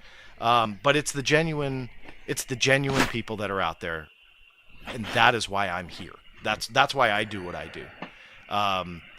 And that's why I move forward with FOIA requests, trying to educate the public as much as I can, and in the same respect, trying to learn as much as I can. Because I want to make sure that when I do videos that are not tech checks like this one, that we're putting out as the best information that we can. I say we because we're all in this together. I'm not any better or worse than anybody else. But I try and make sure that I give you all of that information that I can. And I would wish and hope that others would want to do the same. Sadly, they don't. So should we call them out? Absolutely. And I will continue. So the next one is about being a skeptic. Skepticism's never popular, but we should be skeptical. Somebody called me a skeptic the other day online. I cringed. I'm actually not. One of the... so if he's not a skeptic, that's pretty bad. But if he's dealing with FOIA requests, is he not skeptical of some of the stuff that are in some of the government reports, though? Or what he gets back? You'd have to be a skeptic. I think he means debunker. Videos that I've long planned for this channel, and I'm going to do here in the next couple of months, if that, is to kind of show you why I'm doing this. Away from like the genuine crowd, the people that really want answers. There's a lot of information there.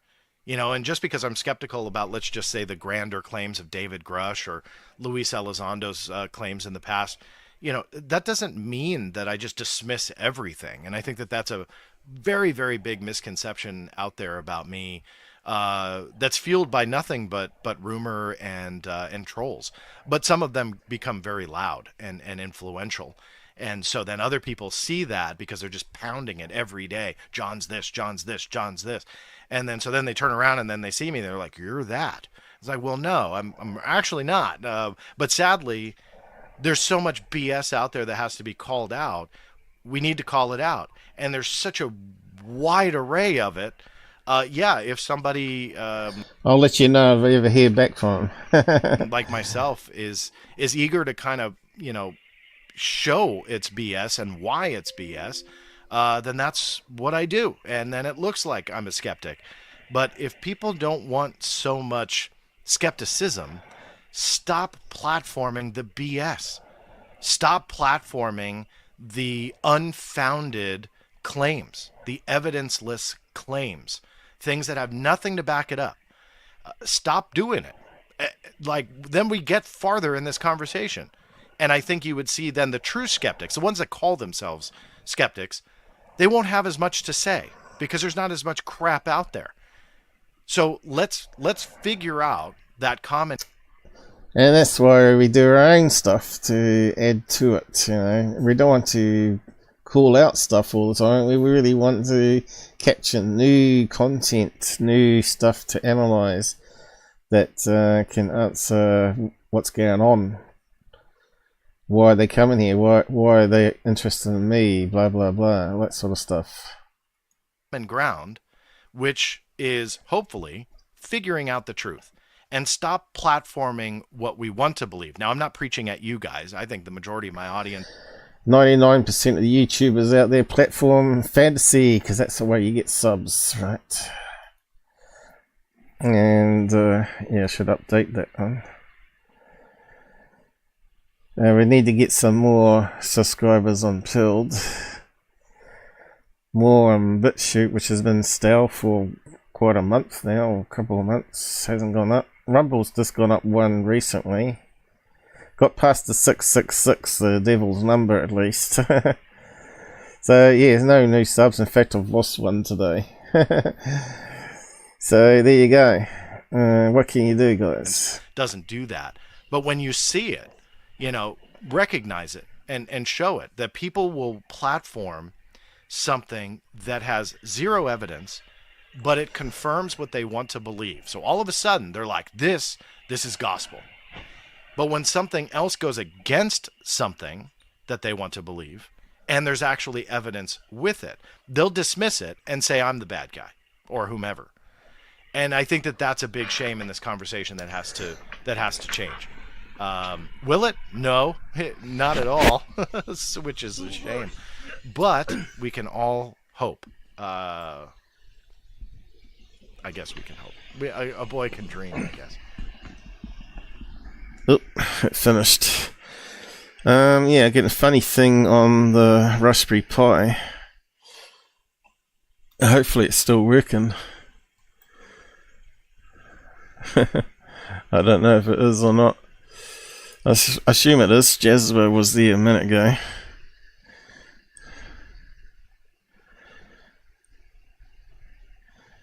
That's kind of weird. Whereabouts did it stop working? I don't know, it seems like a whole bunch of strangeness happening today. So yeah, alien scientists put this one up. It was actually quite interesting. Talking about Corbell's backstory and reading out a letter, email. So we'll just have a quick look at that. Apparently he was sleeping on John Lear's couch, according to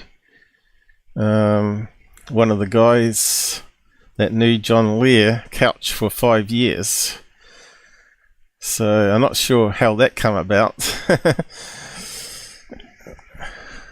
But I think he goes in here. I had people arguing with me that there's no elementary schools in that neighborhood, that, you know, it was a different time of the month.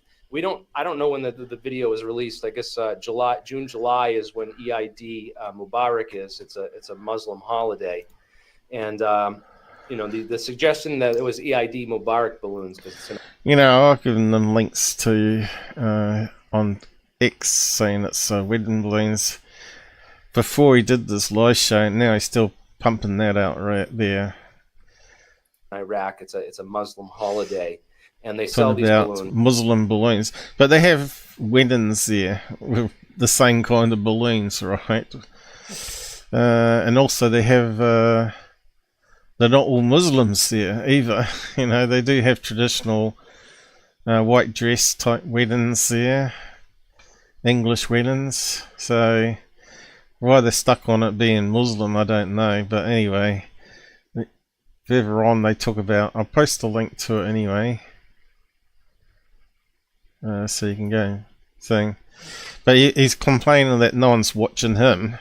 I don't know why he's complaining, because he's got 649 likes there and 8,000 views, right? And he's got 115,000 subscribers. Although it's very poor, he's almost got like 10,000 views per episode. I think that's pretty good audience, right? It's not as good as Tucker Carlson, but Yeah, if Google promoted him and us and all that, he'd probably be way up there, right? And I might actually be at his level by now, but yeah, it doesn't happen. Yeah, so I did actually copy it, didn't I? Peeled, I closed down the thing. So, aliens. Let's see, what should we call it? Corbell letter. You can get it off my YouTube anyway, a side chat. Other people on other platforms. Basically, you just play the video and scroll it to the end, and then all the last comments come up. And you can buy them. So that was the one of the first guesses of what this. So why did he get to be the guy who's champion of disclosure now and put out on the media, picked up by TMZ and all these big news stations, to be the face and the head of a guy named Jeremy, no less. Now listen to this. This is even more crazy and revealing, and this is going to get people who know angry. Because I know this UFO thing is because we want to know the truth. They say that when you look at things in retrospect, hindsight is 20/20. Not really the case. There we go for time. Got to end soon. I always thought I would be a martial athlete, mixed martial arts, training jiu-jitsu and wrestling and boxing. That's what I love. I never thought I would do anything else. Going from, martial athlete to where I am today with investigative reporting and journalism, we are now at a critical moment. Journalist is a bullshit there's man. a lot of the story missing there. How he just jumped from Yeah. being a karate instructor to the expert on UFOs. This is right? This is Texas. Where's the rest of the during story, a heat dude? wave? On the average day, this is the fucking average day. This is I probably. Yeah, we cursed played Oh, too much, that I'm last sorry. week, This is remember? an average day, man. George and I, we work on this every damn day, and this is not a job that we get paid for. I actually have Nonsense. a real job, but luckily it's real estate. It's How can he keep buying. a straight I'll just face? put it that way. This is He just my walks wife by and a I fix up homeless man. properties. He just walks by a homeless man who's begging on the street for money. Who here and as he walks by the homeless I man, probably he cursed says, too much. I'm sorry. This is an average day, man. Listen to this. George and I, we work on this every damn day, and this is not a job that we get paid for. I actually have Yeah, homeless man there. a real job. Look at the look on that guy's face as he sees this, $1,000 TV movie camera walk past him with this freaking bearded clown on there saying that this is not a real job. He's looking at the look on his face. He's like, man, I wish I had that job. And look at this. George and I, we work on this every damn day, and this is not a job. No, they don't. That we get paid for. You I wouldn't put actually out have balloon videos if you did. a real job, but. Look at that. Did you see how sideways he looked at him? Now let's listen to what his real job is. Let's hear this, Jeremy. Let's hear what your real job is, bro. Luckily, it's real estate. It's I buy and my wife and I fix up properties. So really? This UFO thing is because we want to know the truth. They say that when you look at things in because you want to know the truth, huh? That's what the UFO thing's about, Jeremy. I probably Let me cursed hear too this much. I'm again. sorry. This is an average day, man. George and I, we work on this every damn day, and this is not a job that we get paid for. I actually have. You see how sideways that homeless person looked at him when he said, "This is not a job I get paid to do." A real job, but luckily it's real estate. It's I buy and my wife and I fix up properties. So I know a lot of people, okay, I've worked for a lot of people over the last 15 years who buy and sell and fix up properties and resell the homes. They're called house flippers, okay? I know a lot about this topic, okay? Number one, in order to do this, you need a real estate license. So let's go to the California real estate license. Search, check, yeah.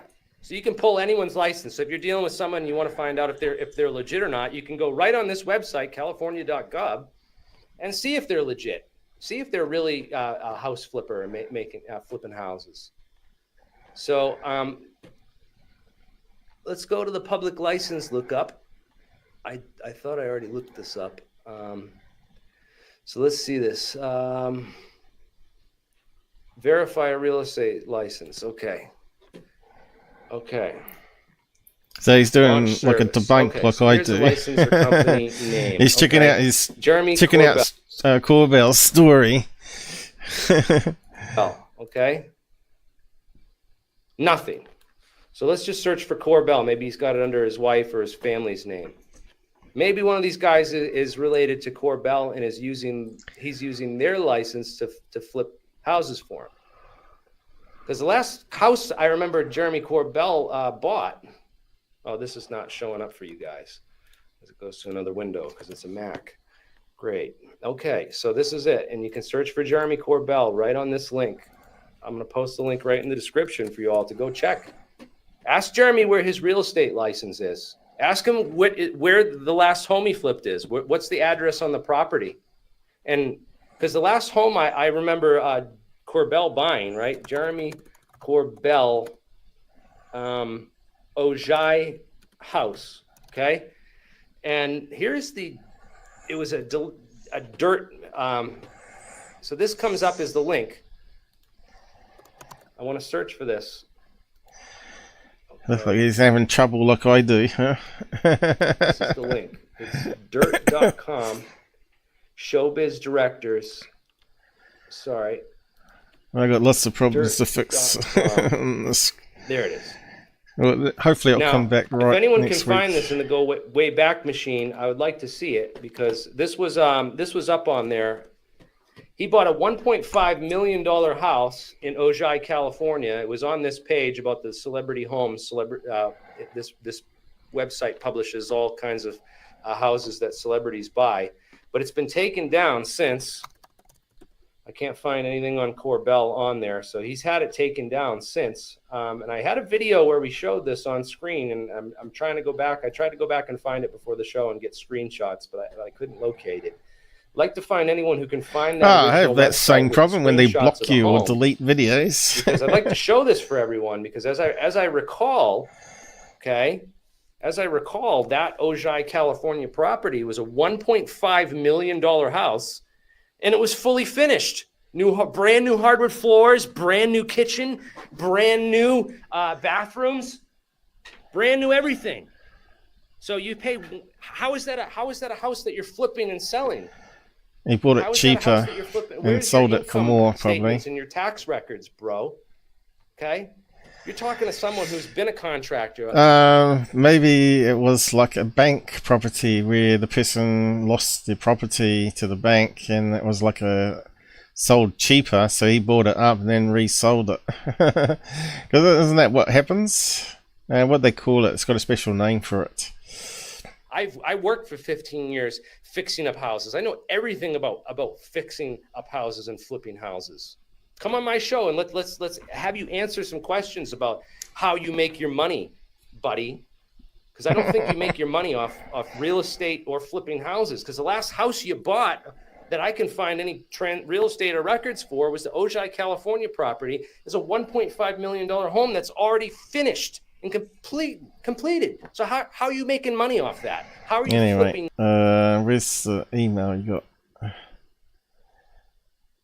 He talks a bit more about Corbell there, but you can go and listen to it. You got the link there. So his wife is a strange artist.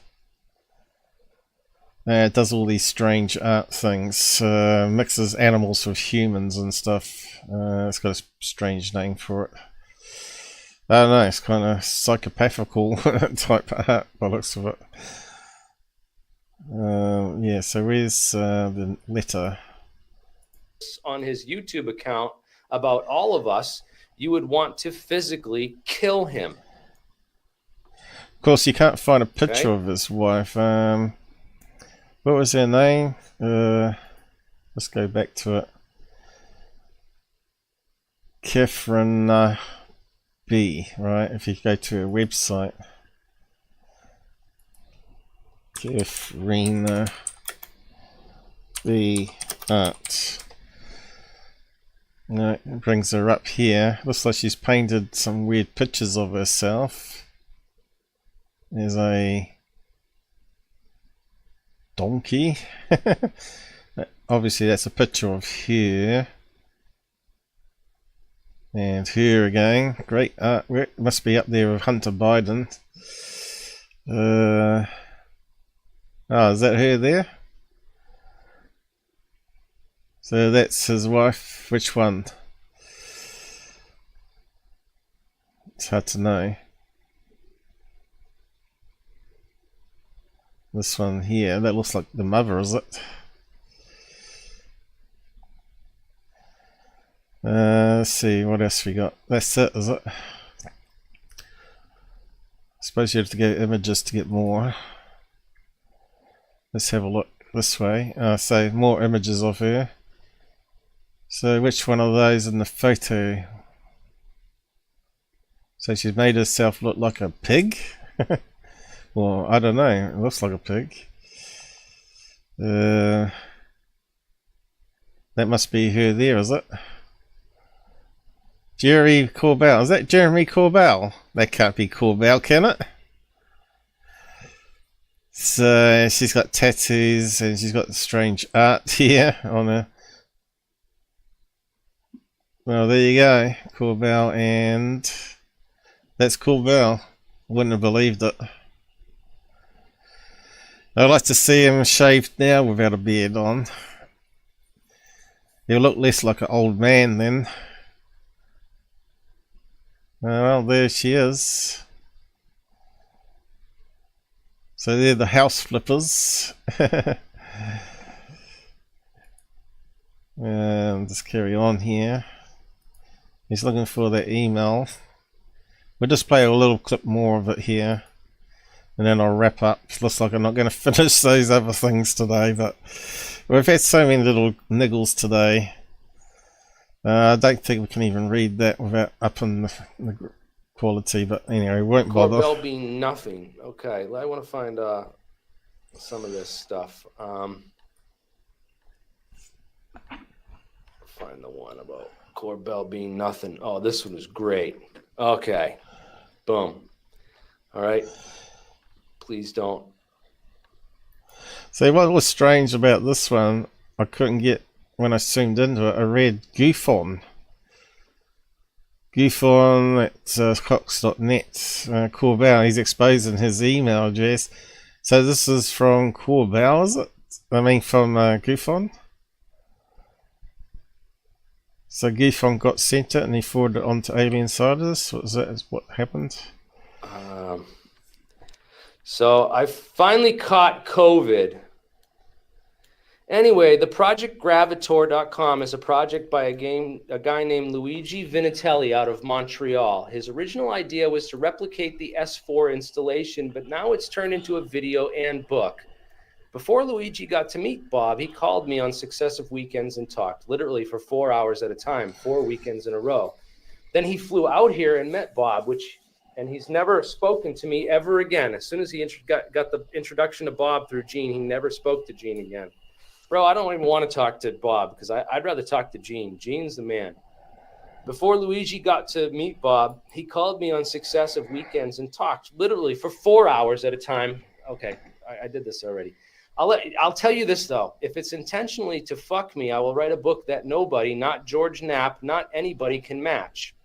However, Luigi got to know me pretty well for our exchanges, and I don't believe he thinks he could ever produce a book of consequence without me. That's not egotistical, but that's just the way it is. And he's telling the truth. I mean, people would call Gene Huff, say he's got an ego, but dude, this dude's the real deal, man. Oh, God, Gene, I hope you come forward this year, man. I hope this is the year. I've been trying to get him to go on Dan Jones' podcast, try to get Gene Huff to come on my podcast, man. I hope he'll do it. And won't get me in that for free. However, that motherfucker has about $1 million invested in this project already, and that's without Bob getting a penny so far. We're not even sure how he plans to make his money back off all of this. However, it appears to me that he's trying to load up on all this so he can get a movie deal in the future. However, I'm just now rewriting my S4 Bob Lazar script, which was originally registered to the Writers Guild West. So he's got a Bob Lazar S4 script. This is cool. I'm glad you figured out that Corbell does nothing but takes other people's contributions and act like he's involved. I'll give you the real story about Corbell and Knapp and that Skinwalker video of theirs.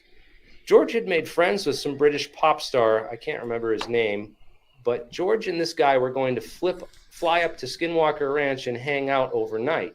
There was room on the plane, so George talked them into letting Corbell tag along. He contributed nothing and knew nothing, but so George could legally sell it, they acted like Corbell was involved. I literally sat next to Corbell at his premiere here in Las Vegas, and every time there was a great wipe, I'd compliment Corbell on it. After the 5th time, he said, "That wasn't me, that was George." I realized that he didn't do anything but be in a video with them sitting around a fire.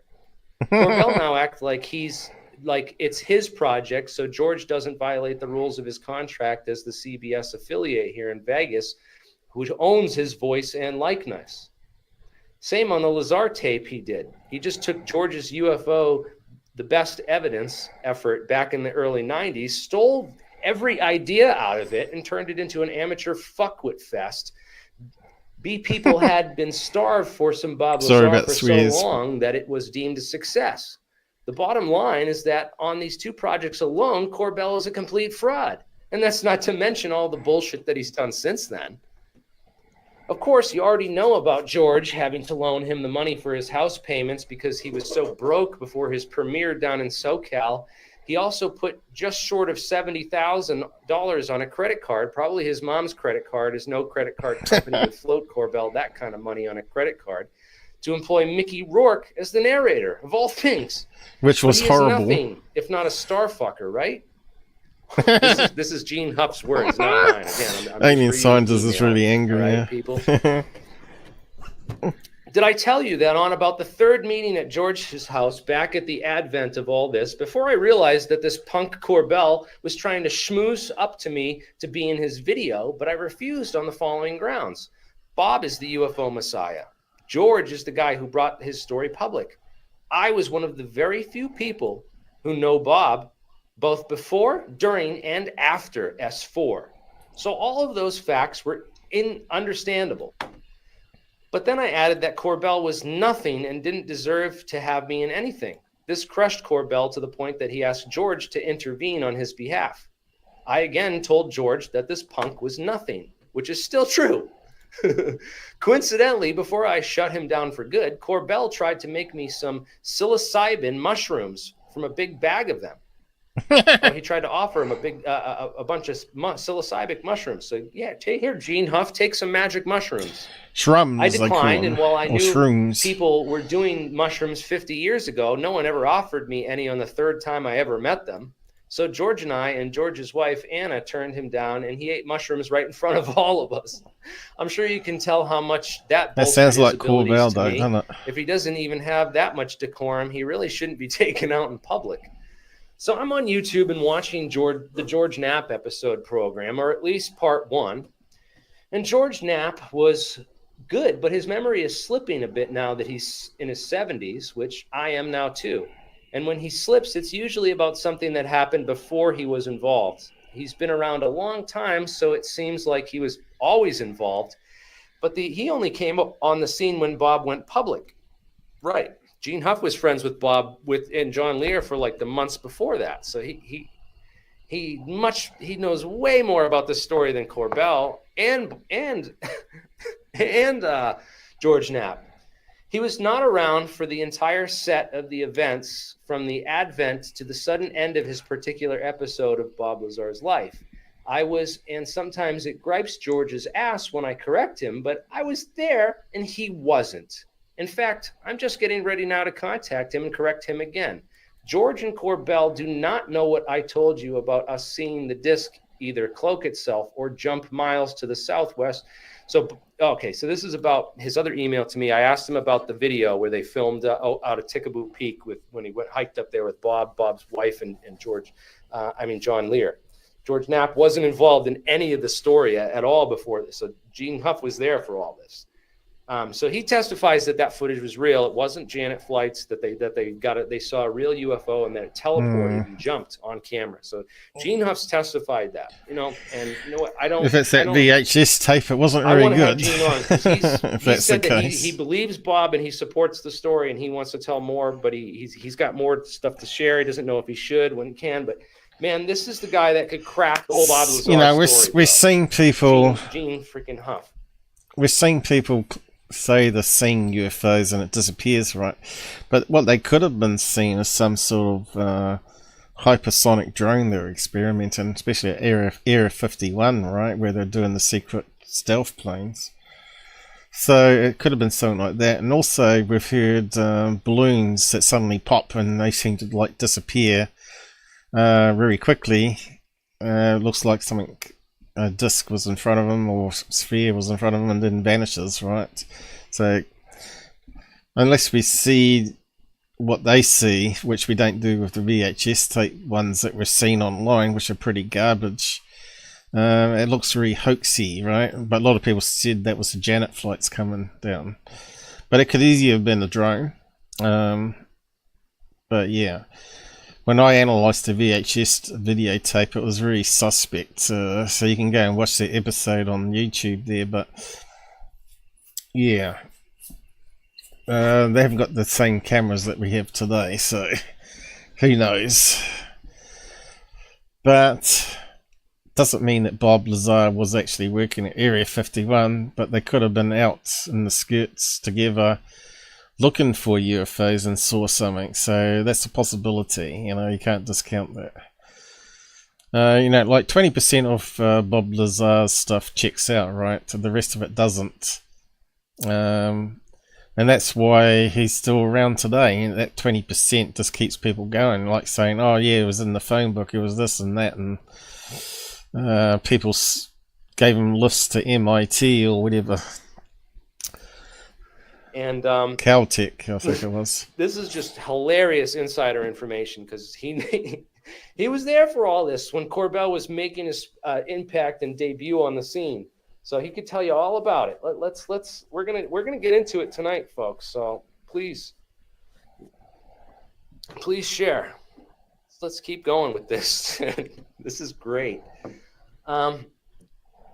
If you hadn't seen it already and recognize enough to recognize that movement, that they don't even know it happened, but as you know, presuming I'm telling the truth, and I am, Bob just could have affected that event. Bob just couldn't have affected that event. So he thinks that was real when Bob took him up there and they saw that shit. So that might have been the proton beam thing that they were testing, according to Tom Mahood. He says that would explain why this light could jump a mile and come back. It's a laser beam. Not sure about that. Proton not a laser beam, but generate a plasma ball, which would look like a UFO, and then it can dissipate. And when it dissipates the energy, then it looks like it's disappearing, right? So it could have been a UFO in the sense that it was unknown that they saw. But I don't think it's on that VHS tape, but I don't know, maybe it was. If it was, that's pretty crappy in that case.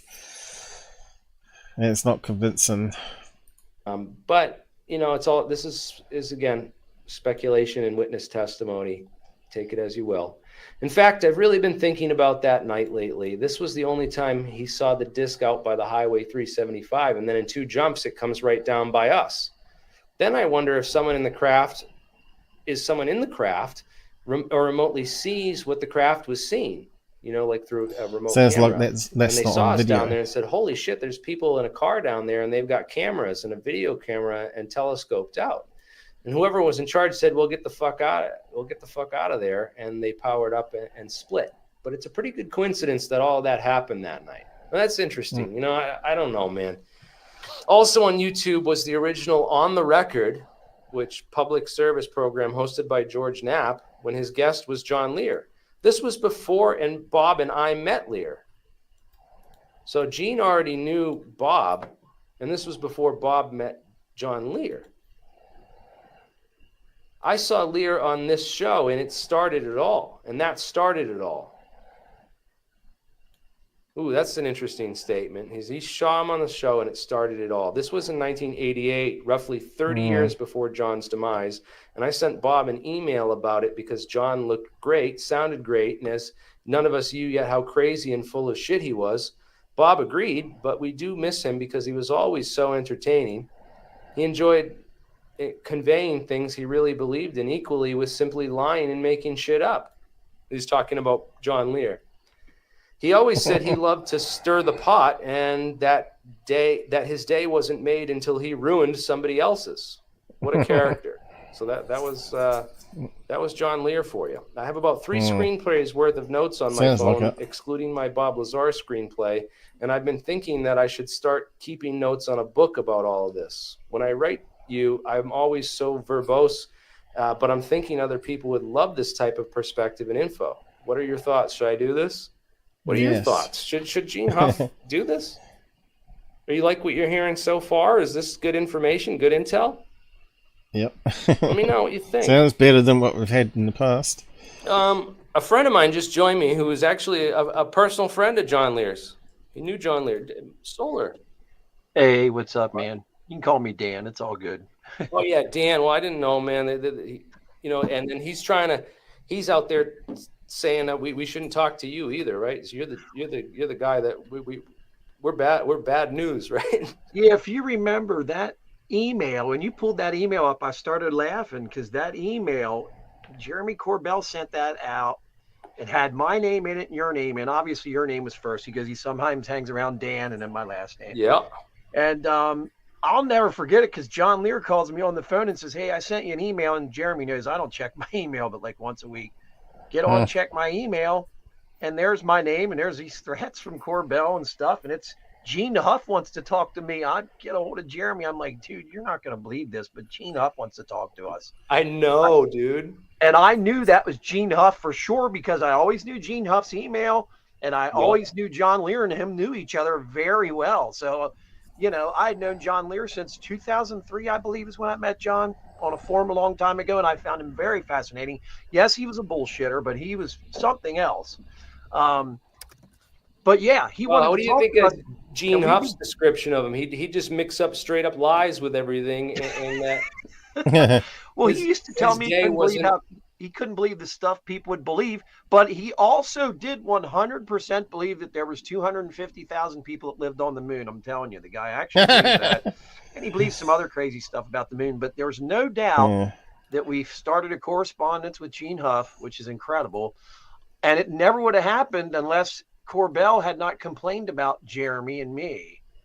And see, what happened was he sent this email out anonymously to all these people, and right away, John Lear recognized my name, and right away. So, yeah. And you still talk to Gene to this day, right?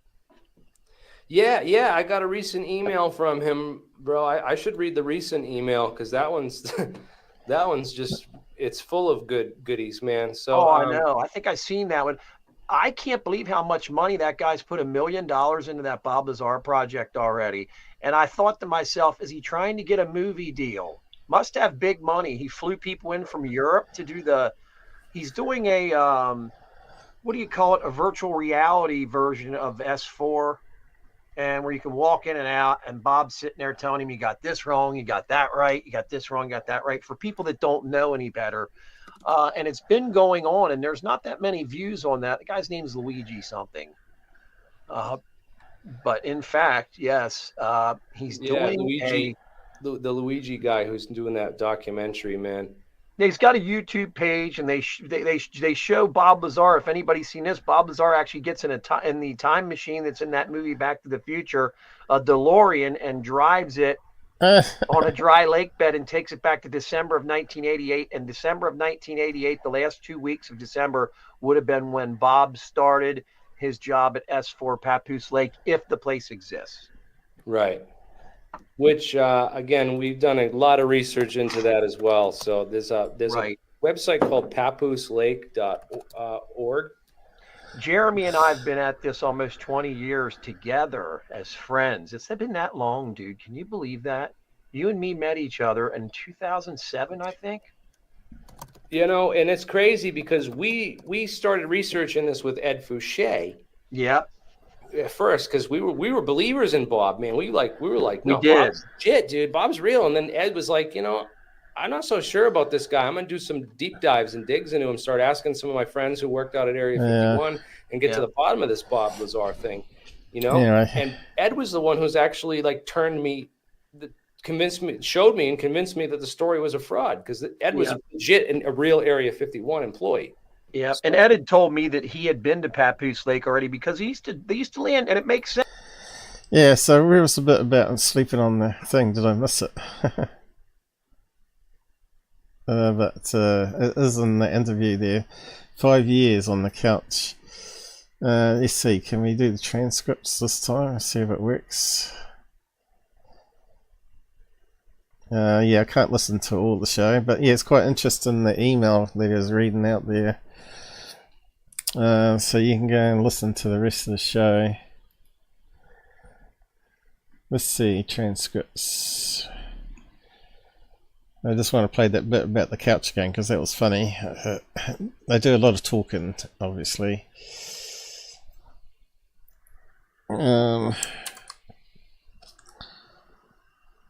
Sleep. Is that one? Where is it? It's got down arrow here.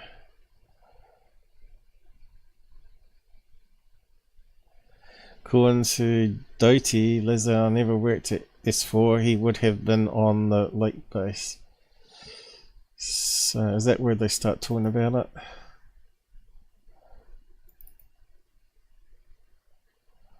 How do we jump to it?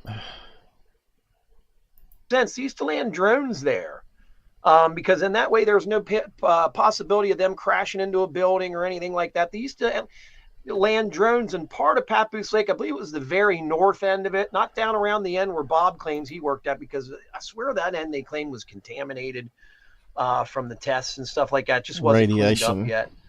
But dude, Ed was very Ed brought on a number of people that I met that worked at the base. And if you remember when TD Barnes came on your show, he said Bob wasn't there, but he also so where's the couch bit?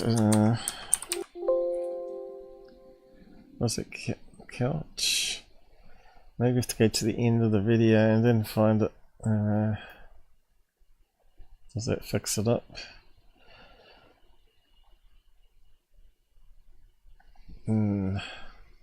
How come nothing's working anymore? It used to work. Corbell, let's see, does that give us any? Corbell. Slept, maybe? No. Sleep. Maybe he's edited it out, I don't know. Sleeps. He could have edited it out, I suppose. Definitely couch was mentioned. Couch, oh, I spelled it wrong, that's probably why. Coach I had. Couch, here we go. References, okay. So where's the references? Why am I seeing them? Alright, we're in the wrong section, that's why. Way in something else. Just kicked off John Lee's couch. He was living on John Lee's couch for years. So let's go back there. Alright, he did mention it. We did. Let's just go back there. Corbell. Let's recap it. Maybe I didn't play it, I don't know. Jeremy and him, and Jeremy didn't know. Jeremy Corbell didn't know anything about ufology back then, man. He's still, it takes He's so still long. a karate instructor, you know, trying to make his way in something else, right? Yeah, he had just been kicked off John Lear's couch. He was Yeah. living on John Lear's couch for years, people. I know that sounds crazy, but it's true. He literally was on John Lear's couch for, I think, like 5 years. Well, you can go on his website, on Corbell's website, and see the old video. So, like, you go back to the oldest stuff. He's got all this stuff about John Lear, and he was working on a whole John Lear video, but he never released the video because John Lear got so mad at him. He never gave him the rights to it. Right? Yeah, he's not allowed to publish it. Well, I think what happened was John Lear's daughters got involved because John was to the age where I was a major member of the forum called the Living Moon, and that's where all John Lear's best friends were. John was on there. Ron Schmidt ran it. A guy named Zorgon, he had passed away. I was one of the moderators on there for years, and I used to be able to get in pretty deep with these guys, and I changed a lot of people's minds about Bob Lazar. And I would not try to force my opinion upon anybody. I would just show the facts. And when that guy flew that airplane over there, what's the guy's name that flew the airplane over Papoose Lake, Jeremy? Gabe Zeifman. Yeah, we used. Okay, so we covered that in the past about Bob Lazar, and that plane that flew over took modern day HD photographs. Because he was allowed to fly over off S4, that there was no hangars, there was no houses, there was no military presence there. But anyway, it's well worth having a watch of that yourself. I don't think I was going to play so much of that. I didn't realise it was that long. Hopefully Alien Scientist doesn't mind, because the more we can get the truth out on Corbell there, the better, I think. Anyway, go and check it out. Pilled. I suppose I should really put it on Pilled there.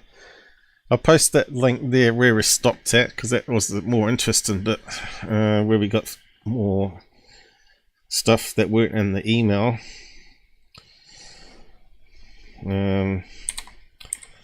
Corbell couch. That's why it didn't come up before. This ain't loading properly again. Everything's not working anymore. I don't know why. What's Google done? It's ruined everything, really, by the looks of it. Anyway, we'll close that down there. We'll just do some wrapping up now. Turned into a long show, but yeah, because I do one a week, it doesn't really matter though, does it? We can get rid of that. Free up some memory. Yeah, let's go back to Pilled, see if it's going. Yeah, it's going up to the right place. There's the current live. I don't know if it's still working. Let's just do a quick check. Anyway, we'll close that down there. Yeah, it's still working. Did we get anyone comment on Pilled today, apart from the promoter? Pilled promos. That's all we got today. How many people? Got 7 watching there, I reckons, and 6 likes, which is pretty low. 113 views, that's pretty average for me. It's just a lot better than what Scambian's getting. He's getting like 45 or even less views. And I've been on it less. So I'll post it up here. Corbell Truth. Stuff that you're not likely to hear on these channels. Go and check it out. And thanks for all your support there on Pilled. As you see, I haven't got many donations there either, but subs, have we got any subs? Don't know. What's that say? Posted your topic. Okay, I don't think there's any new followers today, but that's alright. We'll get there. It just takes time for people to find the time to jump in and listen in, and hopefully we don't have too many technical problems. But yeah, I'm just going to wrap up now, guys. We got Michael King back here. I can see you. Y'all. I had to reload my side chat because I don't see the comments now. It's really been screwed up today. So that's my keyboard. Going to catch up some sleep. Have a great time. Okay. Yep. So good night. All. You better watch it where you got to once it's processed, hopefully. Let's end it before it goes really bad. I'm going to have to fix up some things or do some more checking. It's never ending. Good night.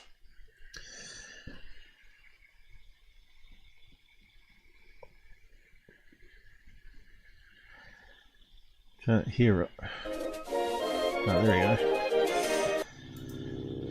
Yay! Oh, I left your message on the screen.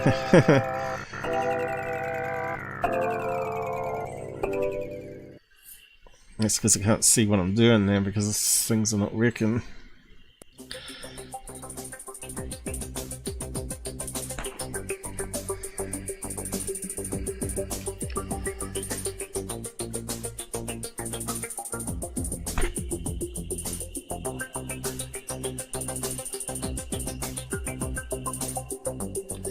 Thought there might have been more people show up on YouTube at least though. I think we got up to 8 watching, or like 8 lurkers anyway. Next time we're about to send out some more gifts. A new month, February coming up already. Oh, I better end.